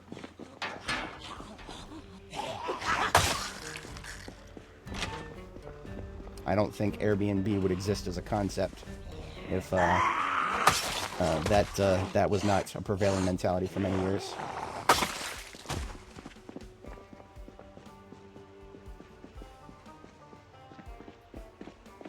Americans and their paper walls. Now, admittedly, there is a little bit of pragmatism to that. You could make the argument that a lot of European homes were built out of stone instead of timber because timber just was not quite as common. You guys didn't have quite as many massive forests as the American colonists did. But still, when push came to shove, the colonials built places like this right here. I don't see very much timber on the outside. I don't know about you guys. Now, that's not to say that, you know, it won't go up in flames immediately if you let a fire come in from the outside, from the inside of the building. But you're also not going to have as many structural problems because there are some actual, you know, stone load bearing going on in there as opposed to wood load bearing everything. If you make something and it is load bearing out of wood, it's not going to last forever. But people aren't thinking about forever. In fact, they're very much thinking about themselves, and that's it. Nothing special about that. That's all people. That's everybody. You're never going to be able to teach people not to think only about them and their own. But you can build systems that work better. The Greatest Generation did it. The boomers wouldn't be that way if they weren't so spoiled. It takes a certain level of success to spoil people to that extent. I could be wrong. One of my speculations on that is the only reason the Greatest Generation prior to the boomers was that compulsory military service for almost everybody. Whether we're talking Europe or the United States, the Second World War did have the fringe benefit of an entire population of people who had to get forced through boot camp and everything. Now, of course, like I said, that's not a end-all solution. And the military isn't what it used to be. But that is something worth thinking about right there. Absolutely worth thinking about. No shit. Second most forested country after Finland, and you still...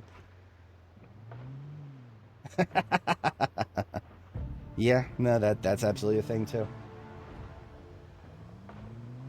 We're a nation that highly values appearances. If you had a crack house down the road, but it didn't look like a crack house, the boomers wouldn't care that much. They genuinely wouldn't. Oh, I can't open that. You know what? I can't open the door, but the window at an angle here. I'm about to leave the area anyway, so I feel alright doing that. Yeah.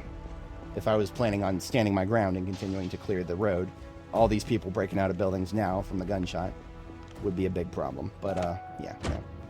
We're on our way out. You got a little cat corner on that guy on the locked door.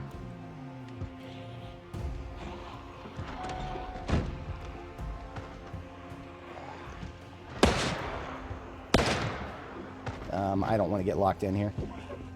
No, I'm not getting locked in here. This is, there's not enough ways in and out. I don't like this place. Yeah, I don't like this place at all. It's just too dense. So you can see the early mentality that led to where we are today with the, you know what I was showing just now, all this shit made out of nothing but wood. This stuff here might be made out of bricks, but it's still little shoe boxes.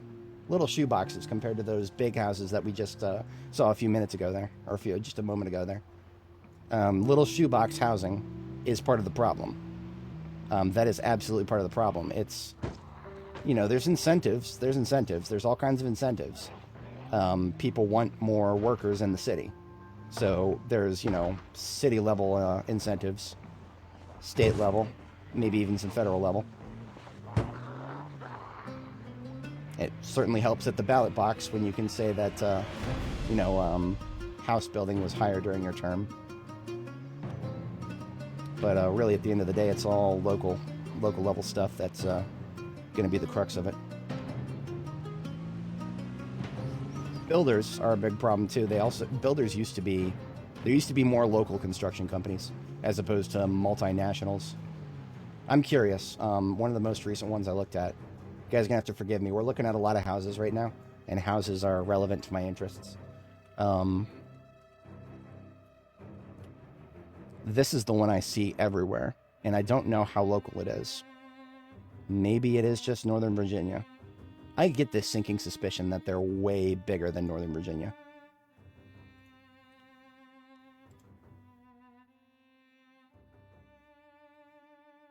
Give me, come on now, give me my, where do these guys, state licensing? Okay. So these people have their state license. Ryan Holmes, it's a local constructor that I see everywhere. And I got this sinking suspicion that they were more than just Virginia, which is where I live. You can see the people backing them. Licensed by Delaware, Washington, D.C., Florida, Georgia, Illinois, Indiana, Kentucky, Maryland, New Jersey, North Carolina, New York, Ohio, Pennsylvania, South Carolina, Tennessee, Virginia, West Virginia. Okay, yeah. So these people who back Ryan Holmes, who I don't know how big Ryan Holmes is, but these people, the mortgages that back them. Yeah. Okay. I feel very very vindicated in my bias right now. Ryan Holmes wouldn't be doing what they're doing without a lender backing them, so that home buyers can buy the slop they're putting together. Yeah. Things to think about, I suppose. I took a wrong turn here. We're going back to Butcher Base. It's up this way.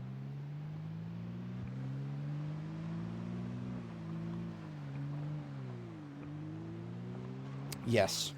And isn't it amazing that simply worrying about the future, you would think that it would just, you know, take a family coming along. You would think that would be enough, but it wasn't enough for the boomers. It genuinely wasn't.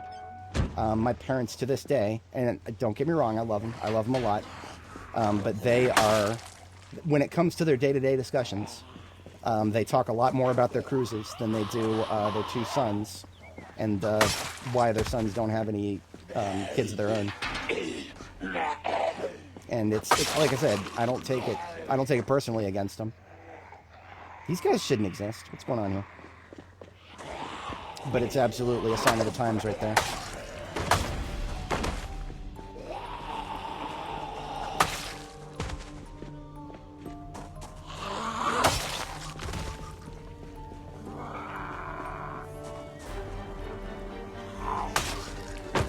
Yeah, that building that these guys are coming out of here, I cleared it.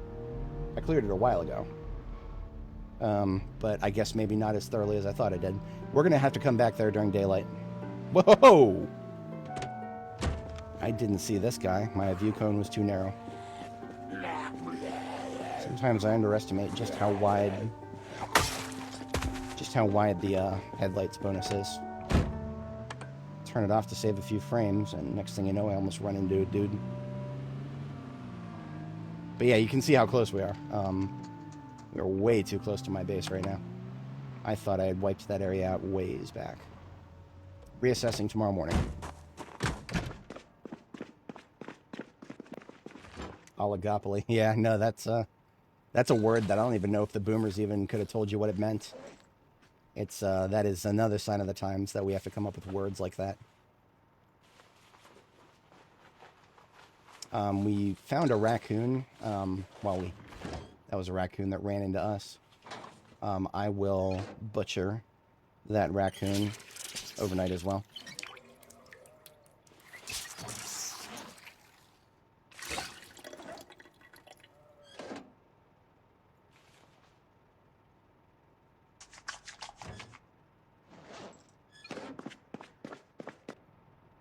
Bandage cleaned up, and our med kit didn't have to take any supplies to get healed up, so we're good. Oh yeah, absolutely. In fact, that's not a bad idea. It's a nice change of pace. I don't want to have this open anymore. I'm gonna go to my. If anybody's not familiar, I've got a YouTube community tab. You can go to my channel. You can see the link. And what have we got here? Ah, yes, yes, I do enjoy it. Always a fan of fossil bases.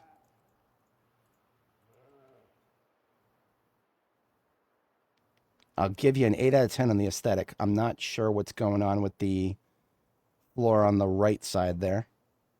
The lockers look nice. Very nice. Very well done conversion of the bathrooms. Hopefully you used plenty of bleach to get the smell out. Lovely choice of vehicle. We don't have any of those yet. That's the airport truck in the bottom center there. Ah, yes, much better shot. Me gusta. Me mucho gusta. All the windows are intact. My man. I salute. I salute, not a single broken window. Or you've got a mod that lets you fix them, in any case. Looks like YouTube didn't like the last one. But very nice nonetheless. Very, very nice. If I had to choose the carpeting on the right side there, I'd probably choose something other than... Because, I mean, from a distance, it just looks the same. It looks kind of kind of looks the same as outdoors. Not bad, though. Definitely enjoyable. Someday we'll make it out of reloading level 8 hell. I don't know when that day will be. We'll make it there. I believe in us. All right. I'm gonna have to check the temperature. I'm starting to sweat a little bit. I didn't even mention it before, but I changed into shorts because whatchamacallit, my apartment air conditioning can't keep up with the heat during a heat wave, and we've had several of those lately. And now that I'm still sweating despite being in shorts, I might have to call the stream tomorrow morning. I'll reassess that in a moment here. I will reassess that in a moment here. More importantly, I want to see how much exploration I accomplished yesterday evening here. I was doing a lot of yaps, so I didn't get to keep track, but no, we got a huge chunk. It's literally just Market Street. That's the last part we have not explored. Okay, that's good. That's very good. So here's what I'm gonna do for the overnight hour. We're gonna check these pockets that I haven't fully explored yet. Just lay eyes on them, see if there's anything worth marking on the map. and then we'll loop back down around Market Street and finish off those unexpected zombies that were coming out of this building here. Okay. Yeah, we got our overnight plan. No Zeds in that fossil oil. That's the life right there. That is the life. Even I couldn't get away with that. This fossil oil, I don't even remember if it was a Zed indoors or not, but we ended up with this window right here was broken. It was the only one that was broken. But just like that, it set things uneven, so I had to do steel sheets on either side of that door to make sure that it was symmetrical. We have strange priorities sometimes, and that was one of them. Oh, that is painful. Yeah, definitely. It's good that you don't have to. Yeah, I've actually the leasing office for my apartments here, they've had to replace my air conditioning completely at one point. Like the unit outside has the compressor got shot over was last year. This year we're holding in there, but there's very clearly something wrong with the insulation in my apartment. It does not retain the cold air like it should, or it lets in the hot air too easily. I don't know, one or the other. It's a materials science skill issue at the end of the day. I know enough about that to say it for sure. Okay, here's one of the unexplored pockets. Nothing overly substantial. I didn't have high expectations for this. I'm just big on filling in those blank corners of the map, especially when it's full of houses that could potentially be survivor houses.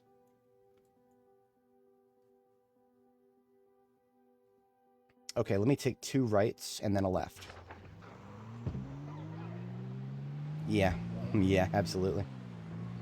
I have a buddy who, mold actually caused him, like, health problems, like physical health problems for him. But it was environmental mold. It was just mold in the house. Maybe it caught an HVAC. I don't remember exactly, but yeah, the, mold has a way of affecting the person.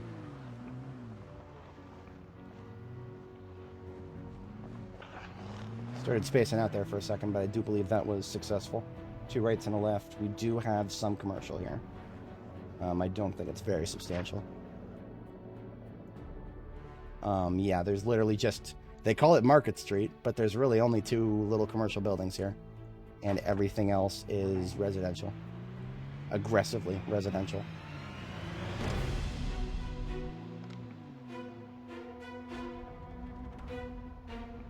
So if I swing back around this way, I can confirm that this was the only survivor house right here. Which, as long as I get marked on the map so that I know it's there and we'll take a look at it at some point, that is the most important thing.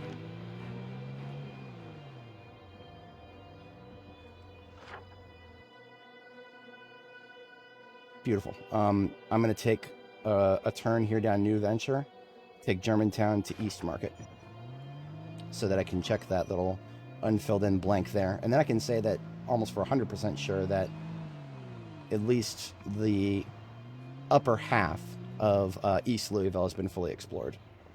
The lower half is, of course, another beast, just like what we did earlier there. I will save that for later. Am I turning here or the next? I suppose it wouldn't hurt me to just take a peek down this road. It is a dead end. Emphasis on dead. Lots of dead people met their end here.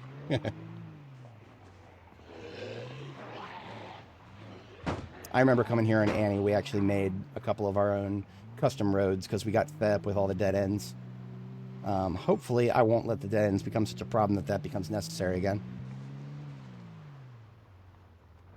Nice, good move.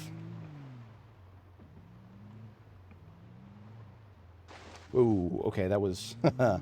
Didn't run into it, but I could have. Now this area here is... We've already handled this area. This, I believe, is Market Street, and on the right, Fire Department, right? Yes, okay. So we are now linked up with cleared territory. At least it should be. Everything on this road should now be perfectly clear. Except for, of course, this is where we were operating earlier. This is Finnegan. I never got a timestamp for these fights. I'll have to look back and get that. Right now, the only timestamp that I have of interest, if anybody watching right now would like to see a very interesting part after I end the stream tomorrow morning here, about 3 hours and 20 minutes in.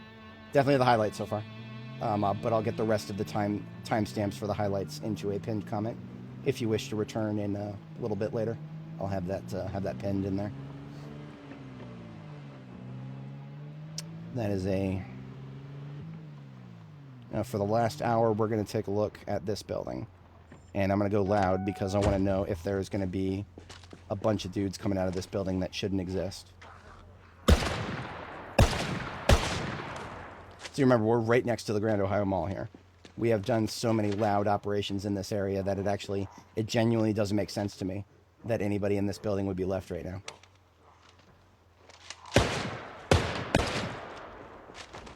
And yet, I'm starting to wonder if I only just spawned it in. That doesn't sound right.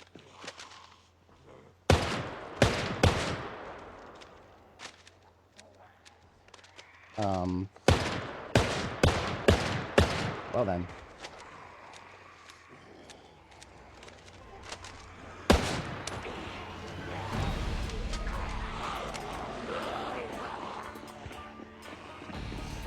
We have fun here, boys. We have fun here. I'm literally right around the corner from my base. And, yeah. Not a single one of these zombies were here earlier. Hell happened to my 9mm. I never reloaded it. That is a massive skill issue.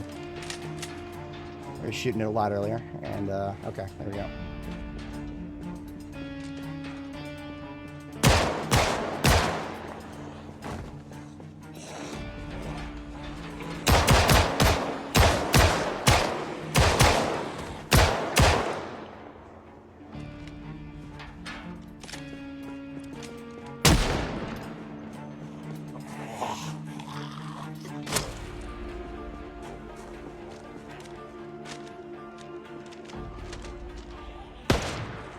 Like, we are so close to my base right now that I'm actually...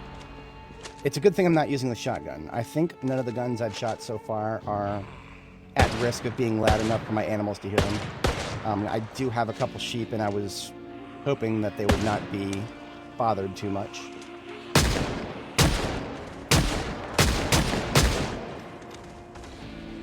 Really? Okay. I'm out of everything. Okay, then. Yeah, skill issue. Massive skill issue.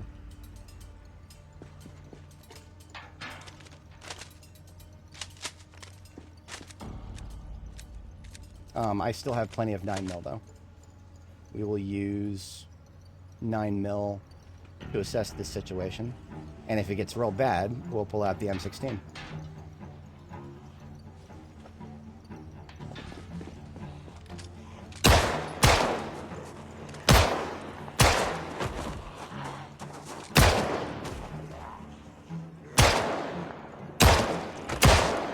Getting a little tired of being cold. Get some body heat going.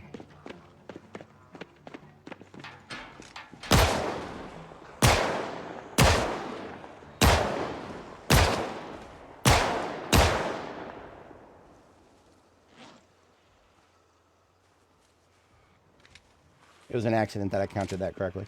I gotta not hit 7. I keep hitting 7. I literally don't have any more 357 on me right now.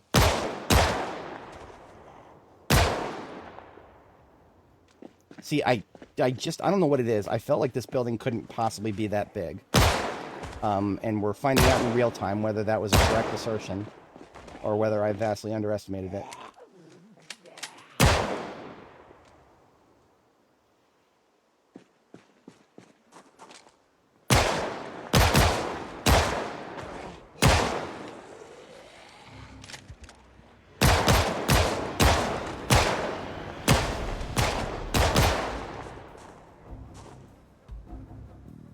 I couldn't tell you exactly why some of those double shots are coming out.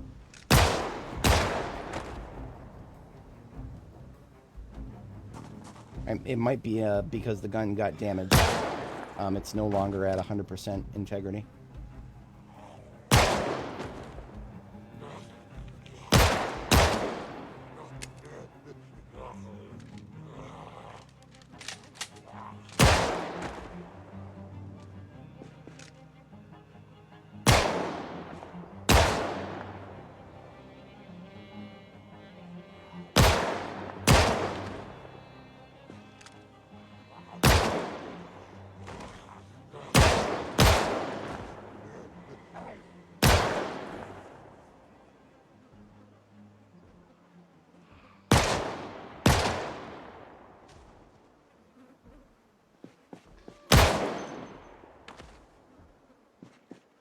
I'm probably just going to have to check this area periodically.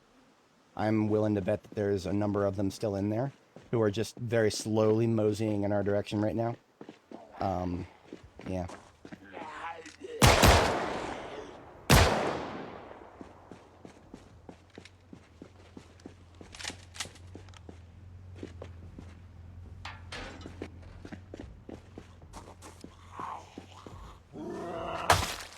Well, on the bright side, this cop had a 9mm.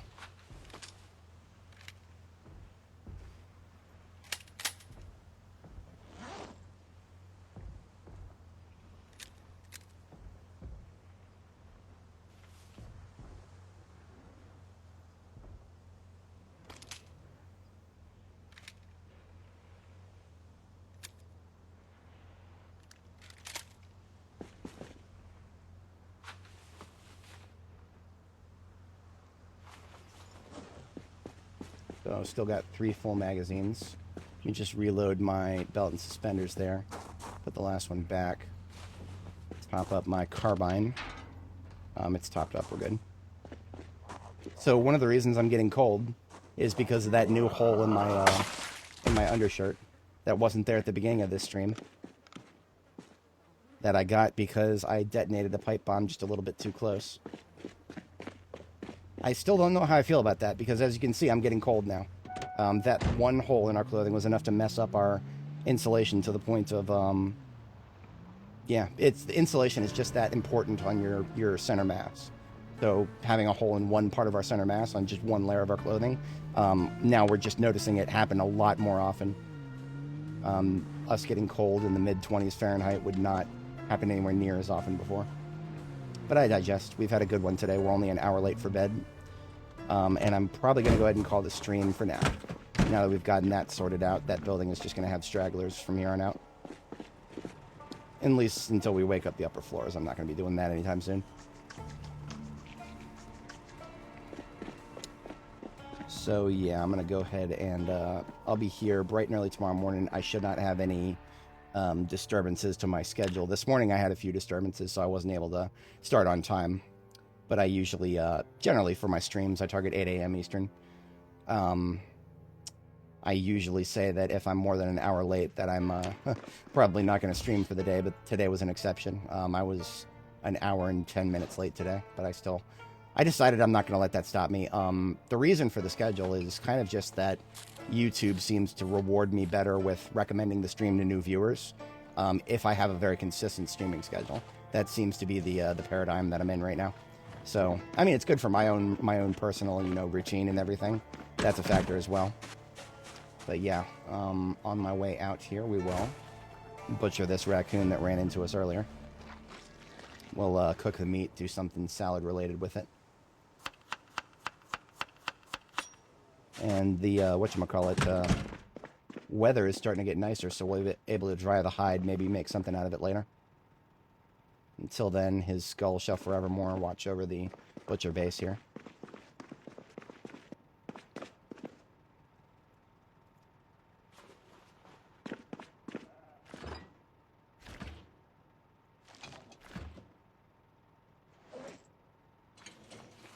And I'll probably need to do some more cooking tomorrow morning, too. All right, folks, I'm going to be out of here for today. We've had a pretty good one. And if you didn't catch any of the highlights, check back in the video description in maybe a half hour or so tops, and I'll have a pinned comment with all the highlights. I'm particularly proud of today's highlights because some of my best pipe bombs in terms of efficiency that I've ever done, especially if you can overlook the fact that I accidentally detonated a little too close to my character and took a small injury from it. It probably would have been instant death if I was point blank, because I know pipe bombs don't mess with them. They used to be PvP, and they still are to a degree. We'll have our character bid farewell here, and I'll see you guys tomorrow morning. Peace out, and have a good one, folks.